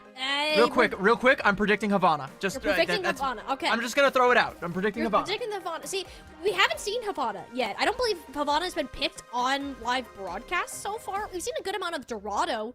That's been kind of the pick of choice with some dive maps, but for the most part, that's Hazard. And if we know one thing about Exo Azathoth, they don't exactly like playing that hero so much, but it's not like they don't have experience on that map. Kindred has pulled out the Diva in the past. Jeremy can keep playing the Pharah or the Reaper if they so choose. But Havana, CB, okay, you just walk me through your thought process on this. You're trying to explain to me through the break. So the options right now for Escort are Route 66, Dorado, or Havana. And if you don't want to play a Hazard mirror and you want to try and play literally anything else, I feel like you try and go for some Hail Mary on Havana, because Havana completely guts the Hazard comp 100%, whereas like Dorado and Route 66 both kind of facilitate it. You know, there is also options to try and play like a Pharah with a Winston dive on Route, so I would kind of assume that's also like a pretty fair idea. It depends on like, what does Exo Azathoth really want their win condition to be? Do they want nothing to do with Hazard? If so, you go to Havana. Do you want to try and go back to the well of playing into Jeremy's Pharah? Well, then maybe you don't go to Havana, but like, you still maybe could. It depends on how confident you are in that pick. And so far, it feels like they've been trying to hang their hat on that the entire series, but it keeps getting shut down and forced over onto the Reaper. So that's why I think Havana's the smart choice here. You know, I think you just go for what, you know, Queen's Gambit probably hasn't scrimmed much. Something that just doesn't allow the Hazard to play optimally, and you can try and play some sort of cheese around it. And you just gotta play, like, you just gotta go with Havana and play with confidence, I think. I want to see some Kindred Reinhardt. You know, if we play Havana, can we get, Yeah? that? That'd be fun. That'd be a throwback. Oh, a big throw. Oh, you can't spawn camp as well on that map, so I guess you're not as much. But hey, Kindred Reinhardt, I'm here for it. If you're listening, just for a little bit, please, and thank you. But I think this is a very difficult choice for Exo Azathoth. It's more like pick your poison than it is necessarily what's going to work best for us. Is like, or do you feel better about a dive comp that you haven't really practiced as much? Do you want to go to Route 66 that will favor the Hazard? Do you want to go to Havana that likely no one has touched in a while, since that map usually is far away from the map pool in general? It's more like, what is the best out of the worst possible options for this team? And by the way, chat, we're not just like keeping you on this graphic to keep you in suspense. They have been taking a good while to pick here, and they've actually chosen Dorado. Okay, so this is interesting because I think the Pharah is still playable here, but I think of the 3 options, it's potentially the worst, because there's a lot of like, I don't know. I don't really know. Like, I kind of just feel like Root or Havana would have been better, but I'm happy to be made a fool of here, especially if it does end up working out for Exo Azathoth. Clearly they know something that I don't, or they have a strat that I'm not aware of, or they're just really, they're willing to die on the sword, you know? They're willing to just like go down and be like, if we're going down, we're just gonna do it on good old-fashioned fair and balanced Dorado that everybody loves. This just feels most comfortable. Again, we've seen the most Dorado played throughout the tournament, and a couple times with Exo Azathoth that have specifically had to play this map just because they were subjected to Wrecking Ball compositions. Now, I don't think that's what Queen's Gambit are going to do, but it's a familiar spot. You've had to play some competitive matches on it before. It's just a matter if Kindred decides to walk out with this Diva. Is she going to start on the Hazard? Heck, she even played Mauga and Winston at some point. There was a total of 6 tanks played on the one map I spectated from Exo Azathoth previously, so who really knows what we're going to get? But you gotta pull something out of that bag of surprises, and hopefully one that catches Queen's Gambit off guard, because this is their tournament life on the line. Unrelated, but I just saw someone in chat type Hatsune Mitua. Mods, can we permaban that person? I don't want to see such language in my good Christian Calling All Heroes chat. I want to see meows in the chat is what I want to see. And I also don't mind seeing Exo Azathoth opting into this Hazard mirror, but they are keeping Jeremy on the Pharah. There's still a lot of good rooftops on Dorado where I think it is viable. You do also kind of have to worry about the ways in which the first point facilitates Senna's Widowmaker. which is definitely something that she is more than comfortable piloting. You know, we've seen her pop off on all of the hit scans before, and if you want to talk about, like, you know, DPS that need to be star players, maybe you can't do that on the Sojourn in this meta, but on the Widow, you definitely can. If there's no Widow to combat her either, it's just kind of a free shooting gallery for Senna if you really think about it here. We'll have to keep an eye on where she's able to go, especially on Kuna. It's not fun to try to fight against a Widowmaker on a Sojourn. And it's no secret that Senna will be playing this too, as it is one of her best heroes to pull out. No one even daring to peek out ahead until they see that jump shot. Yeah, like you said, no secret. They already know. They're not going to even show their heads. They're not going to risk getting picked off early. They are going to give up a fair bit of positioning, though. Jeremy is trying to deny it with some stray rockets. That's a rail shot from Kuna, but unless you get the headshot there... Oh, there we go. Scuffed is there to save the day. Well, Germany poking their head around where maybe they shouldn't be. Only about half HP, though. Just go ahead and shoot back over to Pauline, who barely dodged the shot, almost by standing still. And those are the hardest shots to hit, are the ones you know are the simple. Kindred, on the other hand, not looking too worse for wear. Ended up getting shoved back because Pauline's forced out of position. No healing available for the tank on the high ground where she expected it to be. And Queen's Gambit like all the space visited. Yeah, this is kind of like the threat of the Widowmaker shot. Pauline moves like 1 pixel to the left and is able to dodge the shot, but it just dictates so much respect from the side of Exo Azathoth. Like, they don't want to get caught out. They don't want to get picked. They have to give up so much ground that they end up just losing Kindred altogether, just like you said. And now, like, you know, you can see how far back Senna is set up. It should be an easy shot for, like, Kuna or Jeremy to try and challenge that, but do they risk it, you know? Like, even Jeremy's playing at this really safe angle. Ooh. Ball's already forced out. Do you have another touch? No. And after Kindred kind of went down, there's not really much of a choice. And as he said, Jeremy's getting completely zoned out here. The win condition in this comp is Jeremy, and we haven't seen a wink of them all map. And because, like, you know, Jeremy's going to be one of the last ones to die, Exo Azathoth try and make that stagger fight work. Queen's Gambit get control of this high ground, and if you get Senna set up on either of these high grounds, it's going to be 10 times harder for Jeremy to get any sort of position here. You know, if you're Queen's Gambit, maybe if you lose a fight, you kind of, you know, force Senna to swap off the Widow, but for now, keep her on it and just let her control these high ground angles. She doesn't even need to hit the shots, though. Like, that's the crazy part. Her existing is enough of a threat to kind of scare people. All right, Kindred's like skate 360, I guess, on the high ground. Eventually puts the Jagged Wall and, well, it doesn't really have a design. Fighting the Kitsune rush, but yeah, just kind of keeps pouring down. I think this is why we haven't seen this hazard so far. There's so much disconnect between where Kindred is going and where the rest of the team is positioned for the setup, whereas Santana has all 5 players at their back ready to go. Yeah, I think that would have been like a great play from Kindred if Jeremy had been like in a good position to follow up with some rocket damage, but so far hasn't been able to. Hello, Santana, the unseen threat. Kindred just walks right by. We gotta check our corners there, girly pop. We can't just leave a big spiky fella at our backline there. Can actually fall back, but she's nowhere with the rest of her team. That just blocked the Kitsune rush? Pauline's already dead. There's no way that ult is getting any value whatsoever, and Jeremy is rooted in place. The damage isn't present. Exo Azathoth simply have not gotten eliminations throughout this game. Queen's Gambit are steamrolling at the highest degree, 5 minutes CB to head into his 3rd point. And they've steamrolled through the entire portion of the map where this Pharah is actually, you know, fairly oppressive to the point where now she's kind of useless. But you're stuck on it because Jeremy has this rocket barrage. You need to get a fight win off of it. But you're not going to get the opportunity if you can't ever get into a good position. And yeah, they're just going to give that ult up altogether. They have to try and go for a Genji here so they can keep up some kind of frontline pressure. But it's the backline that is really feeling the pressure right now. You can't be doing that, especially in front of Senna with sights. Like, losing that player, there is no fight. There is nowhere for you to go. Exo Azathoth, we're looking at 1-fight territory. And Exo, like, they're pulling back completely just to try and get Pauline back. They have ults to try and stave off this pressure, but we got over 4 minutes in the time bank, and Queen's Gambit are already knocking on the door here. Maybe Santana falls, and you can kill the push here, but you need to get this kill. They get Santana out. Santana lives, and Pauline's dead again. Oh my goodness, Senna has just had her number this entire map. Her head has been rolling around the streets of Dorado. You see Senna almost getting the grapple shot onto Unlucky Main. Eventually, Jeremy will swap over to their Genji to deal with the problem, but we're looking at a 4-minute hold, and on heroes, Exo Azathoth have not shown us at all this series. Jeremy going in deep and confirming the kill onto Santana is what ends up killing the push there, but that is one of just many pushes. Like, Senna's not even swapping off of this Widow. Like, she's staying on it, even though she's not going to get any good angles now and is going to have to try and play, like, from this weird kind of, like, lower ground angle. She still feels confident enough that she can find Pauline's head if she just squints hard enough. Or maybe you just wait for Missin to go in with a pulse bomb, because she's also threatening the backline with that. They know that that is also a threat. The Kitsune responds to the high ground, but only Kuna, who's dead.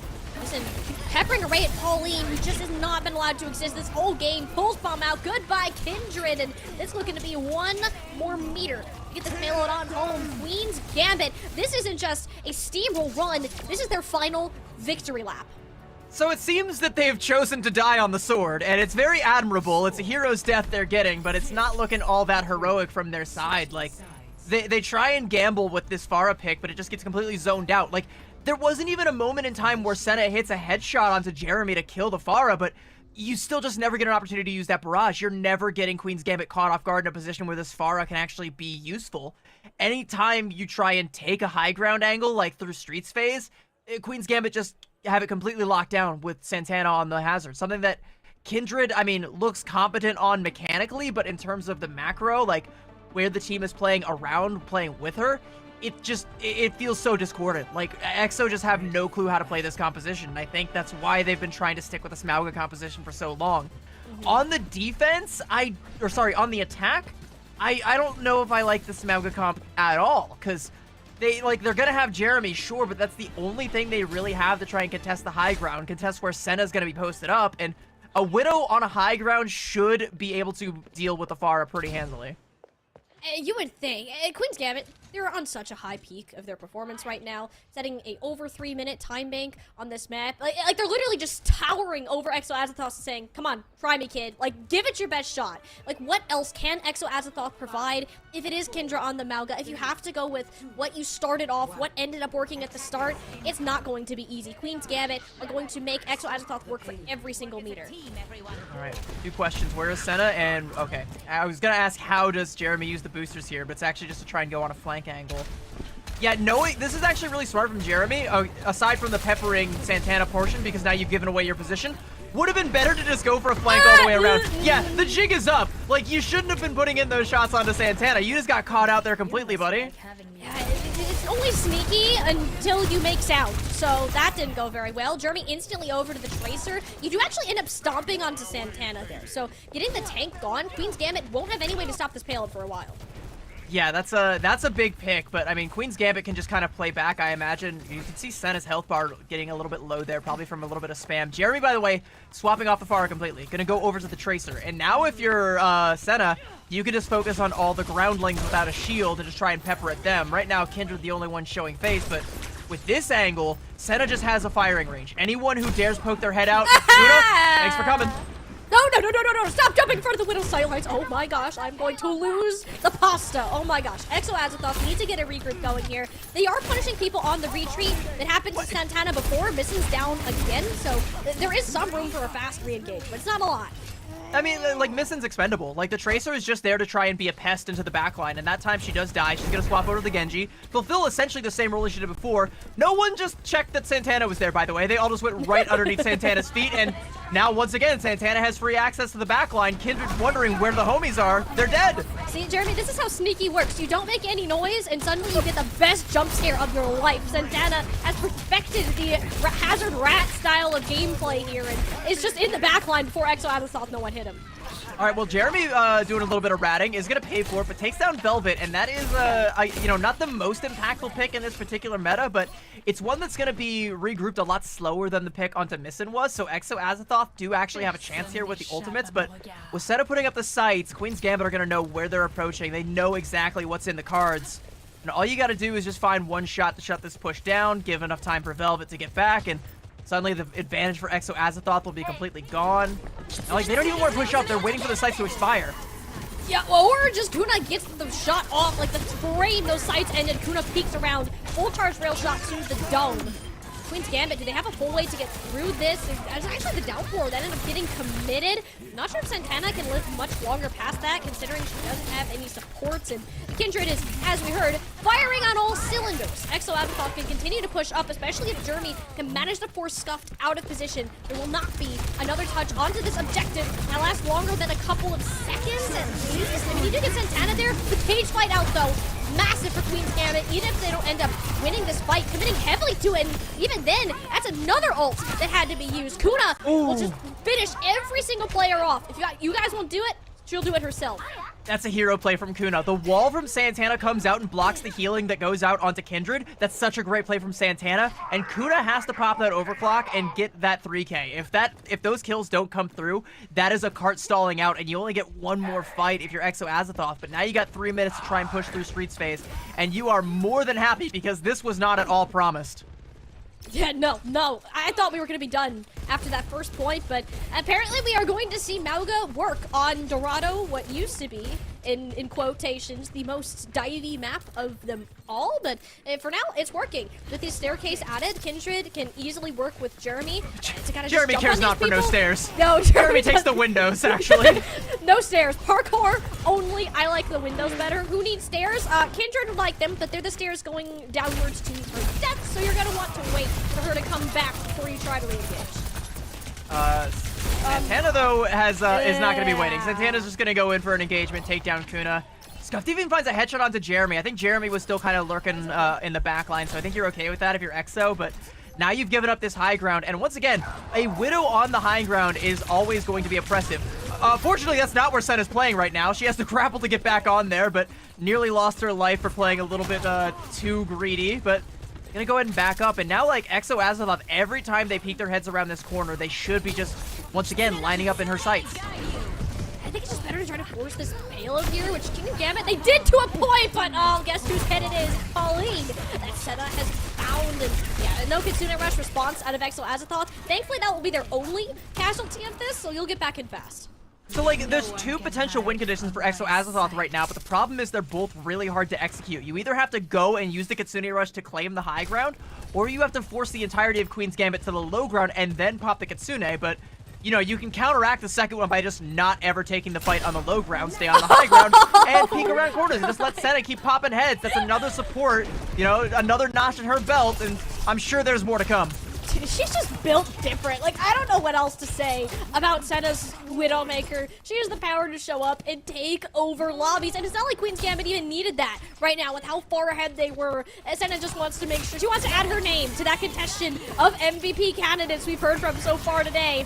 Now it's time for the win conditions. Exo Azathoth have opened their mouths, have something to say, and it's missing. You're not allowed to play the game. Kitsune Rush at least buys the space on the low ground. Yeah, there's another shot from Senna. Missin was the only one who took that fight onto the low ground. Senna, by the way, with the sights again, sees where Jeremy is playing. There's a cage fight that comes out from Kindred. Needs to catch Santana here.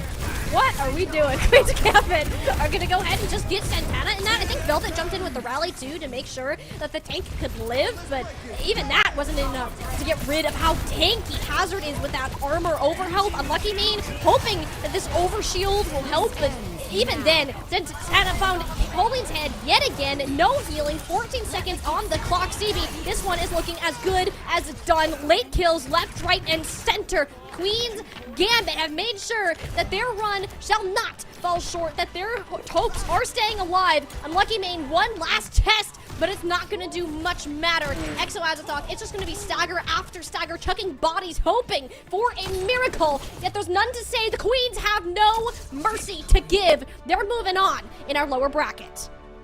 I admire Exo Azathoth's map pick to choose to die on the sword, but I mean, Queen's Gambit, they say, we are no mere sword, we are a claymore, alright? Senna on this Widowmaker.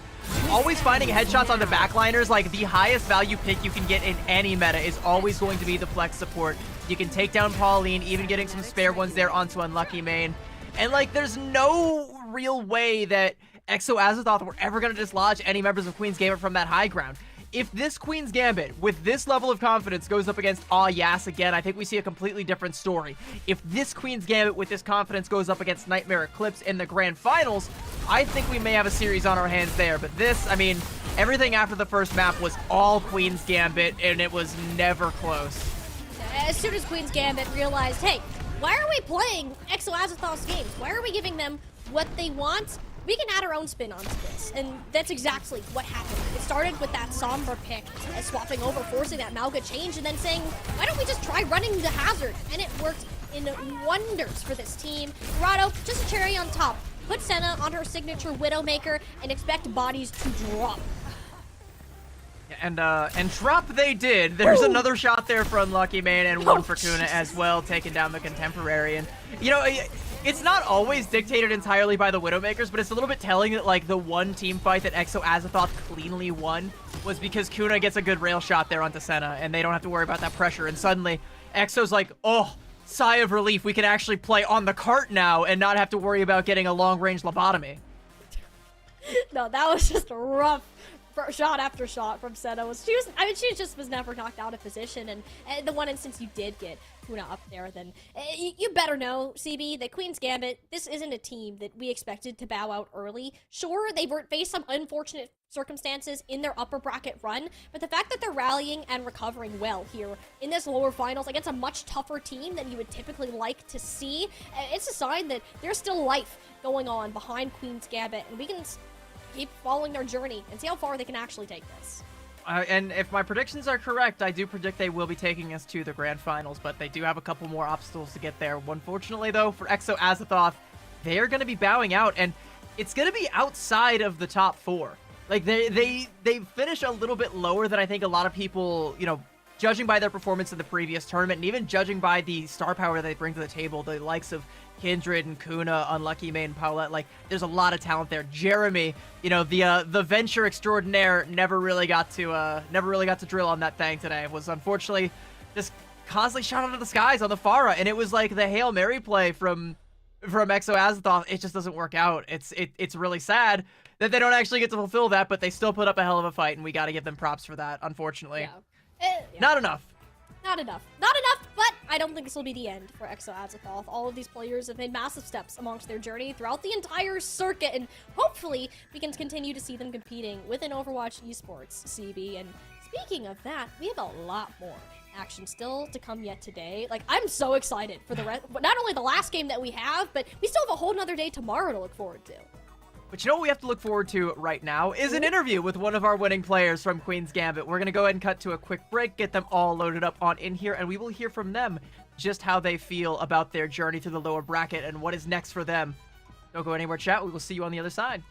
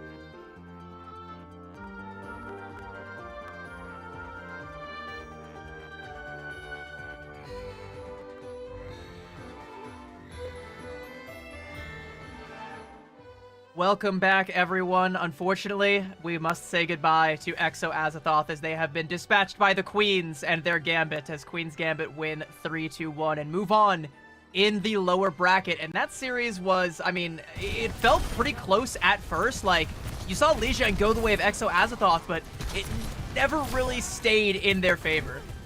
No.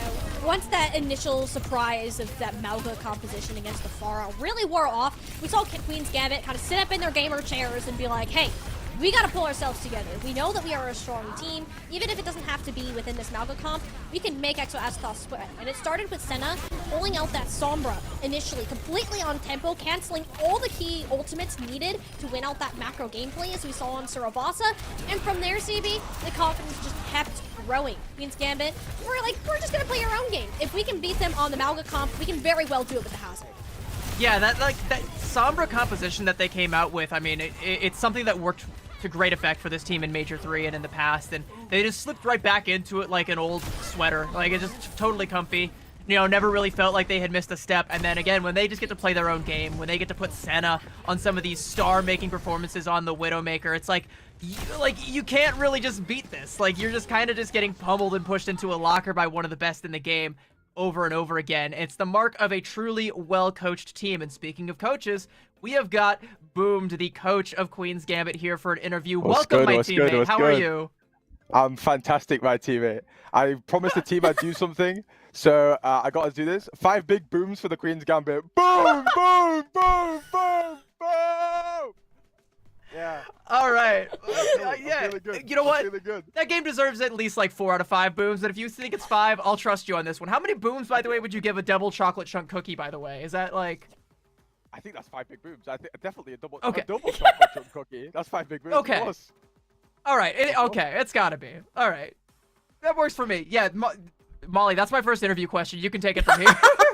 How many boobs is a double chocolate chip? Great interview question, CB. And I hey, really get to the heart of what the people want to know, all right? You know what the people want, all right? I am a real journalism, all right? You are. See, you got that. And I get to ask the slightly less cookie-related questions about this game because we know that Exo Azathoth in particular, they were going to play that Mauga comp. That wasn't really too much of a secret heading into today. And map 1, you started off on the Hazard and tried to mirror that Mauga. Didn't exactly go the way that it was planned. What was really kind of going through the communications between you and the players? What did you notice that kind of had to be switched up to make those adjustments moving forwards? So going into map 1, we were just nervous. We knew they were going to play Mauga, and we had like a warm up before it. So, like we had a little mix where we just made them play Mauga comp. It's just we've been playing into so much Haz, and we've scrimmed into like no Mauga, and we kind of had the same thing against OES, where they played the ball, and we just had no scrim like prep on it at all. So we just kind of didn't know what to do. And I think like with the Juno Brig stuff, we're kind of trying to hide some strats for later in the bracket. You know, we don't want to give teams data on our Kiri Lucio and stuff, and you know, trying to just play some mind games a little bit there. But yeah, I think they just didn't understand like Mauga's our comp, Senna's just the Sombra goat, the Demon Queen, and yeah, we just gapped them in the Mauga mirror, and then they just fought. For some reason, they forced Dorado. I don't know why they forced Dorado. Like you know, they play dive map into when they can't play Haz comp. It's kind of troll, but it's okay. Yeah, I was kind of scratching my head at that one because I was like, surely they go to like Havana to try and throw you guys off, or surely they go to like Havana spawn camp. I thought they were gonna like Havana spawn camp, like Mayfarah, just like hold the doors. Kindred's known for like her Rhine too. Like you could just come out with that. Like, I was at least on the same wavelength as like the coaches, so I'm right a little bit, but it was actually Exo that chose wrong. Yeah, I think Woods needs to get a little review on that one. I don't know. All right, well, let's talk a little bit about, you know, earlier on in this tournament. You guys had a bit of a rough day on day 1 going up against Ayas and falling. Courtesy of some internet problems, I believe Missin fell out. You know, you had to have Santix come in and you know, sub in for that flex DPS role, which is not necessarily something that's in Santix's wheelhouse, but you got to make do. How do you, like, bounce the team back from something like that? Because that's the kind of thing that can be really, like, mentally damaging. Just got to sit them down. Just got to sit them down, and like, because we were mad. We were really, really mad because we lost 2 maps to ping. We won the first map really easily when Chloe was on good ping, and then we put Kayla, like Santix, on flex DPS, and she's got a good Genji. She's got a good Tracer. Like she plays it in ranked and stuff, but she's obviously never had like scrim time on it. So we got decent value out of it. Pushed it map 5, but we just really mad because we knew we lost of our own mistakes on the Dorado. Like we lost by like 1.16 meters on Dorado or something ridiculously small, and we just entered the fight that we needed to win and just kind of sit them down, make them reset, make sure everybody knows like okay, because every single tourney we've gone out in the same round. We've gone out second round winners every single tourney. When we came third, we came second, and we made progress every tourney. We came second last time. There's only one, there's only one spot we can be in this tourney, in our opinion. And yeah, we just cracked on the mental. We just cracked on the mental, and it happens. But you just gotta lock in. You just gotta have the conversations, fix the problems, and then lock in. There is potential for an Aw Yes rematch still in the cards. So if that happens, what happens to your team? Like, how does that play out? 3-0. 3-0, really? All the shot 3-0 Aw Yes. Nice. I mean, 3-0. if Senna gets to play Widowmaker, I don't doubt it. Yeah, if we keep seeing performances like we have been from this team today, like especially after you guys started to play your own game at the tail end there, you kind of see the continued growth with that. And, that isn't to say that the matches ahead, this one was a difficult one that I'm sure you weren't quite expecting to have this early on. We're looking ahead where you'll be playing the winner of either Aw Yes or Fable. And then after that, you're looking into Valentine. I know you have very high expectations for this team, but is there a particular opponent that you're wanting to face that you're kind of looking out for going ahead? Nightmare Grand Finals. Like, the overall map score between us and Nightmare is 4-4. We 2-0'd them in Swiss, they 4-2'd us in Grand Finals. In terms of, like, previous competition, we're dead neutral. We lost, again, Grand Finals last major, 3 maps. Chloe's internet was just unplayable. We lost 3 maps out of that. We dragged 2 back. Bun got tilted, subbed herself out. Peace came in, closed out the game. And we don't really have that luxury, we can't swap people in and out. Don't really have the bank balance for that, but yeah, I think we just want to face Nightmare. Chloe's back on good internet. We're playing really well right now. Senna's back. She's been playing kind of inconsistently over the past couple of days. But yeah, that game against Azza, she just kind of, as soon as the pressure's on, Senna always turns up. I have complete trust in her. So yeah, Nightmare in the Grand Finals, and I think it's going to be a sweep until then. It sounds like if you guys do go up against Nightmare in the Grand Finals, let's even say that like Nightmare wins. There's this battle of like MVPs. I think it sounds like to you the MVP would actually be Chloe's ISP for playing for Nightmare. Yeah, like they've got the ISP on the payroll because every time it's these big games and it's like, hey, I'm on ping all of a sudden. Like, yeah, I think if we have like Chloe on good internet for one tournament, I don't think we drop a map. It's just I think every single map we've dropped in Calling All Heroes has been Chloe on bad internet. So. All right. Well, let's make sure that she's got like if you guys win this tournament, you could probably afford to get her some like fiber optic or something like get her back on like. We'll get her at the team house. Let's go. Let's go. Queen's Gambit team house. All right, I love it. That's what's on the docket for you guys. That is the goal, and I can't wait to see how you guys inch closer to that goal. Thank you very much for joining us for this interview. It's been lovely to have you. And anything else you want to say before we send you on your way? Shout out EXO, shout out Queen's Gambit, shout out my teammates. Use code triangles at victory.gg on any EXO Azathoth or Hypnos jersey for 5% off your order. And yeah, see you in Grand Finals.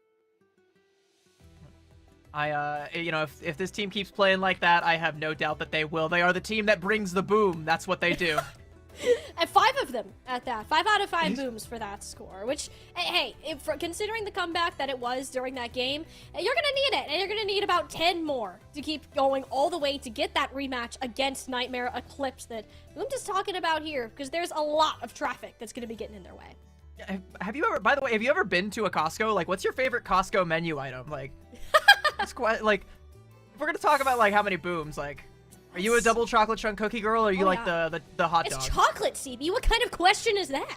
All right, that tracks. You know what? Chocolate. Like, for me, it's the chicken bake. That's all I'm gonna say. Okay, and you know what? That's solid too. I'd love to go ahead and get one, but I don't think I have that kind of time, unfortunately. We do also have to take a break, so we get a little bit of time. Not enough for me to get a chicken bake, which I'm really upset about. But we'll have our final series on the other side of this break. Don't go anywhere, chat. We'll see you in a little bit.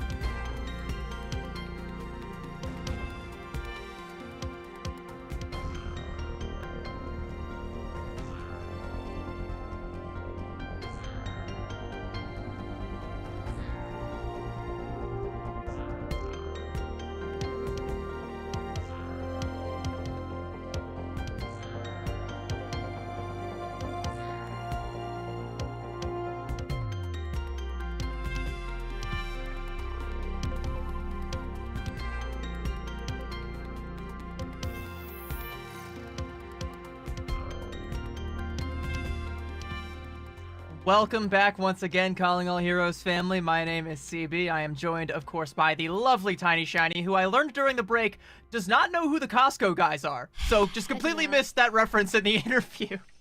No, I'm not, as you said yourself, CB, so it doesn't sound like I'm insulting. I'm not as chronically online as you, so no, I did not get that reference. But I am enjoy it for the chocolate chip. After the show, I'm going to send you a barrage of TikToks and just, like, alter your brain chemistry completely with just... I need to be educated. Yeah, educated is what we'll call it. Yeah, that's the word we can probably use. All right, maybe you don't know who the Costco guys are, but I do know that you know who these two teams are because we have another series on our hands. Let's have a quick look at where everything is on the bracket. We just watched EXO Azathoth dispatched by Queen's Gambit, and one of these two teams has a date with Queen's Gambit to make their way into that top 4 slot there, potentially make that run all the way to grand finals if they play their cards right. It's Yas versus Fable. First of all, wonderful team name by Yas. They've been around forever, but every time I say it, like, I just get so excited. Like, oh yeah, let's go. Okay, I might be copyrighted. Anyways, you thought last game was interesting with off meta? Oh, people, just you wait. If you haven't met Yas yet, you're gonna get to know them even better in this matchup today, because formerly a very one-trick ball Torbjorn team has now decided to, well, all play Wrecking Ball for starters, but also venture a little bit further away from that. Maybe play some of that meta, and it's a big reason for them making it this far in that championship bracket. I think the main reason, though, is that they understand the one core tenet of reality that everyone else has failed to grasp, and that is that ball is life. And they know ball. I'm not going to say Fable... Yeah, 100%. If there's any team that knows ball, it's this team right here. It's Yas. And they have quite the story throughout Calling All Heroes, but you can't talk about storied teams in Calling All Heroes without bringing up their opponents. Fable, headed up by Avery, their tank extraordinaire, and with Mickman and Minami as the DPS line.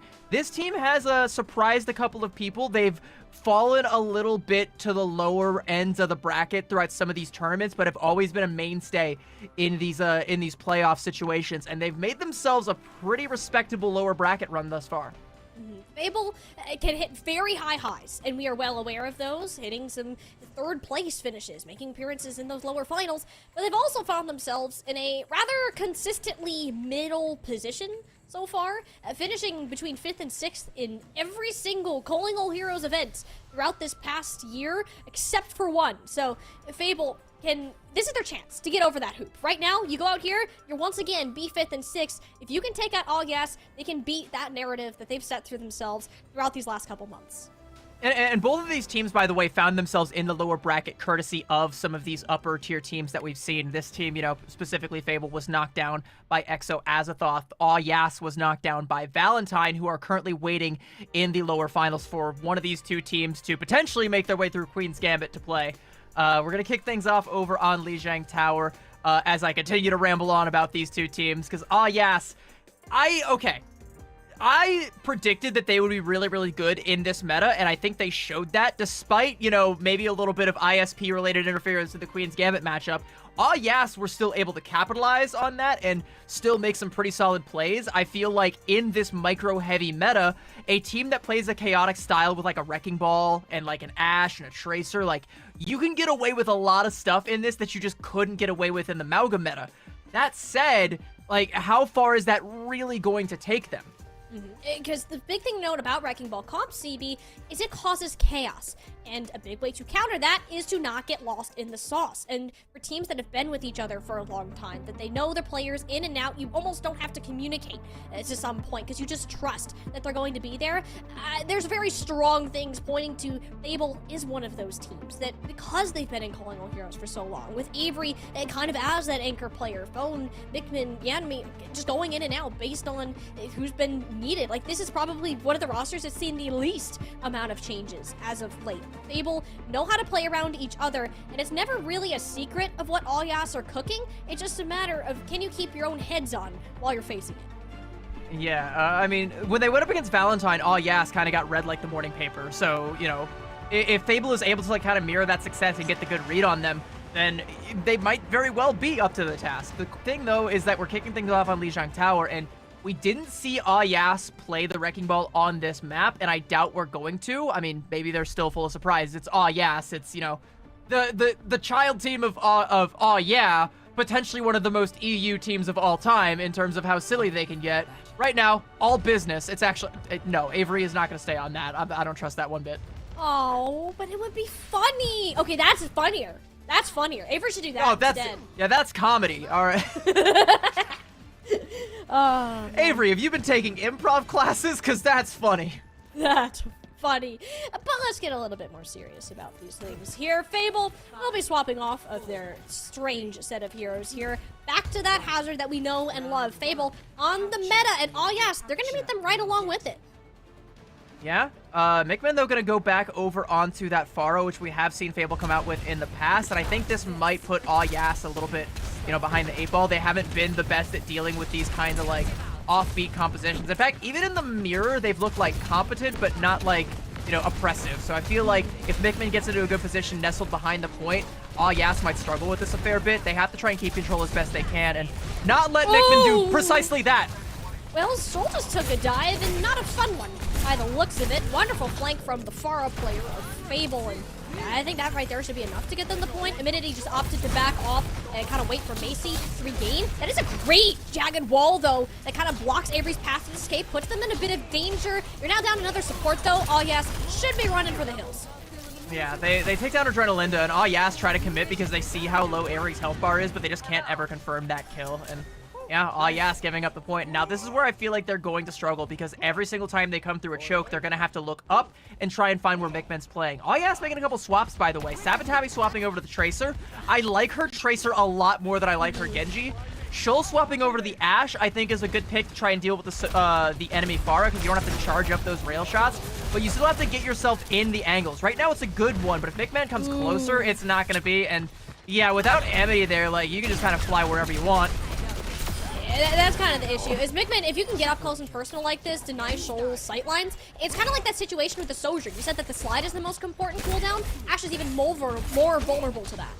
Yeah, like the coach gun just doesn't give you the same level of utility as the slide does. So like, you don't even really have to worry about baiting that out. You can kind of just go in and dunk on the enemy. Ashe is yeah, especially if she doesn't have any space to play. If there's no tank to try and negate you from taking that space. Yas kind of flipping the map here a little bit.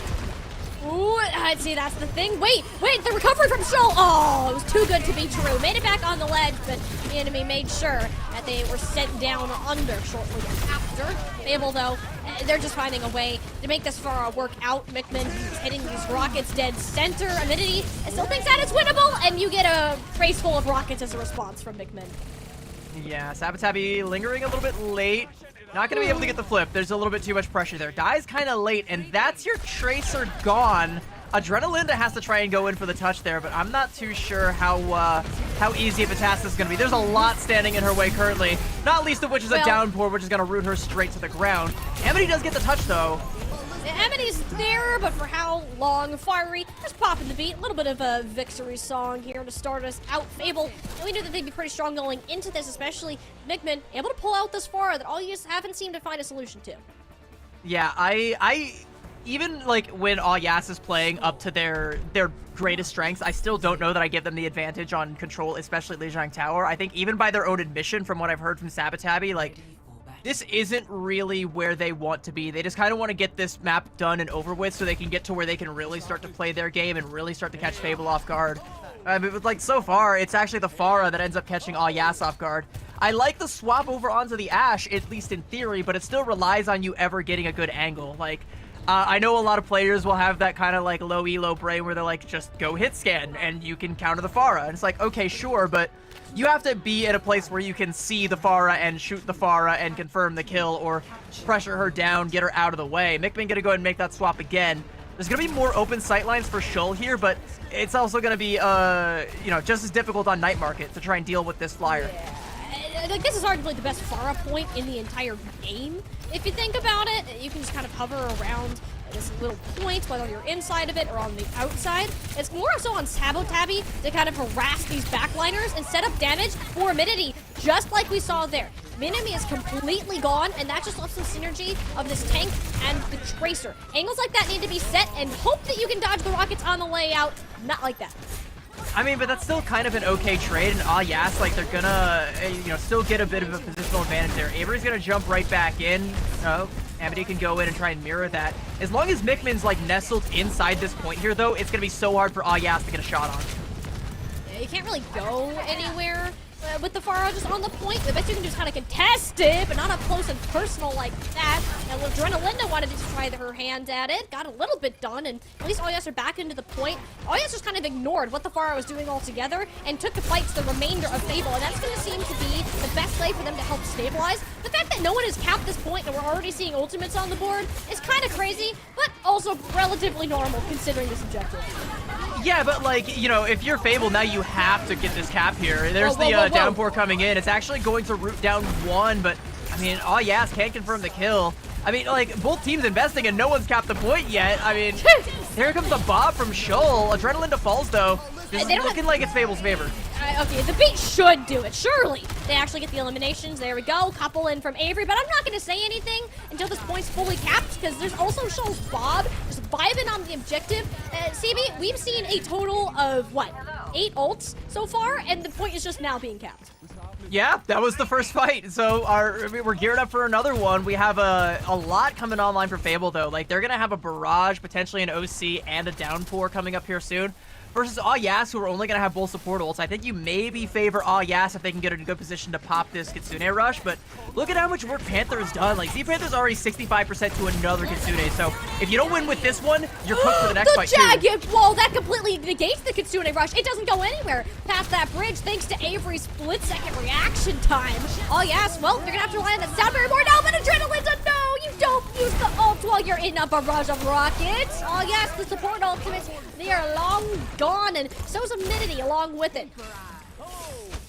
Sabotage gonna fall there as well, but that's only 40% for Fable, but they only use the barrage there, though. Like, that is value, and yes, like, they've completely lost anything resembling an ult advantage, so now you're relying on one of these DPS to try and find a pick out of thin air. Otherwise, you're just walking right into a potential Kitsune rush from Z-Panther or a downpour or anything else Fable really wants to do to you. They have full control right now. Oh, but that Coach Gun's out. The wall plays behind Shoal. She's in a heap of trouble. Big dive into the back, and look at Mickman on the way out. The fact that these Kitsune rushes are up a lot faster are very helpful to Fable, but if you don't have your Kiriko to help Avery sustain in the long run of those fights, that's where we can start to see this orange team make their mark on this objective. Yeah, Sabotage on the Tracer gets like the perfect pick, takes down Z-Panther after the Kitsune rush is popped, so, Fable still does get a fair bit of value on that, but they're so focused on trying to get all that value that no one's able to peel back and try and stop that kill from coming through, and then Sabotage gets another one there onto Avery to clean that one up, and now Yas are coming up on a respectable ult bank. They've got a downpour of their own, gonna have a pulse bomb. The Bob and the Kitsune rush are maybe one fight off each. And if you can try and parlay this into more and more capture percentage, there is a real chance of Yas winning this point. You're gonna have to take it slow, just because you're near one fight territory. If Fable were to get a cap back, I mean, you'll get a scramble touch, but even that, it's not gonna be great. So this downpour from Immunity's really gonna have to hit its mark here. Said it will be Immunity, drawing the blade first. Straight out, DPS for DPS. Not having that black line harassment, and that's not very ideal, especially since Z-Panther and Fiery can live without too much fear. The trades are relatively even. They're playing it safe. That's the go button. Sound barrier on the way. Health bar shot straight up, and Shoal shot straight down thanks to Kunai to the dome. Fable going to start to regroup. They're taking their time with these picks, catching Macy out of position. Sabotage now was returned. They can help Yas stabilize. That's kind of the problem, though, is like you said, they're taking their time with these picks. Adrenalinda actually almost gets another touch there. Sabotabi's also in position to go in with her. So, yes, despite conceding that point, Fable are not at full strength. Okay, no, you can't be losing Macy first in these fights. Panther with the pick of all time just put this into one fight territory. Yes cannot lose another person. They have to stay alive, and they have to try and get a pick. They're fighting into the spawns. Adrenalinda already has no HP. The sound barrier from yes, that's going to be long forgotten. Manami is playing the touch the spawn door challenge, let alone who's actually getting towards that objective. Macy is there with Immunity, but how long is that going to last? The Suzu making sure the barrage will land, and Fable take away Lijiang Tower right alongside it. So, okay, this is a little bit of like a mirage though, because I feel like Yas got away with a lot more in this exchange than they realistically should have. And even though Fable end up winning 2-0, I still kind of feel like Yas have stepped up from where they were yesterday against Valentine. Like I said, for them, they feel like control is kind of like a throwaway, especially Lijiang. They never really get a good opportunity to deal with Mickman's Pharah. That's okay. Now we just take it to maps where we don't have to worry so much about that, and we can start to play some of these other, like, offbeat styles that we're known for. Like, if they can get into a good, like, Wrecking Ball kind of angle, you know, couple that with, like, Sabatabi's Tracer, and suddenly we have an Yas that Fable really has to worry about. Unfortunately for Yas, though, Fable now has a map advantage because they just give up control. Yeah, it's really unfortunate when you just have to look at a map type and take it to the chin. With Yas being so comfortable on a very niche comp, it's hard to make work, especially when we're in a meta of a tank that's aggressive as Hazard is. Never really an answer for the Mickman Pharah, as we kind of said throughout this map as well. So Fable have been consistent, right? Nothing extremely extraordinary, but if they can continue to have performances like this where they're taking the initiative and kind of shutting down, not falling victim to whatever chaos Yas want to cause in the future, and then we can see them reach past those benchmarks that we're used to seeing. Yeah, and you know, I talked to Sabatabi from Yas, and her takeaway from the Valentine match was that lights were on a little bit too bright. They had a couple of ping issues. They were feeling a little bit of like pressure from being on stream against such a tough opponent that they just weren't playing up to what they know they were capable of. To me, at least, some of these fights they took, especially on Gardens, look like at least Sabatabi's feeling herself a little bit more. And one of the key problems that I kept seeing in that Valentine matchup was Macy dying first just about every single fight. That hasn't been the case this time. What was the case last time, though, was Numbani is their first pick. They pick this because they know they can play ball on it and everybody hates it. No one's scrimming Numbani. So they're like, all right, we'll scrim it, we'll play it, and we're also going to play ball on it. Good luck, babe. Literally, that's the message that OES are sending to everybody is, this is our map. Good luck trying to do anything on it. Avery can easily play this Hazard here. They can play the Winston. You can, whatever you want Fable to do, you have a bit more flexibility on that regard. Are they ready for this ball? I feel like we kind of cheesed you, chat. Just saying, oh, hey, it's gonna be fun. We're gonna get a Wrecking Ball Tracer. It's gonna be great. You got none of that Lijiang Tower. We welcome you to Numbani, where we promise we're not liars. We are delivering on that promise, or at least all you should be. I mean, like a double dupe from them, like, you know, gotcha. We're actually just gonna play the meta on Numbani. Aha, we've made fools of you. That'd be great if they're just trying to, like, prank the audience, but I think they actually, like, they have their sights set on getting a top 4 finish. Like, Sabatabi called that shot. She said, this is going to be a top 4 finish for Yas, and they are 1 win away from getting it. And if they are able to do so, then, like, here we go. This is the one. Why, like, I see no reason why they would throw it away. I fully expect Konata to come out and play the Wrecking Ball for the tank. Amity's going to go ahead and take it back over onto the bench, and we're probably going to see some weird hero picks. Again, probably Shull on the Ashe. Sabatabi hopefully going to also pick up the Tracer, and we'll see what becomes of that. Hopefully this time around the lights are not on too bright, or if they are, you know, Yas brought their shades. Yeah, this is also kind of, if Yas can't win this map, or they can't make that strong performance, I do fear for their future in the rest of this series, because this is the Yas map. If you cannot win your own map on your own comp, what else do you have to kind of chuck at Fable and just hope that it sticks? Fable, again, queens of consistency from what we've seen previously, and if they can manage to not get caught off guard by this, then Yas will have to do some serious thinking going on ahead if you really want to be that much of a fortune teller. But for now, we're going to focus on the present. Yas Fable facing off on a map that nobody picks, and for good reason. And in this case, it works very well to our good old attackers' advantage. I do want to answer one of your questions, though. Take it back to the future. First of all, chat, look, bugs. We love bugs. Sorry. I got a little bit distracted. It happens. So okay, so there's the Wrecking Ball, there's the Ashe, there's everything I projected coming out from Yas. One thing I do want to say though is that, like, if they lose this map, I think the entire escort map pool also facilitates the Wrecking Ball really, really well. I will double down on my Havana prediction, by the way, if they lose this one and take us to escort. Push and Clash though, I think are going to be kind of rough for them, so you know that's something they're also going to have to deal with, and that's going to be where it kind of plays to Fable's advantage. Fable is currently flashing the Diva, which I have seen a fair bit of on Numbani. You you want those boosters to be able to quickly engage and disengage from the high grounds. But against this ball composition, we'll see. I kind of feel like, you know, Z Panther is going to have a tough time dealing with this. It's not going to be the most fun, but at least you have Fiery on the brig to hopefully help just whip shot Kanata or Sabotabi away. It's just a lot of pressure from a lot of angles. And we know that August will be very well coordinated when it comes to these pile drives and just playing off the overall disruption of Kanata. They didn't have time to scrim. Normally August doesn't scrim before these tournaments, but they have this time, so you're even better prepared than usual. It's going to be kind of the slow burn of disruption, Kanata scouting out what's happening, and it's good old Mickman to get out, caught out first. That's traded out for Shull, though, so there's a lot of that high ground pressure that's been taken off the field. That pickoff there onto Fiery, though, is going to slow down Fable's push, I believe, unless they can trade that out for Macy. But, I mean, if you're Fable, like, you can't really engage without both your supports online. Oh, Kanata, the bio nade almost did her in. They want to retreat to the Mega Health Pack. Kind of under the point there. Make sure they're alive, but can't say the same for me. Kanata has so much uptime in these fights. That's how sustainable Wrecking Ball is. You're out 1 second, you're back in playing both ones next.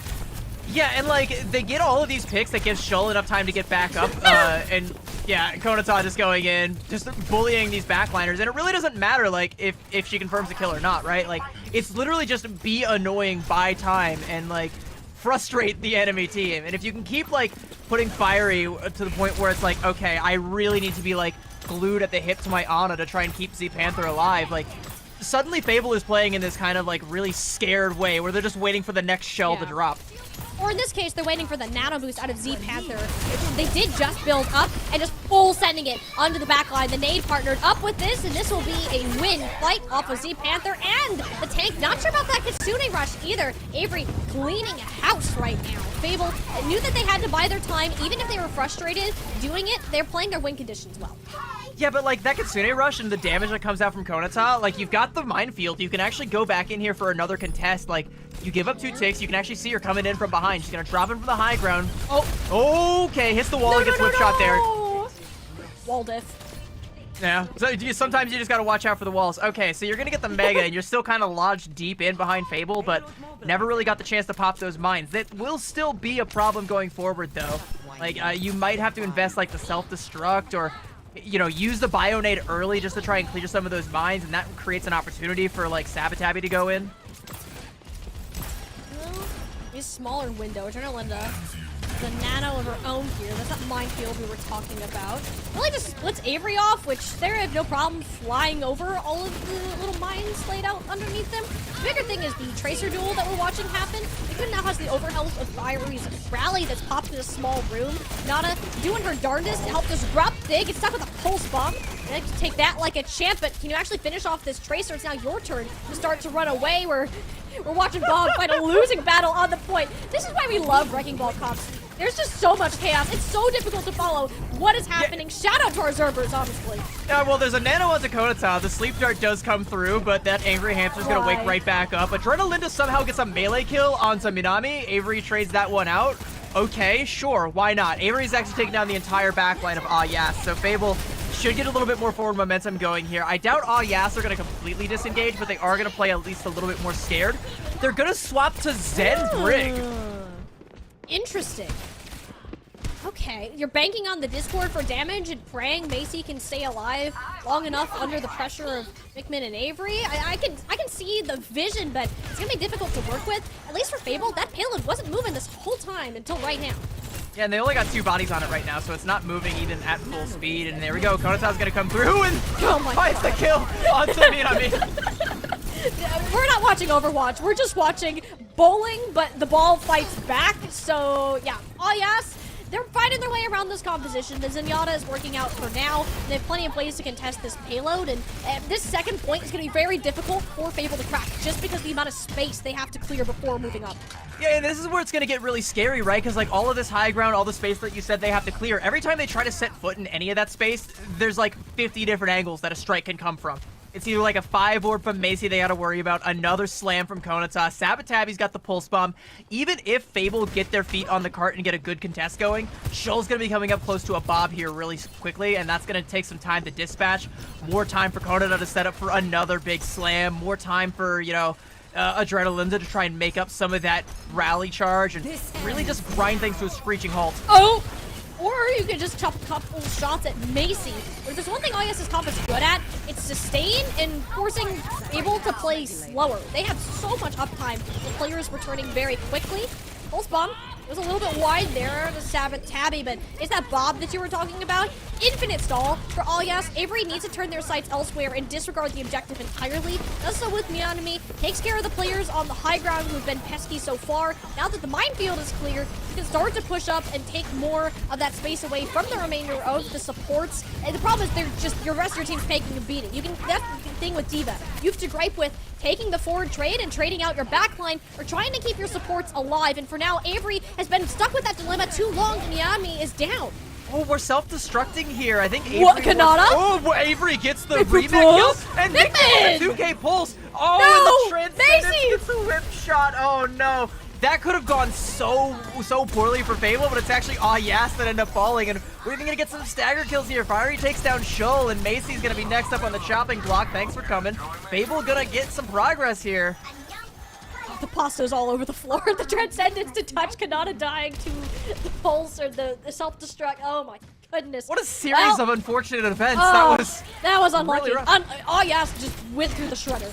I thought for sure, though, that, like, you don't use the self-destruct here because, like, there wasn't enough members of Fable still alive to even care about the remake. It would have just, like, wasted more time on the attack. You only have a minute and a half despite the cap. Maybe you do get a full cap here, but this rally's going to slow it down. The Nano, who's the Nano on to? It was actually on a Mickman of all players. Goes for the Zen in the back, but no, Macy hangs on by the skin of her teeth. Adrenalinta there to cover, and goodbye. Mickman sent it to the next dimension, and this is not looking great for Fable right now. So little time, and their spawns are right there. Yeah, and they're going to have a minefield. Sabatabi's going to have a pulse bomb, and, I mean, you don't really have the Transcendence or the Bob to really grind things to a screeching halt. You just kind of need to avoid getting picked off by Shoal or, you know, getting, like, sectioned off or caught off guard by Sabatabi, and you definitely can't be like losing anybody to the mines, but Konata wants to drop a carpet bomb right now. Oh my gosh, Kanata going back in. She's just dominating these small rooms. The squishes of Fable are constantly have their heads on a swivel, feeling for the life, not only because Kanata, but Sabatabi drops a beautiful pulse bomb on a Z-Panther. The sustain is gone. Fable has to try to form some sort of rear, but they can get out through those rooms, but you don't have the speed. Will win this race every single day of the week, and Fable are hanging on for dear life, popping the rally. Fury knows how important it is for them to stay up. Yeah, but, like, that's a rally just to, like, stabilize, like, right? Like, you're not gonna get any cart progress out of this. All you're doing is keeping people alive, which, like, sure, it means you take less time to regroup, but it also means that, like, all of the ults that Yas are coming up against, the Transcendence, the Bob, they can slow this down. You're gonna get this into OT, but are you gonna be able to make this one stick? Can you stick the landing, get the cart all the way? That I know. Monami sees the Bob, got a little scared and dropped it almost instantly. This Bob on cart, a thorn in the side, and a killing one for Fiery. Yes, they have the upper hand here. That self-destruct not getting nearly as much value as it did last time. And Macy, disgusting volley. Go ahead and close this out. This is Yas's map, and we know it. That was a cowboy jump scare there. Macy was like, oh my god. Like, didn't even realize what she had done and, like, popped the Transcendence because she thought she was going to get flashed anyway. No, you did good. You did enough, Macy, all right? You confirmed the kill. And, yeah, they're going to stop the cap completely. But still a win condition for Fable. Like, this is where we see a lot of carts on Nimbani stall out. So it's still kind of fine. You would have liked to get the cart a little bit farther so, you know, you have a little bit more of a spawn advantage when it starts to get into that, like, midnight hour kind of thing. But this is like night and day from what we saw from Yas versus Fable yesterday, right? Like, this is the Yas that was promised. This is them utilizing their composition to disrupt, cause chaos, sow the seeds of discontent amongst the backline of Fable, and really, like, slow the pace down to where they can get away with all of this crazy nonsense, right? Like, the Zen Brig backline, the Wrecking Ball, Konata getting away with just about everything, forcing Avery to use self-destructs, and somehow it works out, sure, why not? It's Yas, like, you're casting an Yas game. You're gonna have a good time. Oh my gosh, but if we stay on Kanata's POV for too much longer, honestly, like, I'm borderline getting motion sick watching this racquetball player just tear Yo, it chat, up you got right your now. Dramamine Oh on my deck? goodness. Let's if you got it, Literally. let's pop it right now. We're gonna need it, unless we're playing Reinhardt, which, hey, I'm here for this too, but Kanata, we're being too silly. Too much of the silly. Bring back the hammy. There we go. So I'm curious what we're gonna see Shoal swap over to. I know she played the Widow and tried to go for an opening pick and bonked her head on the head hitbox before. This time going under the sign and, all right, a little bit of SMG shots onto the D.Va. I think she probably swaps over onto either the Ashe or potentially... Yeah, there we go. There's the Ashe. So they're just going to try and coach gun to the high ground and try and contest that. I think the problem, though, is they have to try and make sure that Avery's preoccupied before she can get into a good spot.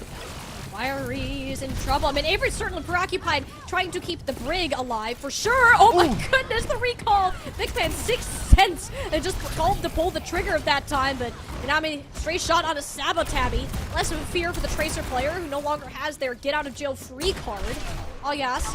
Almost had kind of completely caught Fable off guard there, but more respect and time to restabilize is key. Minami almost got caught off guard there by Shoal, and like, so killing the Tracer there is enough to at least stop the push, but it's not enough to really slow Yas down, because Sabotabby's already back and going in on a dive with Konata onto this backline. They've at least scared the Fable backline off for now, and you can see Nickman like on the chase, but we already have like this comp back at full strength, and whoop, Konata's got the angle to get back out to the team.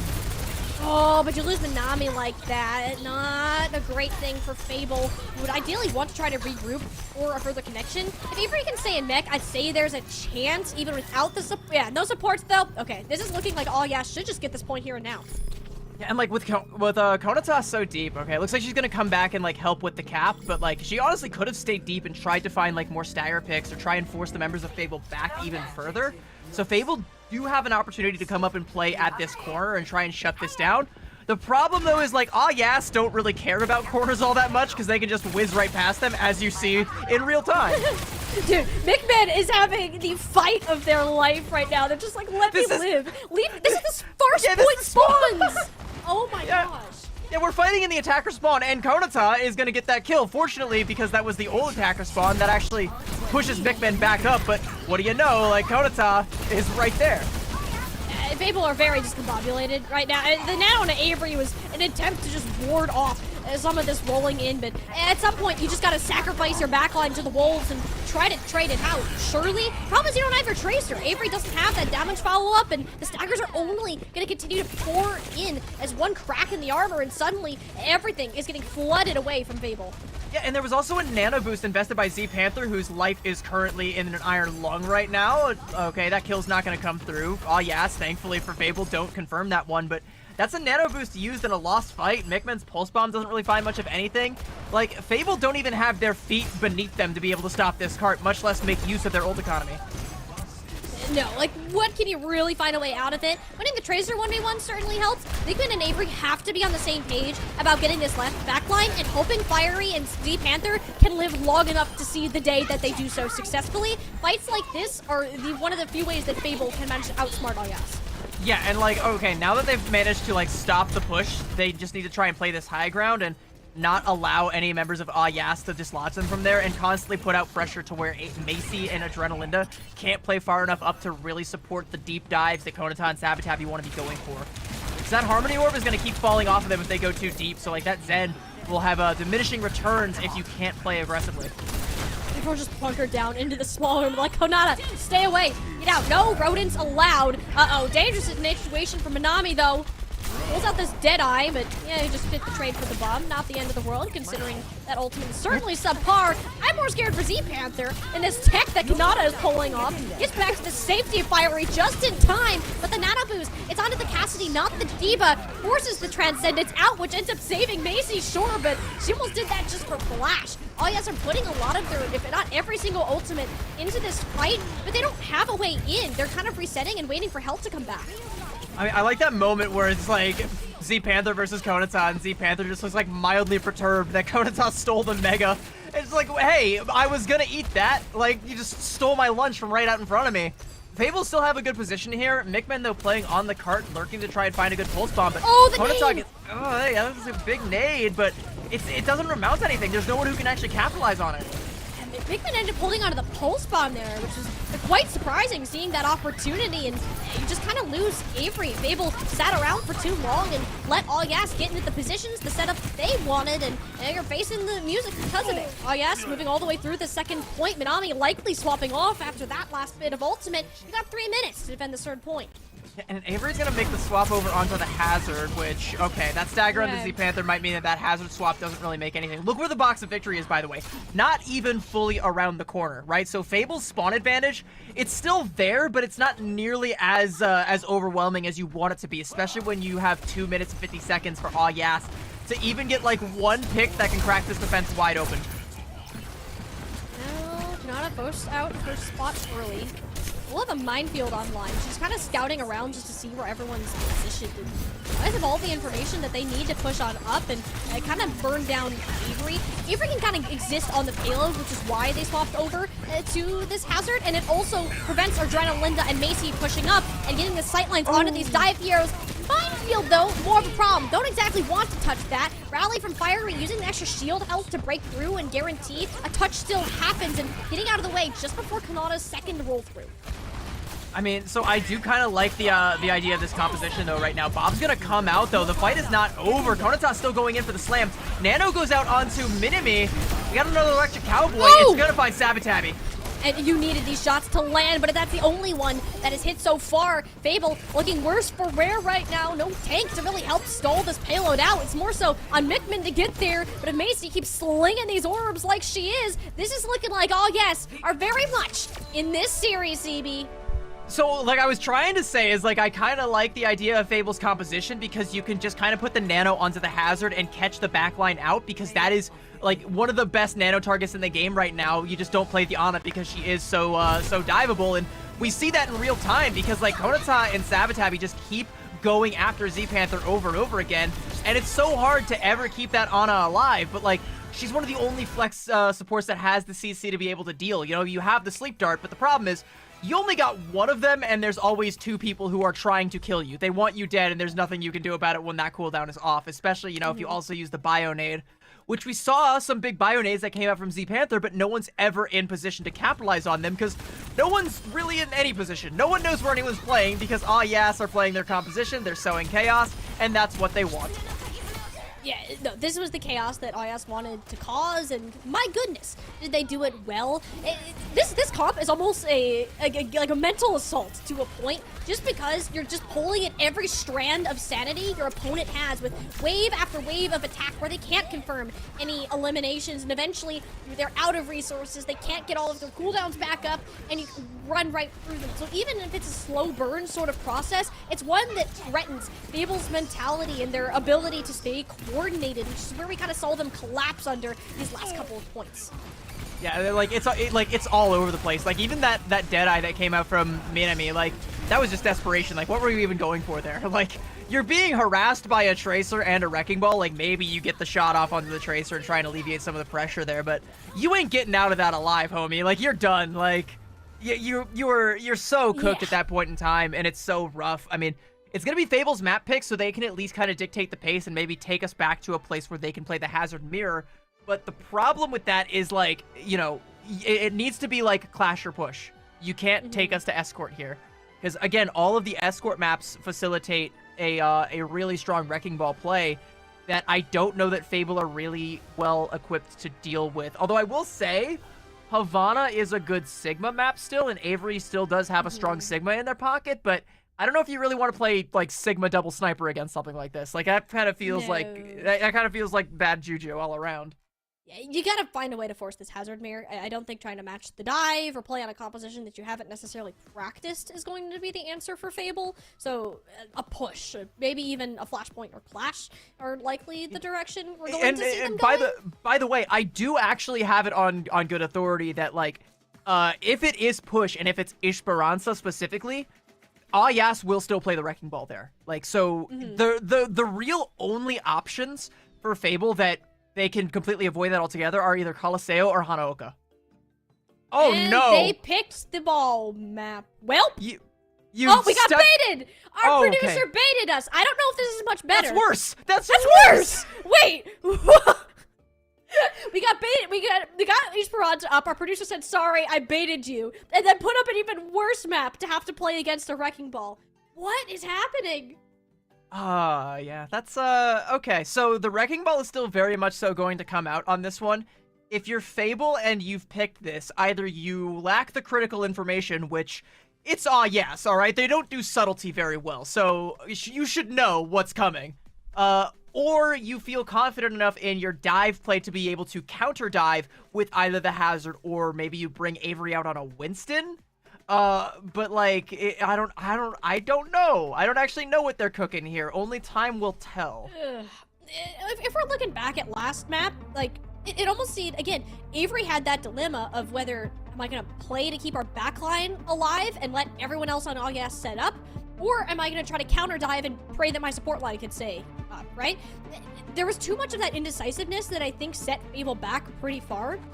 And it's not an impossible thing to fix. You just need to make that decision as a team of you're just gonna use your supports as bait and they're not gonna have a fun time, and have confidence in your DPS and tank to output that amount of damage to get those eliminations that are wired. Avery does have a strong Diva and a Winston. You could still play the Hazard here if you really wanted to, but I think it needs to come down to that decision of what you're going to have your tank do to actually give Fable a fighting chance at this. That is the classic dive dilemma, and it's one that, like, I think a lot of teams are out of practice on, because it's been a while since we had a proper dive meta in Overwatch. Like, you think, like, before this, it was Mauga, before that it was Orisa, before that it was a Mauga again. I lost all memory because it's been so much rush meta over and over again that it's all kind of blurring together, but I think there was Ramatra in there somewhere. Who's to say? There was definitely a lot of Mauga and Orisa, like, trading positions now. But now that you're in a position where it's like, okay, Hazard's kind of divey, and we're back in, like, we have to have the better micro, and yes, we're like, oh, we can eat with this one. We can just play the Wrecking Ball dive, and no one else is going to be prepared for it. Or sure, why not? Play Mauga. Yeah, okay. Attack response, I guess. Or maybe they don't come out with that. It's Konata. I doubt you try to take the Mauga mirror here. But, like, no one's really used to having to make that call of, like, do I continue to commit to this and take down the enemy backline, or do I peel back from my own backline? That's also not one that you really have to make in the Hazard dive as well, because you're playing Kiriko Lucio. They should be able to live just fine on their own. They should have, like, you know, sojourns on off angles or traces that they can teleport to safety to. Like, you shouldn't have to worry about that at all, but, you know, against the Wrecking Ball, you kind of do.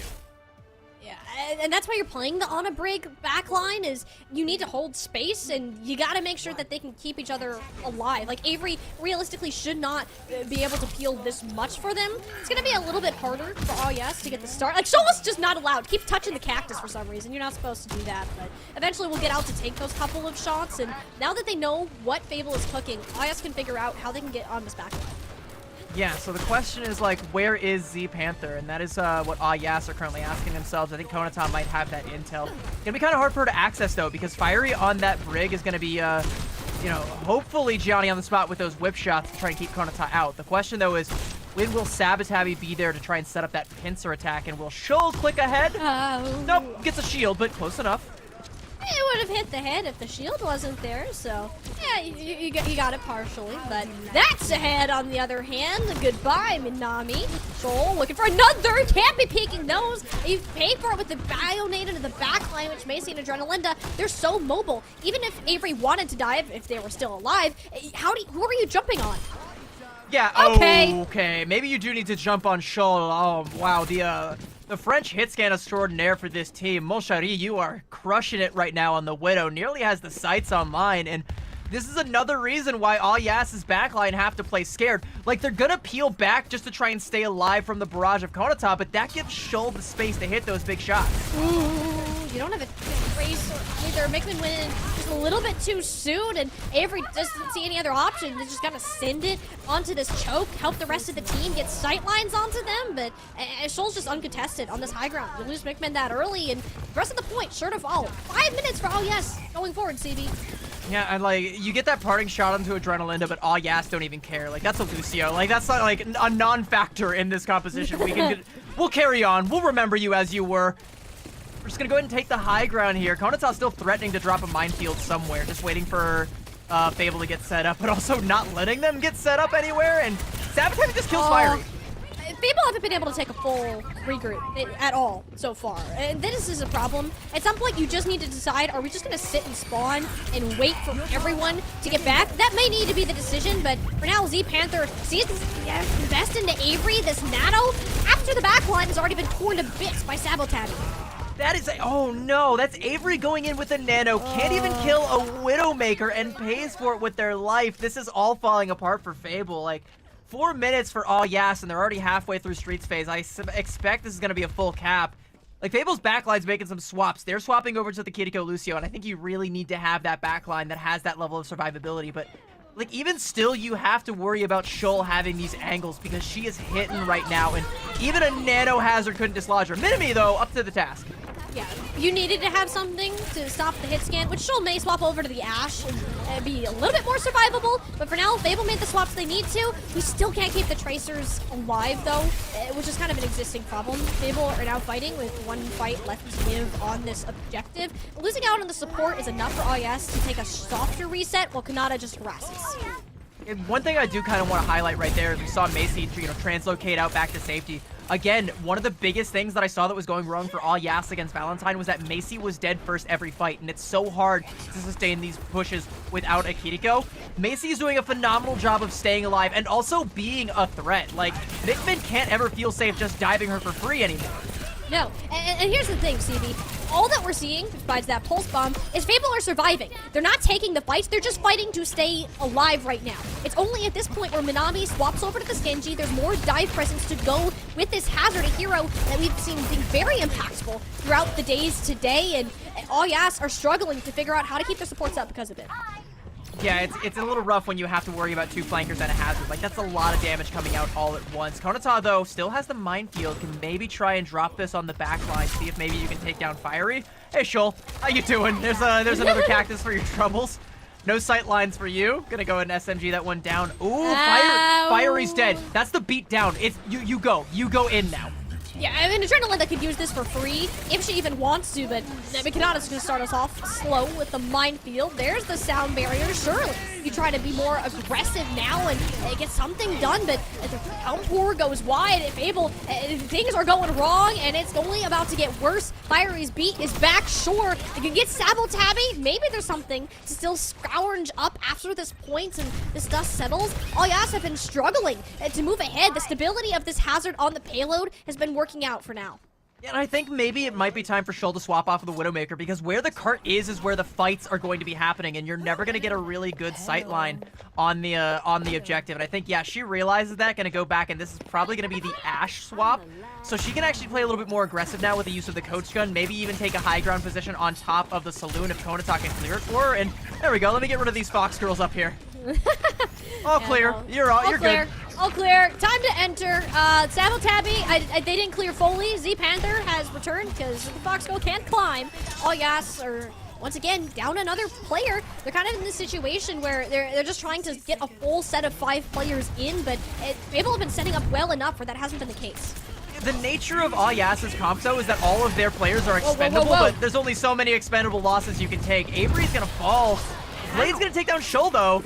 I mean, that's a fair trade, though. If you're all Yas, you can definitely go off this. You take a dead Hazard over a dead Ashe any day of the week, and that big issue of not being able to contest that payload well has suddenly been solved. Mickman popping out the foul, and Kanata lives on a sliver of HP. No tank to protect you now, Yas. Konata's still gonna get out, though. Still able to live. All Yas have some ults here. Like, you know, they have lost a lot of their time bank, but if they can bait Fable into a low ground fight and then pop Macy's Kitsune Rush, there is a good chance that Sabotabby can put in some good work with this pulse bomb. Also just with the pulse pistols, but you need to find a pick, and you need to find it now before Panther can mirror. Another minefield of Kanata. They're churning these out so quickly, but you have to get these eliminations. And Sabotabby off to a good start for all Yes. We'll have to take that trade and run with it. So you're not going to have that pulse bomb for a minute. Send the Kitsune Rush. Blue lane laid out. Fable.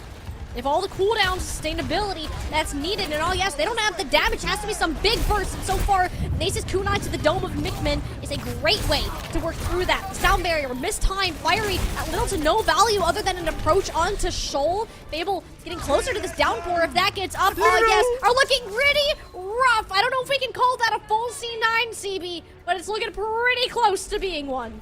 That was, I mean, that was pretty close. I think there was still, like, the potential to contest. Sabatabi's recall got forced out, so she wasn't able to get back in time. Had there been a touch, though, Adrenalinda had the beat. You could have kept that one going and maybe even capped it outright for all yes, because the coffers for Fable were completely bled dry with that fight, though. I mean, Fable, they're able to scratch and claw and just keep themselves in the fight, and they've set themselves up for a pretty decent win condition. I kind of like their chances now. Like, yeah.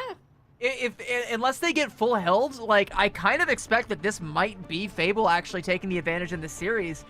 Just barely, though, because that was a razor's edge kind of fight where, again, like, a nanosecond of touch coming out from Yas could have been the difference between Adrenalinda popping that beat and keeping the fight going and things going the way they actually did. It wasn't pretty at all, but Fable made it work, and a big turning point for them was Minami swapping to that Genji. You're no longer a massive dive target. You can output more consistent damage and help Avery dive. You're not just sitting there waiting for Ayas to come to you. You're going to them and preventing that setup ahead of time. And that change of pace really helped Fable kind of get their boots together for that 5-minute hold. Slick moves, Avery. Gonna swap back over to, swapping over to the Hazard. So, okay, so Minami on the Hanzo is just going to try and scan these train cars to make sure there's no spawn hold. I wouldn't put it past them to, or wouldn't put it past Ayas to try and play for a spawn hold here. The question, though, is like, okay, Fable understands that this dive composition has worked out for them, but from what angles is Konata going to be coming in and attacking from? It looks like directly above them, at least to start off with. Vertically. The challenge of does my team look up? The Suzu's already forced, but Minami, big burst of damage that she was not expecting whatsoever. Fable, I've been able to work with that for now, but no, they're just going to kind of opt to wait and see. Mikaman is barely alive. What am I watching right now? That was, okay, Fiery is lucky to be alive right now. That boop from Gonata, I thought nearly sent the Lucio careening off the cliff, but the wall ride comes through clutch. Fable are still at full strength, but not making a whole lot of progress right now, and playing at least a little bit scared. It's like watching Kanata swing around. It's like I'm being hypnotized just to watch, like, ooh, where are we going next? We're gonna go this way. Oh, I have 500 health. And yeah, there's just so much sustainability around this first point. If people can get the payload a little bit past this gas station, I'd say there's a much better shot of moving up, because you can contest the high ground like that. Adrenalinda is down. Not the end of the world for all yes, probably the least important component of your composition for the time being, and you have plenty of room to stabilize out. Yeah, you know, again, a lot of these members of the Yas roster are expendable, but too many expendable losses and suddenly it becomes a problem. That's a great TP there from Macy, once again, able to stay alive, but Fable are knocking on the door of this first point cap. Yas have to go back in. Yeah, they'll have to, but they're going to be met with the Kitsune Rush. The Panther built one up very early to support ultimates for Fable. I don't know if that's communicated super well using both at the same time, but you take what you can get and can overwhelm the sustainability of all yes as a result. No Macy, no healing realistically for the defending team as of now. Avery happy to throw up a wall behind the back of Shoal, help clear these mines out of the way. The only thing that's really stopping is full capture. Yeah, I mean, it should be a capture, though, but, like, it's not clean. Konata's still around. There's not enough damage to really get River. There we go. There's a nice jagged wall, and there's the follow-up. There's the sauce.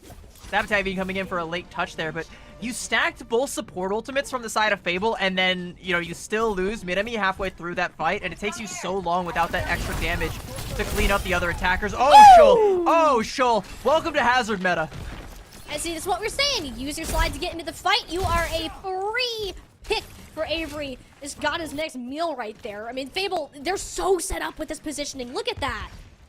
Yeah, like, Yas are playing, like, literally at the, checkpoint door there. There's Macy dead again, and that's the problem that I keep highlighting from Yas. When they start to go down, when they start to lose this Kiriko over and over again, especially when she's holding on to the Kitsune Rush, it like, completely guts the composition, right? Because, like, you can't really be playing on these off angles. Adrenalinda ends up being kind of alone. Shoal's also kind of alone. You don't have the Suzu to bail her out, so everything kind of falls apart if Macy keeps dying.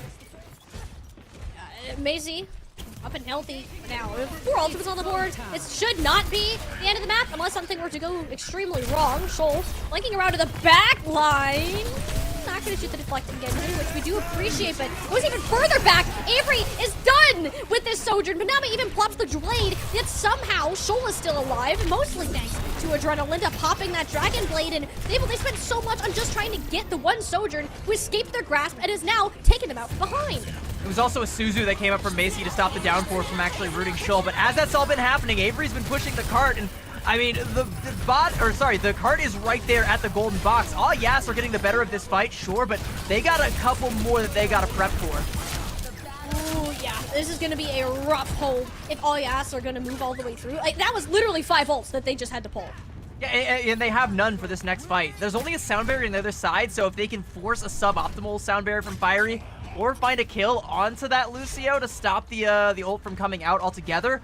Oh, Sabotabi's dead. Okay, I think Fiery is completely safe. So if you're all Yas, you have to just weather the storm now. Yo, don't send Disruptor's shot. Like, they don't even need the sound barrier. If Avery is gonna keep finding pickoffs like that, their hazard is extremely strong, and if all Yes are not respecting that distance, then it's not gonna take much to just make this team crumble beneath them. Fable, we doubted them in this map pick, CB, but they proved us wrong, moving up to match point.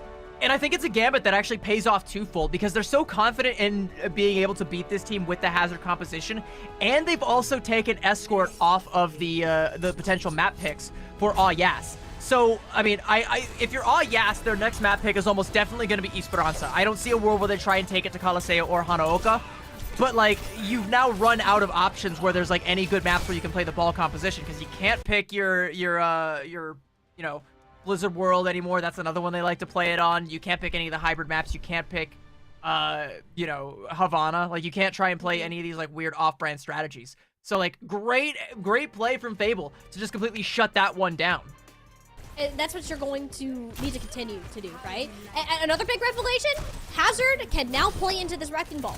Even if Ayas were able to pull this out again, Fable found a way to really make sure that Macy was not playing the game or just getting a random pickoff onto Sabotabi here and there. If they can continue to do that, that's where Ayas have kind of crumbled before. If they can't keep their Kiriko online, then there's just no chance of them taking a full fight.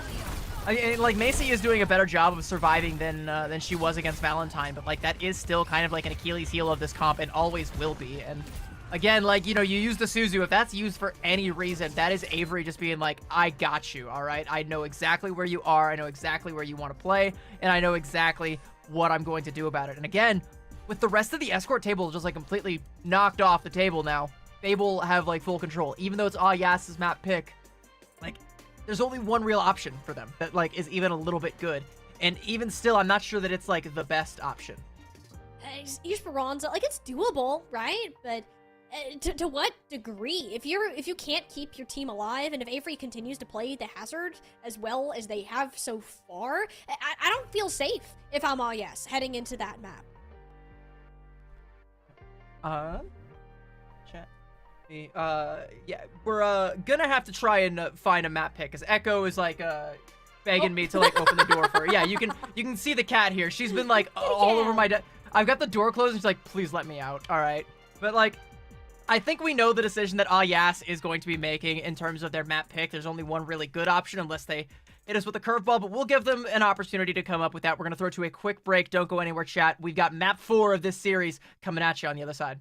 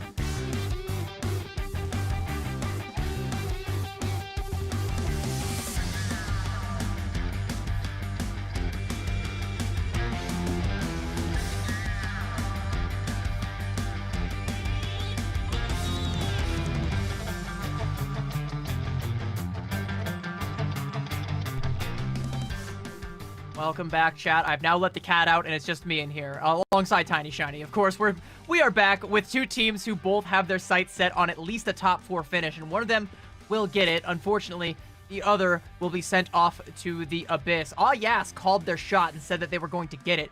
This, though, is not the shot that I expected them to take. Colosseo. I mean, I guess they just want casters to be wrong today, or, you know, you can throw a curveball to the curveball and it makes a full circle and maybe something cool happens. I've been wrong so many times. I will be confidently wrong, and it's totally nothing new to me. You can't hurt me. But surely you don't play ball on this map, do you? You probably could. I mean, Esperanza would have been a lot better for that, but like, it's not out of the question on Colosseo. I think there are still a lot of questions. Like, you know, maybe they do try and take the Hazard Mirror.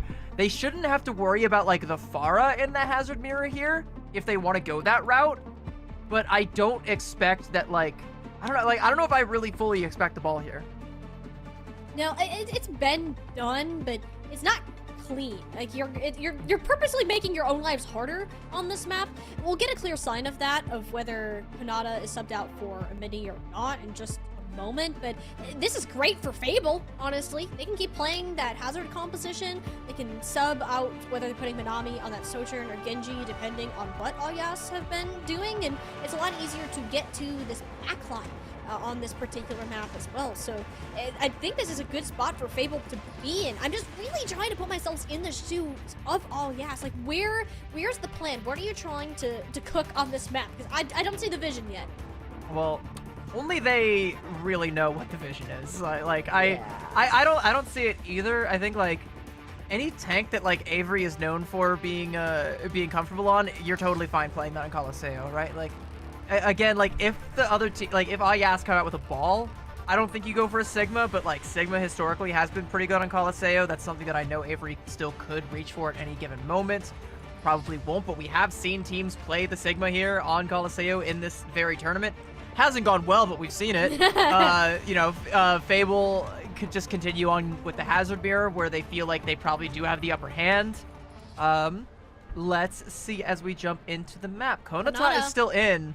So they probably are going to try and play the Wrecking Ball here, which, again, like, if that's the route they were going to go, I fear that Colosseo might not be the better pick between that and Esperanza, unless something changed in scrims recently for this team. There was actually a team in the LCQ that did this exact same thing, CB. Granted, Boss Genesis also pulled out a Pharmacy Zen, so... Yeah, I wouldn't take any, like, usable data from that particular game, to be honest with you. Like, that was very much like one team trolling, so whereas like, although it doesn't look like it for yes, this is serious business, all right? There is no trolling going on right now. This is their life or death in this tournament. And okay, I think the reason that they want to play Colosseo is for the Zenyatta sightlines. They want to go with the Zen Brig backline rather than trying to rely on the Kiriko Lucio like they were before.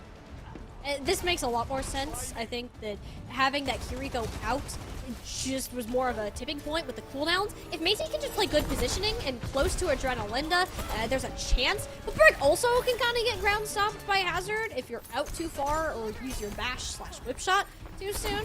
Alyas are going to have a hard time maintaining space. That's for certain, and Fable plan to use that to their advantage. Just because of the nature of push, just every little meter is going to count. Yeah, and like Alyas is playing really far back, but like that's totally fine for them because they're just waiting for Fable to be like baited in. Minimi's going to go in deep and try and take down Shul. Yeah, but like the Harmony Orb is there, and they can't actually confirm the kill, so like now we're just kind of stuck. Yeah, Minimi gonna fall courtesy of Macy, and that pick should mean Alyas gets some momentum under themselves if they can find just maybe one more to fully dislodge Fable. Like, they are cooking. It seemed like Minami was almost waiting for Avery to jump back into the fight, but got preoccupied by Kanata's Wrecking Ball rolling in and could never actually get to the Genji player after we saw that wall come up. So this is an even trade as of now. Alyas will be regrouping slight bit later because Zenyatta is pretty slow in comparison to every other hero on the lineup. But this is also where Alyas wanted to fight, where they can put Shul on this bridge. Yeah, and like when Macy comes back, like she's gonna be up on the high ground, which is where you want your Zen anyway. There's a kill onto Mickman, so I mean, like Macy's still gonna be like, you know, have to worry about Avery going in for a dive, but without Mickman there, like you don't have to worry about like the lob, just the drill. You do kind of have to worry about this flanking Genji. And there we go. There's Avery. Yeah, Minimi a little bit late to the party. I'm going to be a little bit late, but the objective has already been claimed anyway, so it's a-okay for now. Fable just looks so secure. They look calm, cool, and collected, and that's the best look that you can give in the face of a hamster. I mean, at least a little bit calm, cool, and collected. I mean, Z-Panther almost falls there. Minimi might actually fall. The deflect is gone. There's a... Oh, okay, that's a Tracer, not a Genji, but we still slammed the flanker. And, you know, despite Fable seemingly winning the fight, they haven't got all that much bot progress over the last, like, 3 minutes or so. Oh, but look at the downpour. Avery pays for it with their life, and that is far from ideal if you are a Fable. After not having the sound barrier to recover either, it's just best if Yes, let them get the bot back a little bit, and Fable can regroup more in this Coliseum where this comp will fight better. Minimi is, like, really deep still. Okay. Heck? Taken care of, but like that buys Fable a fair bit of time because like no one was contesting the bot. It hasn't even gotten back to the center there, and Fable is essentially entirely back at full strength. So I doubt Yas is gonna get all that much bot progress here. They're gonna need to go for like an aggressive play to try and boop some of the members of Fable off the high ground and catch them off guard with a minefield. Yeah, but this is also, like, Fable don't benefit all that much from having the high ground. It's more so on the side of the Coliseum, if you can get these angles. Mikman already finding that pulse bomb stick onto Shoal. And granted, it replaced by the life of a Bob temporarily. Not a problem to kite out. This Dragon Blade, on the other hand, more of a concern. This is where Macy gets the first actual useful transcendence so far, not just to survive, a self-destructed. Fable can kind of use that as a re-engage. They're tempering their ultimates very well. It's just a sign of a team that knows how to play around this Tracer and around these longer fights. Mikman and Avery are back up the cleanup once the cooldowns have returned, and Mikman is dominating on this Tracer. Yeah, but like this fight, like the aggression, Fable can only sustain it for so long. Z-Panther died early on in that fight, still isn't back. Avery just kind of locked in a closet right now, and okay, now we've actually got our supports.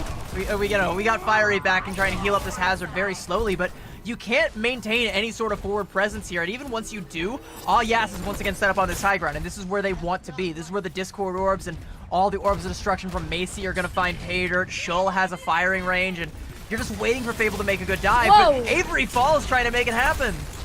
Yeah, that's more of a problem. I don't see coordinated dives from Avery and Minami, and we haven't really gotten any between those two players. Mikman is a bit more on the same page, but it's not enough. Like in instances like this, Yas are looking for those errors for someone to be out on their own island and have done a great job of punishing Fable for it. I mean, Mikman gonna die as well on the bot, so that is gonna slow things down again. Yas probably won't get too much bot progress, but they did bleed out the ult bank for Fable. They're coming up on a Kitsune rush, and Konata's in really deep. Still being annoying, still buying a fair bit of time, forcing Fable to like kind of reassess here. Bot's still moving, but like again, like Fable has a high ground advantage, and Konata wants to say, no, I'll be taking that. Boop already out, and the Suzu, that's a massive set of cooldowns bought out for just one pile drive. Yas will take that any day of the week. Once again, though, the biggest threat for this Wrecking Ball team so far has been Mikman shutting down Sabotabi at basically every turn, and these pulse bombs are yet to miss. An absolute terror for sure, but struggling to find the way in, more so focused on can they keep the supports up. The pulse bomb from Mikman goes in, but like you can even see they're trying so hard to make that happen, but they can't actually sustain any sort of aggression. Yeah, there's the Suzu, it misses. The dynamite kills Fiery. Konata's sowing so much chaos in the backline right now. Fable can't commit to this attack. No, they can't, and Z-Panther's gonna fall shortly after. No healing for Fable, the rally, and maybe not needed, but it should get Yas the lead at a bare minimum. All right, once we get rid of Mikman, who was maybe playing prop hunt, I'm not convinced Mikman might not have just been a bush there for a good second, but this should be Yas taking the lead. Can they get it under the bridge, though? Because that's where it's really going to start to favor Yas. Because Fable won't have the high ground anymore, and Konata can continue to punish them if they even try to take it. That's a downpour just to stop the minefield? Okay. Don't know about that one, Avery. Might want that one back. I felt personal. Like, Avery told Kanata, you put me through so much today. Eat this. Completely whipped. Is like, well, I guess GG's go next fight, because Minami and Z-Panther aren't having a ton of fun. Z-Panther found those mines that Kanata placed down a while ago. If this checkpoint gets capped, CB, they will know that it's going to be a huge heap of trouble. Look how quickly Avery exploded through that sound barrier health. Not a chance against Yas. And, like, even if we don't cap the checkpoint here, which it looks like we inevitably will for Yas, like, we got it under the bridge, and that was kind of all Yas needed out of this push. The fact that they get the checkpoint and the butt scratch and progress means that they're getting way more for their money, and it was literally just the minefields from Konata that set all of that up. Maybe Fable's swapping over Avery onto the Winston now, just trying to be like a minesweeper, maybe? Yeah, perhaps. just leaning more into this dive, and which I think is necessary, but Minami way oversteps her own bounds, and this is getting to be more of an issue. This robot's not moving until right now, so Fable will have to fight all gas again at this midpoint. If Avery lives. Yeah, Avery gets the cover, but Konata cares not for your cover, goes in for another slam. The heals are still coming through, and Avery is still alive, but this means still haven't been completely dislodged from this bot. Fable still cannot make any forward progress. And they lose Fiery just trying to push up. Like, yeah, no, if you're like, you go in on that. This is so messy right now out of Fable. I mean, they're making work with what they can. Sacrifice the backline and go for all yeses. They'll manage a successful trade on both Adrenalinda and Macy. All yes didn't quite have the setup in time to make something out of it. It's not like Fable's going to be in a great shape to get much progress, though, because how do you stop that? Like, genuinely. Avery's like, okay, I don't want to set into the spin cycle right now, all right? It's like a whirlpool. No, thank you. That'll just suck me right in. I'll never get out. Like, if your DPS are dead, there's no way to dislodge Kanata off this payload. Like, how did Fable move the bot at all? Like, they need to rely on, like, Minami to get these hacks, but, like, are like, okay, you're on the Sombra. You think no one's tried this before? Like, okay, they get the kill into Sabotabby. That's something. Okay, Primal Rage forced out also. And this is a much more workable situation. You'll trade a Primal Rage if they get you anywhere close towards this checkpoint. I'll trade a Primal Rage for a team kill. Yeah, absolutely. That's fine. Yeah, that's great. Yeah, but like, it's still kind of rough. Like, I don't know if Fable are going to get the lead off this. They might get the checkpoint, but there is still the matter of the butt scratch. And like, Konata can go back in for another touch here before we even get to the checkpoint. There's the contest coming out, and like, the other members of just like, there we go. Bob right on top of the bot. Well, that'll make sure Fable are sent back more towards this middle fountain. And they're just going to have to fight in the Coliseum. And I don't hate this. They want to deny Shoal sightlines altogether. Okay, not able to get the hack there. Konata just like rolls through. I mean, this EMP could be a big fight winner for Fable if they're able to build up to it, but the problem is, like, you're going for these plays, you're going for these assassination plays. Sombra isn't as good as these assassinations anymore. Like, she's really, like, get in, get out. Now everyone knows where she is. Minami really can't be going for things like that. At least you get the Transcendence, so once this EMP comes out, Alias don't really have an answer to it. That's on the bowl support. Sea Panther in the kill feed, cleaning up, and that's the checkpoint capped. At least it should be, if you can deal with this one last player. Team kill number 2, and this is mere meters separating the tournament life. Yeah, but it's like, we got 30 seconds, so we got the butt scratch. Konata should be able to get a contest here. Not only did you burn the EMP and the sound barrier, but also the Kitsune rush to get there. That hack is going to deny the touch, and that might give Fable the lead here. Ooh, nope, Kanata's still gonna get there enough to lay down the minefield. Tabby pulls bomb. Mikmen is dealt with the DPS line. There's no way that Kanata dies now. It's simply impossible unless she somehow does herself in. The robot moving away from Fable, but it's only Avery and Z Panther remaining. Are fighting for that spot, that tournament life that they wanted so bad. And they're gonna get one more contest. Overtime Wick is burning, but there's no sustain. There's no option until the team regroups. Avery throws themselves into the masses, praying that Mikmen can get the touch. Pulse bomb doesn't stick where you need it the most, and Fable once again are fighting a losing battle against this timer. There's no damage to take care of the Wrecking Ball. There's no way to get a full dive onto an enemy team, and they have time plus some. All Fable have to do is live, though, but they can't do that. Shoal has now found both the DPS, and now it's Fiery trying to go in for the touch there. Konata with a big slam right on top of Sea Panther. Avery is back just in time, but the party is all over, buddy. Red solo cups all over the floor. Hey, you can have the cleanup duty. Oh yes, this team, they're throwing a party themselves with this Wrecking Ball. Kanata, we just keep doubting teams on maps and like, oh, this could work.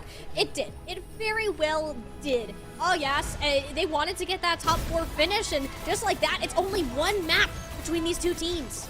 And like, it's so close, right? Like, look at the score at the tail end. It's like, what, 79 to 76 meters at the very end? Like, again, I thought the hack onto Konata was going to be enough to stop the touch from coming out, but Konata's still able to get there at, like, the last possible second. Sabotabby hits a pulse bomb onto Mikman, the enemy tracer. That's not something that's just supposed to happen, but really good tracers like Sabotabby can make that kind of thing happen, especially in these duels. And it all just kind of falls apart bit by bit from Fable. There's not enough time to take a regroup. They have to stay on the bot for the rest of the map, and they just can't. It just all falls apart bit by bit. There's that moment where they get the contest at the last minute.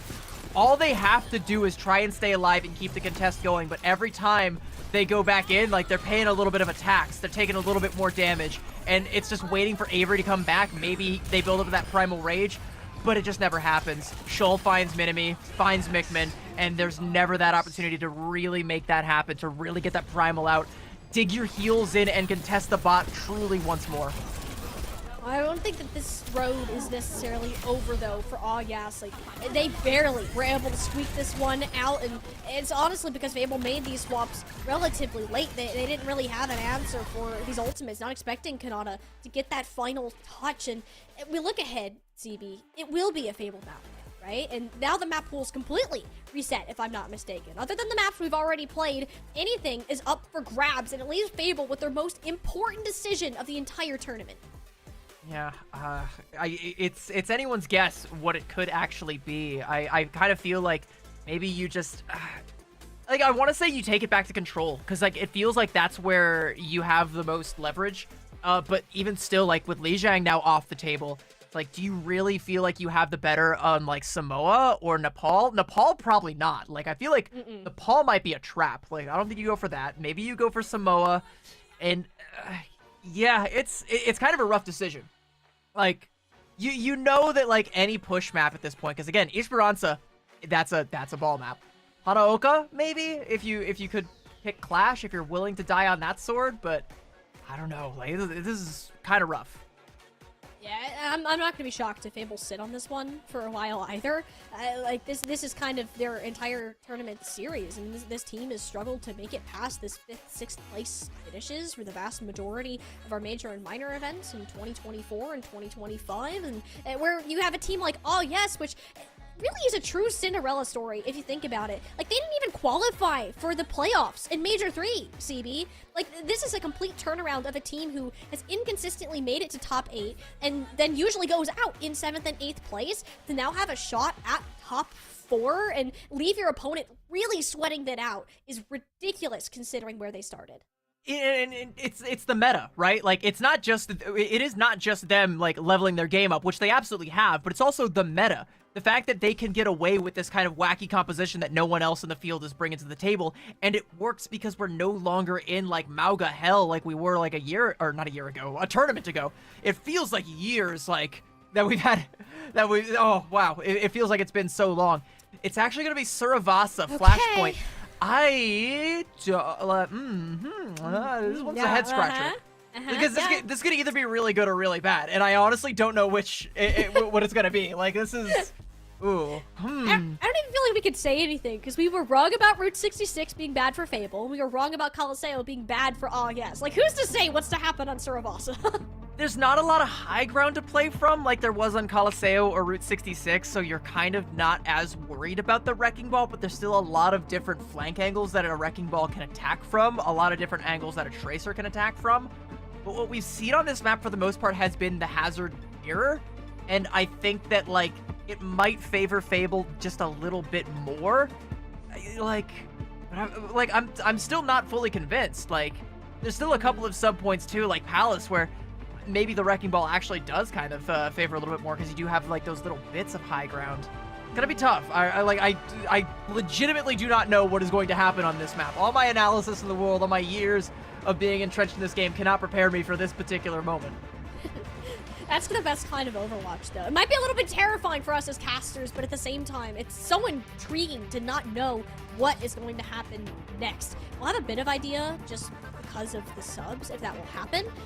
The hard part for Yes is if they're going to keep Kanata in, you're kind of locked into that Wrecking Ball. You're going to bring Immunity, you're not going back to this composition that's won you the past couple of maps. So it's a very challenging decision now for Yes to make. While this isn't a traditional ball map, if you're that good at it, if you think that you've been that much of an issue to Fable that it can continue to work on this type of architecture, then what's really to stop you? But at the same time, Colosseo, 3 meters was the difference between these teams. We saw one fight go differently, then we wouldn't necessarily be at a map 5.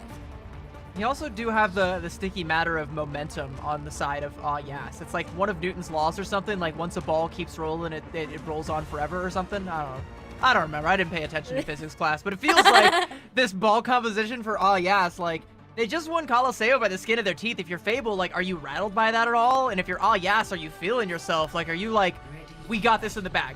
We are going to take this one home. And let me actually check, by the way.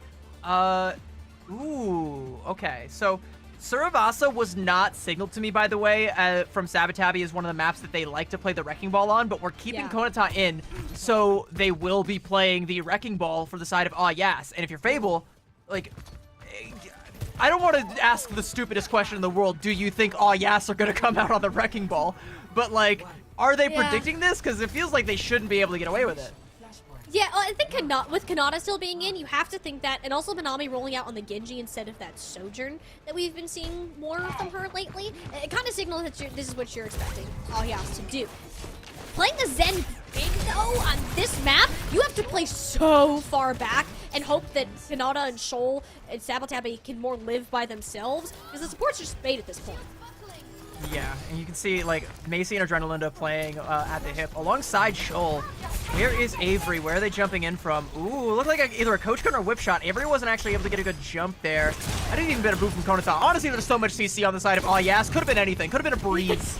Could have been the slight wind just blowing past her. Just a sigh of frustration from this Tracer player who has to deal with Minami on the Genji. Fable will get that first capture. That's kind of the advantage of having this hazard. It's easy to get that cap. Not necessarily to maintain it, though. That's finally that gap closed. Minami into the backline. Little slice and dice action, and Fable straight back into this thing. There we go, and then slam from Konata, and that ball should be staggered outright. Only 30% given up to Fable thus far. If you're Yas, you have maybe one good fight left with like how long these fights have actually been and how quickly it ticks up on Flashpoint. And you didn't really get a whole lot of work done in terms of ult economy, so you do kind of have to worry about the Kitsune and the downpour coming in on this next fight. So, like, you really need to get a pick onto Z Panther. If you can get that kill, I think you have a way forward. Otherwise, like, this might just be cooked and you go for the next point. You're not really close to anything else. Like, Yas hasn't had those engages off the pile drives that we're used to seeing. And it's mainly because Macy and Adrenalinda are paranoid about where Avery could be flying down from any second. The thing is, he didn't get Z Panther in time. That's a Kitsune rush laid out. Deny a little bit of space, but Macy was right in the thick of things, which you really can't be doing as a Zenyatta this round. Just as good as cooked if you're an Yas fan. Fable looking good to start closing it out. Moving on to Z Panther may make it take a little bit longer, and Avery doesn't have a ton of HP. This is actually a lot more ults that Fable will have to commit into this. Yeah, Konata gonna go back in, gonna get another touch, and like, yeah, Fable are committing pretty heavily into this. Yeah, there's the pulse bomb, but now the Bob is out. Fiery is 1 HP, can't peek out. Avery can't be topped up. There's the kill. Yas have done it, and again, it's all off of that pick onto Z Panther. You gotta find the Kiriko. Like, that is the breaking point for Fable's comp right now. And it's the same problem that Yas were having on the Wrecking Ball. Like, trying to have Macy on that Kiriko. If she dies, that's the whole fight dead.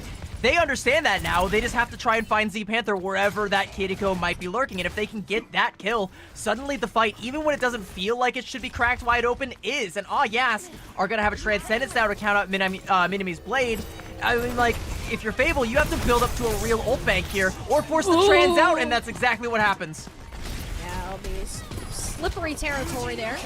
Yas are alive, but not for long. Minami has anything to say about it. Looks for Shoal, but the dash burned before the coach gun. And speaking of burning, somebody help Minami, because she's on fire. All right. Konata says, I'll put it out. I got you. Put it out. Boom. Knocks them open.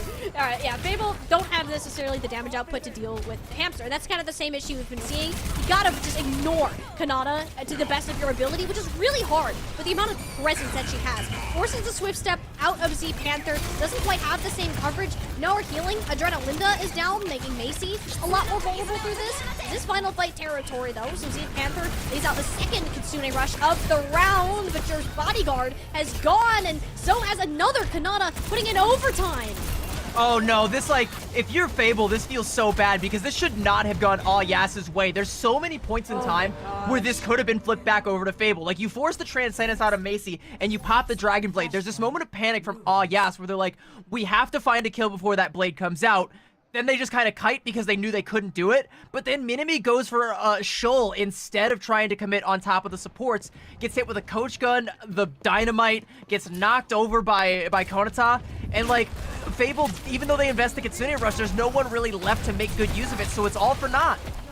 I mean, something has to go right for Fable, and pulse pump stick on for Macy. Great, that's something that you can start to work off of. But what we've seen is that if All Yes can make this fight go long, and if they don't like let these staggered picks keep coming, or rather prevent staggered picks from happening, then they can win the fight. Fable know they have to get these kills fast, which is exactly what happens to start Ruins. And like Fable are also kind of relying on their ult economy a fair bit as well to try and counteract like this Zenyatta on the other side, because like whenever Macy has that Transcendence, that is like, you know, not a fight win, but like a fight stopper. Like it can completely prevent Fable from winning one of their fights that they want to win. And now that she's got that, it's something that they're going to have to constantly be worrying about. You can only really mitigate that by building up to picks or trying to force that out by putting a fair bit of pressure onto the backline here. And if you're, oh yes, like there we go, there's a pulse bomb onto Mini-Me, you can just go off of that. Yeah, I mean, the sound barrier's out, and like, people think that they can outrun All Yes, which simply won't happen. Downpour's wide, Transcendence Force, so I guess you can get that sort of trade out of it. And All Yes are just going to be on this point and not even concerned about Sabatabi dying. Yeah, like that's totally fine. And Mini-Me only 50% to the blade. Like, if you're Macy, you've got a fair bit to make up before you can use that to counter the blade again, but you've got time because Mini-Me died early on in that fight. And if you get a kill here as well to stagger this out and make it so that Mini-Me can't even pop it when they do get it, then like, you're totally fine with this. No, and All Yes have all the stall in the world. Minefield will certainly help with that. Makes the Kitsune Rush rather useless for Fable unless they wish to explode. Not mean Sabatabi certainly do. Bob on the point, Shoal too. I mean, Fable can't even get the swap over if they want to, so they're going to prioritize taking this back fight, just right off those couple of percentage points and come back once these minefields are dispersed. Yeah, they still have to dispatch Konata, but once this hamster is dealt with, which is happening now, maybe? There we go. Okay, finally they dispatch, but 75% for All Yes. Like, they want these fights to all be so chaotic that they take forever to play out, and it works out in All Yas's favor because now they're in one-fight territory. That kill, though, onto Sabatabi, though, means it's going to be difficult for them to touch. They're only going to have one more opportunity to regroup. Both teams in one-fight territory, and Minime's coming up on that blade. All Yas need a pick. We're fighting nowhere near the point. What are we doing? Fable are taking space. They're denying All Yes that full fight touch. But the thing is, if you're playing Wrecking Ball, you don't need that. You just have a bajillion health on your own that your entire team could be crumbling around you unless Fable is focus firing just the tank. Kanata will live, which she'll do, but not with the point. Yeah, she gets out and able to live, get back with the team, but like the fact that Fable took that fight so far up means that they didn't have to use any ultimates to close that point out. So we're going over to this next flashpoint, and they have nearly everything except for a Genji, because Konata has taken one down. That's going to give All Yas an opportunity to build up this Transcendence before the blade comes out, but you still have an overwhelming ult economy from Fable. So maybe you use the Transcendence to get rid of either the Downpour or the blade, but then you got to worry about what comes next, and it's probably going to be like either a sound barrier or a Kitsune Rush, or worse, both. Fable have to play their hand perfectly. Even when they were in this situation before CB, they're not always able to convert on these ultimate advantages. McMahon starting us off in a similar way. Pulse bomb onto Adrenalinda. All Yes. We'll see a ball rolling in here momentarily, halting that push. Sound barrier is out, really just to say, hey, get away, hamster. We will kill you if you stay around. And honestly, if that gets you the point, do what you gotta do. Yeah, Konata sees that sound barrier drops and just goes like, okay, you know what? Nope, I don't think I will, as a matter of fact. But that's a pretty big ultimate to bleed out of Fable essentially for free, because like Fable already had that pulse bomb kill onto Adrenalinda. I don't know that they really needed the sound barrier. I think they expected that All Yas was going to stick around a little bit longer. This angle from Zeus Panther, there's a Kitsune Rush. Oh, they're looking, and that just forces the Transcendence. Objectively, great. Fable, that's one less major ultimate that you have to worry about. Sabatabi pulse bomb, there you go. Oh, yes. Now finding a ton to work with, and how low Kanata is actually ends up going down first. A rare sight to see from this last point, but Nabi pulling the blade here, not great, because it's very likely Kanata can get a second touch. Yeah, Macy's getting staggered out, though. Takes down Fiery. That's gonna be okay. So you're gonna have to go in without your Zen. Like you said, Konata can get another touch there, though. But again, this is a situation where like you get the touch, you stagger it out, use the mines to try and buy yourself some time. Then Sabatabi has to kill Z Panther. Oh, we just can't be downpouring on the Wrecking Ball. I don't think a single one of those have landed on Kanata so far. You'll get her eventually, but at the cost of a major ultimate. Oh, yes, denying the bomb to Jagged Wall. Completely just shoved him off the map. Wonderful play from Avery. Gets Fabled 1 point away from moving on this bracket. Yeah, and oh yes, they understand now. Like it's go time. Like we have to all go for a reset. We can't be staggering. We can't take fights off of the point this time. We have to try and get there first and take a fight on our terms. And in the last 2 sub points, they just haven't really been able to. You can even see Konata going in super deep there, just like knocking the backline around and then getting right back out to her backline. I mean, like the saving grace for Ah Yas is that you only really have to worry about the full spawn from Bigman at this point in time, which kills too. I'm So worried. maybe. Those worries just got a whole lot more real right there. 2 blown to bits, and yeah, this is just... Oh yes, they have to get a full regroup on. It seems like they're starting to panic, knowing how close this is to being thrown away.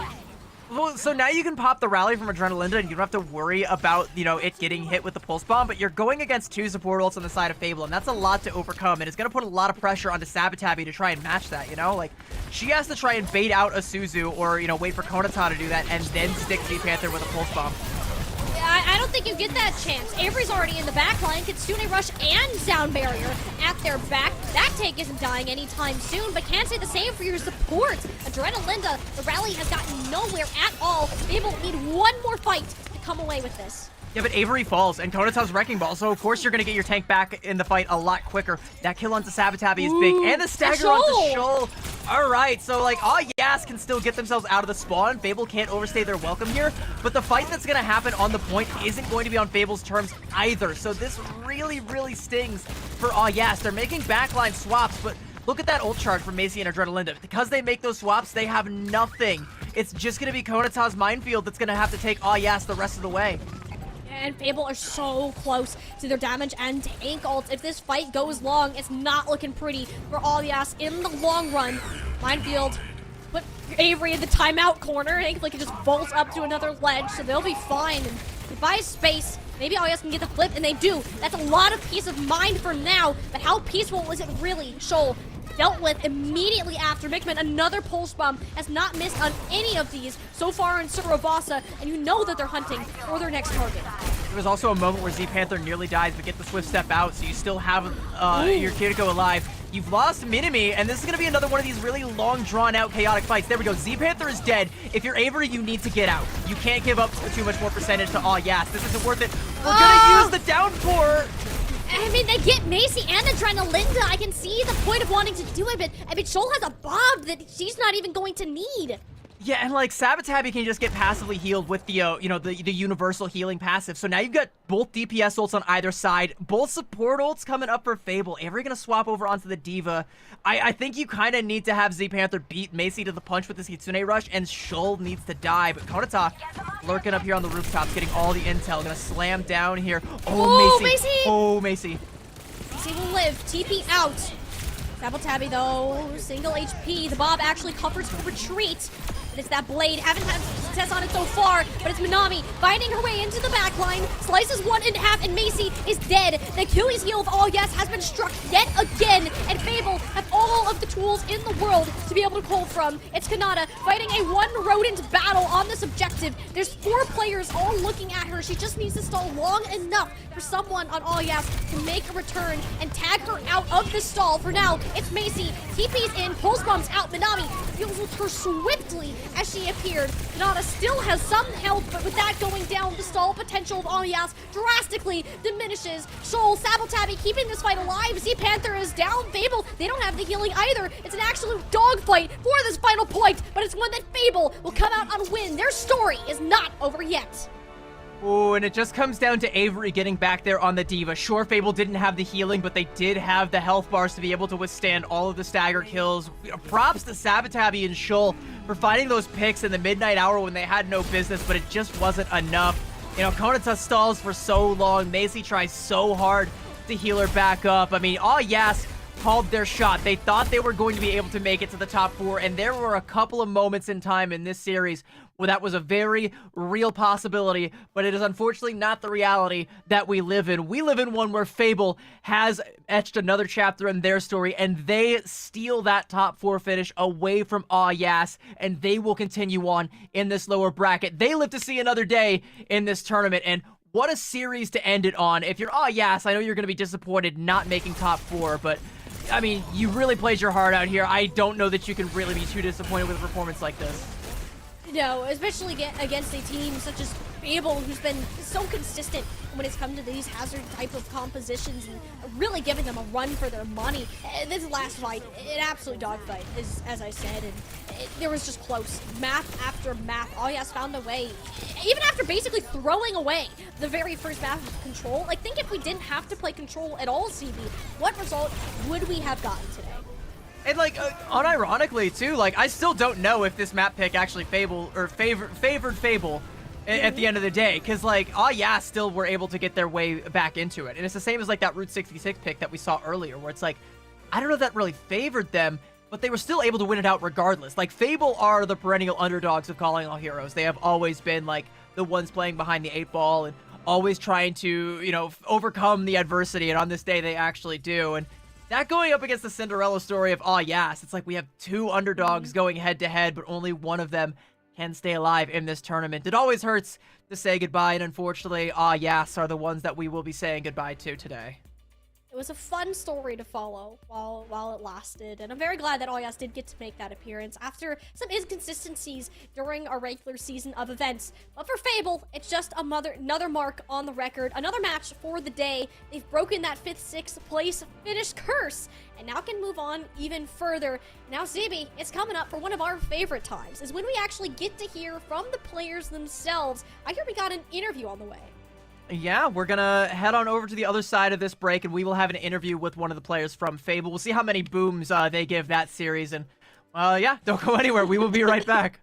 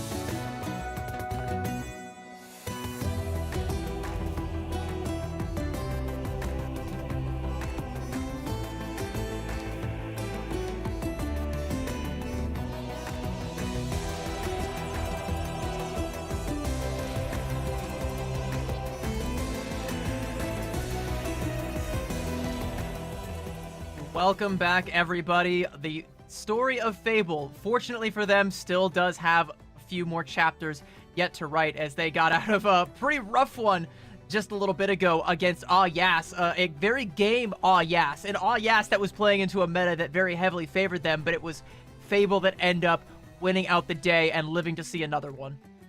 Yeah, Fable have broken their mid-tier finishes and will have a shot at a top 4 contention facing off against Queen's Gambit tomorrow. And we really didn't know what to expect heading into this series, CB. Knowing Yas is always just a curveball. Wherever you see them in a Calling All Heroes tournament, they can either be your best friend because they're playing a chaotic comp that you ought to handle, or they pull out something that you're not expecting. And we really questioned, once we saw Numbani here, how Fable would be able to recover, as it just seemed they got pulled to the limits. Yeah, I mean, it's a great showing from Yas. I mean, you're talking about how, like, this chaotic composition can be your best friend. I think after a while it gets pretty annoying and they become your worst enemy, but, like, it really speaks to the composure of some of these teams, right? Like, in a series like this, where you're in a 5-mapper against a Wrecking Ball team that's playing this chaotic composition that no one is scrimming, to be able to stay, like, sane, for one thing, but also to have the mental fortitude to just, like, keep on your game and continue to scratch and claw your way to a W and to claim it at the end of the day. I mean, you gotta feel like you're on top of the world coming out with a win like that. You're not exactly scrimming against Yas as comp at all. Heck, Yas don't scrim themselves very much. It was only for this tournament that they got to do it a little bit, and perhaps a shout out to their long run that they had within this bracket. But for now, we gotta focus on Fable and what they were able to accomplish by making it this far. And CB, I think it's only fair that we talk to who's kind of just been the anchor of Fable for as long as this team has existed. We're going to get Avery on here for our interview today. And Avery, I just got to start us out by asking, how are we feeling? 5-map banger, you go into Saravasa, like, how does it feel to come out on top and get a chance at top 4 in championships?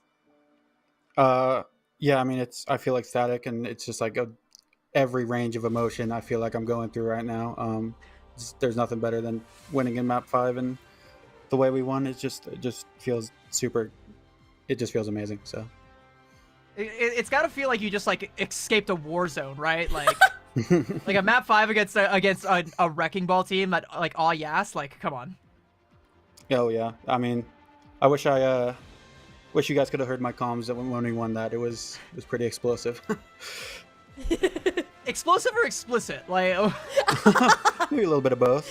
Because I know what the comms are like when I'm playing against a Wrecking Ball team, and it's a lot of 4-letter words that I can't say on a broadcast, so... all right, well, so with having escaped, escape with your lives intact, you have now guaranteed yourself a top 4 finish in this tournament, which, it feels like Fable is usually on the lower end of some of these brackets, but to finish top 4, like, how does that feel for you? It's super important, and it was like my goal was to try to push a lot further in champs. I feel like last tournament I was very disappointed in my own play, and I feel like I let the team down because I was very, like, burnt out after a long season of collegiate and scrimming Ka and all that. And so coming into this, I really wanted to put my nose to the grindstone and prove that we can break the 8th and the 6th curse or whatever, and just really take it to some better teams. And I feel like all my teammates really reciprocated that same effort, and it really paid off. So I couldn't be happier. We could see the hard work that was put in through the gameplay today. But Avery, I think you had the hardest job of them all in learning a new tank hero, kind of coming into this whole tournament. Like, what has it been like for you, like, learning how to play Hazard? Have you liked playing him so far? Is it difficult to do into a Wrecking Ball? Talk to us. Oh, I love Hazard. That character is just Thanos. Like, I can just be lobby admin half the time in ranked, and it means I don't have to play Malga. So, like, I was very happy. I was like, please do not nerf Hazard, like, into the ground the day before Ka. I want to play it so bad. I don't want to play Malga. And so they listened, I guess. They were looking out for me.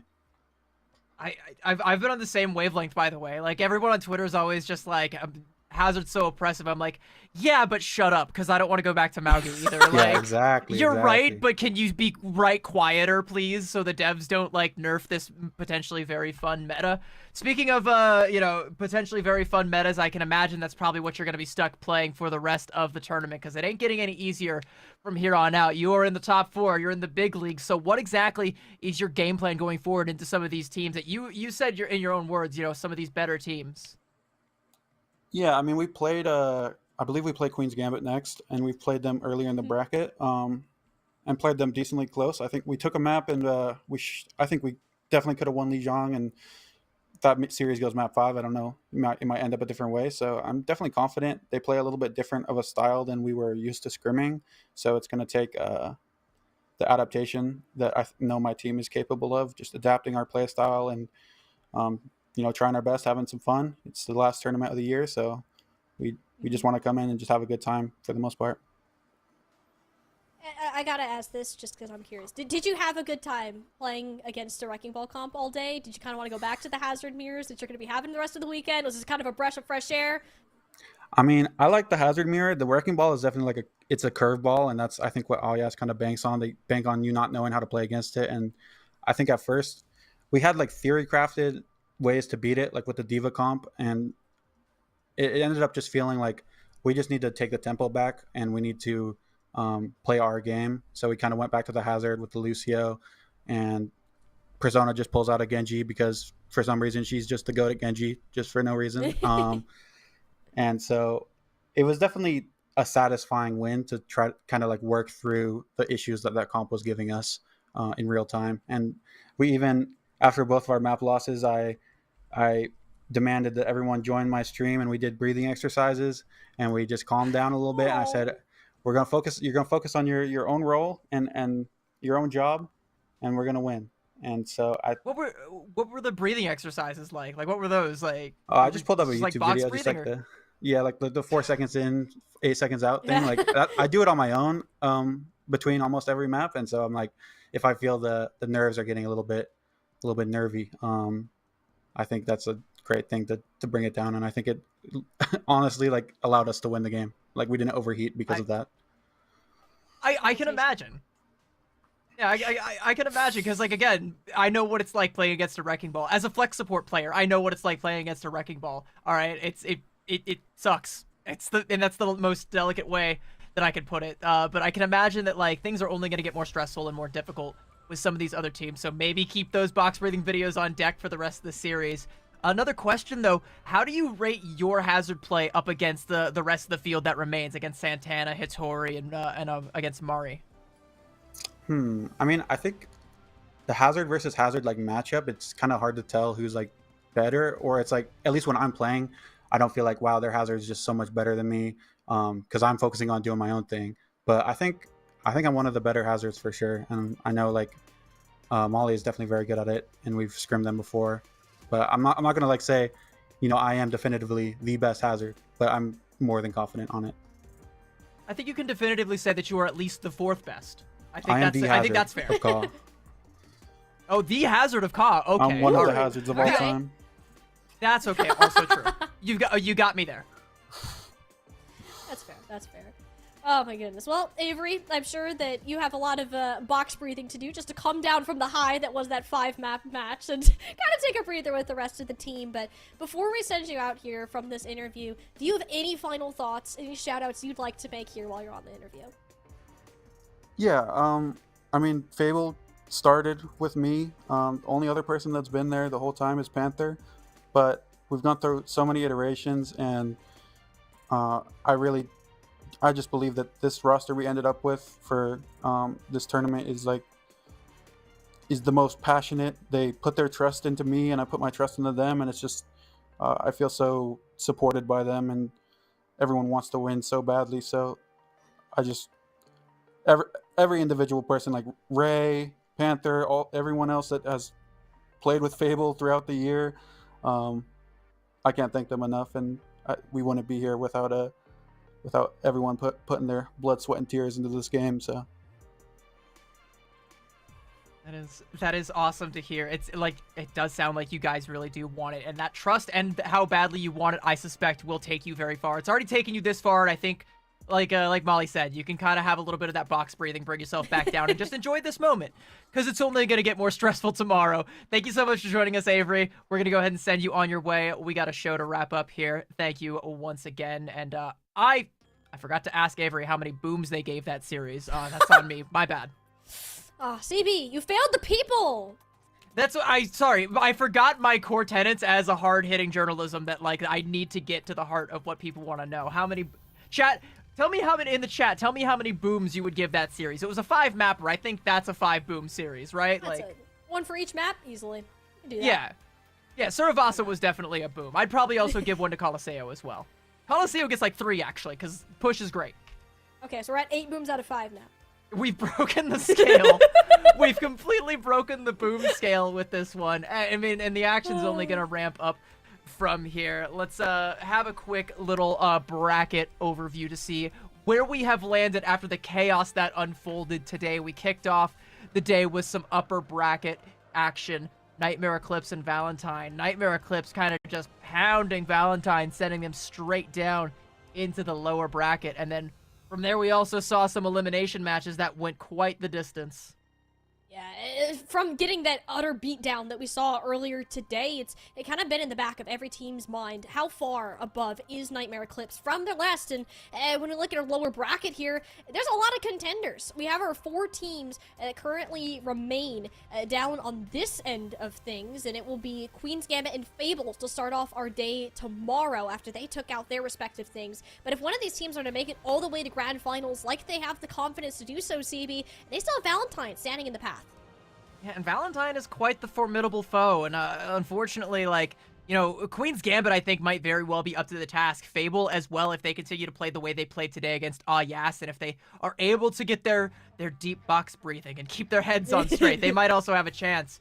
But, like, for my money, I think the top 3 still is, like, Nightmare, Queen's Gambit, Valentine, potentially in that order, depending on what iteration of Queen's Gambit shows up. And I also do want to give another shout out to both Exo Azathoth and Yas, who put up a hell of a fight today, but unfortunately, we had to say goodbye to the both of you on the broadcast. Moss Genesis and Who is Nato Kato also bowing out. A lot of stiff competition falling in the lower brackets. Such is the nature of these things, and we have a little bit more lower bracket action, and then our grand finals tomorrow to bring you.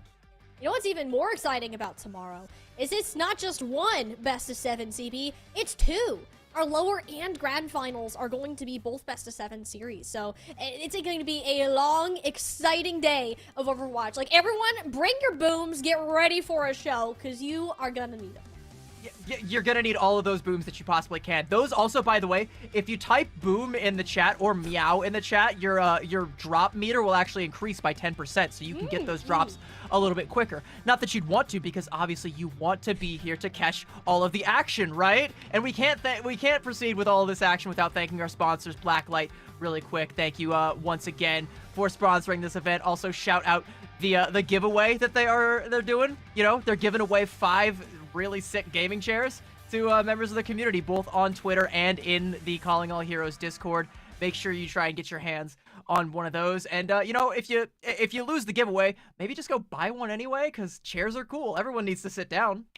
That's what I'm saying. Like, I'm almost 20 now. Like, I need a better support on my back, you know? We gotta make sure. But hey, Blacklight chairs, they look great. I'm very excited. You gotta make sure that you can get your hands on them as well during this giveaway. You'll have even more opportunities to do so tomorrow. Because, CB, that's gonna do it for the both of us today. For today, but we will be back tomorrow, and we will be taking you through all of the action. And I can't wait, because it has already been an insane tournament bracket, and there's only one way that we can close it out, and that's with some more booms. We will see you on the other side. Thank you guys all for tuning in today, and catch you tomorrow.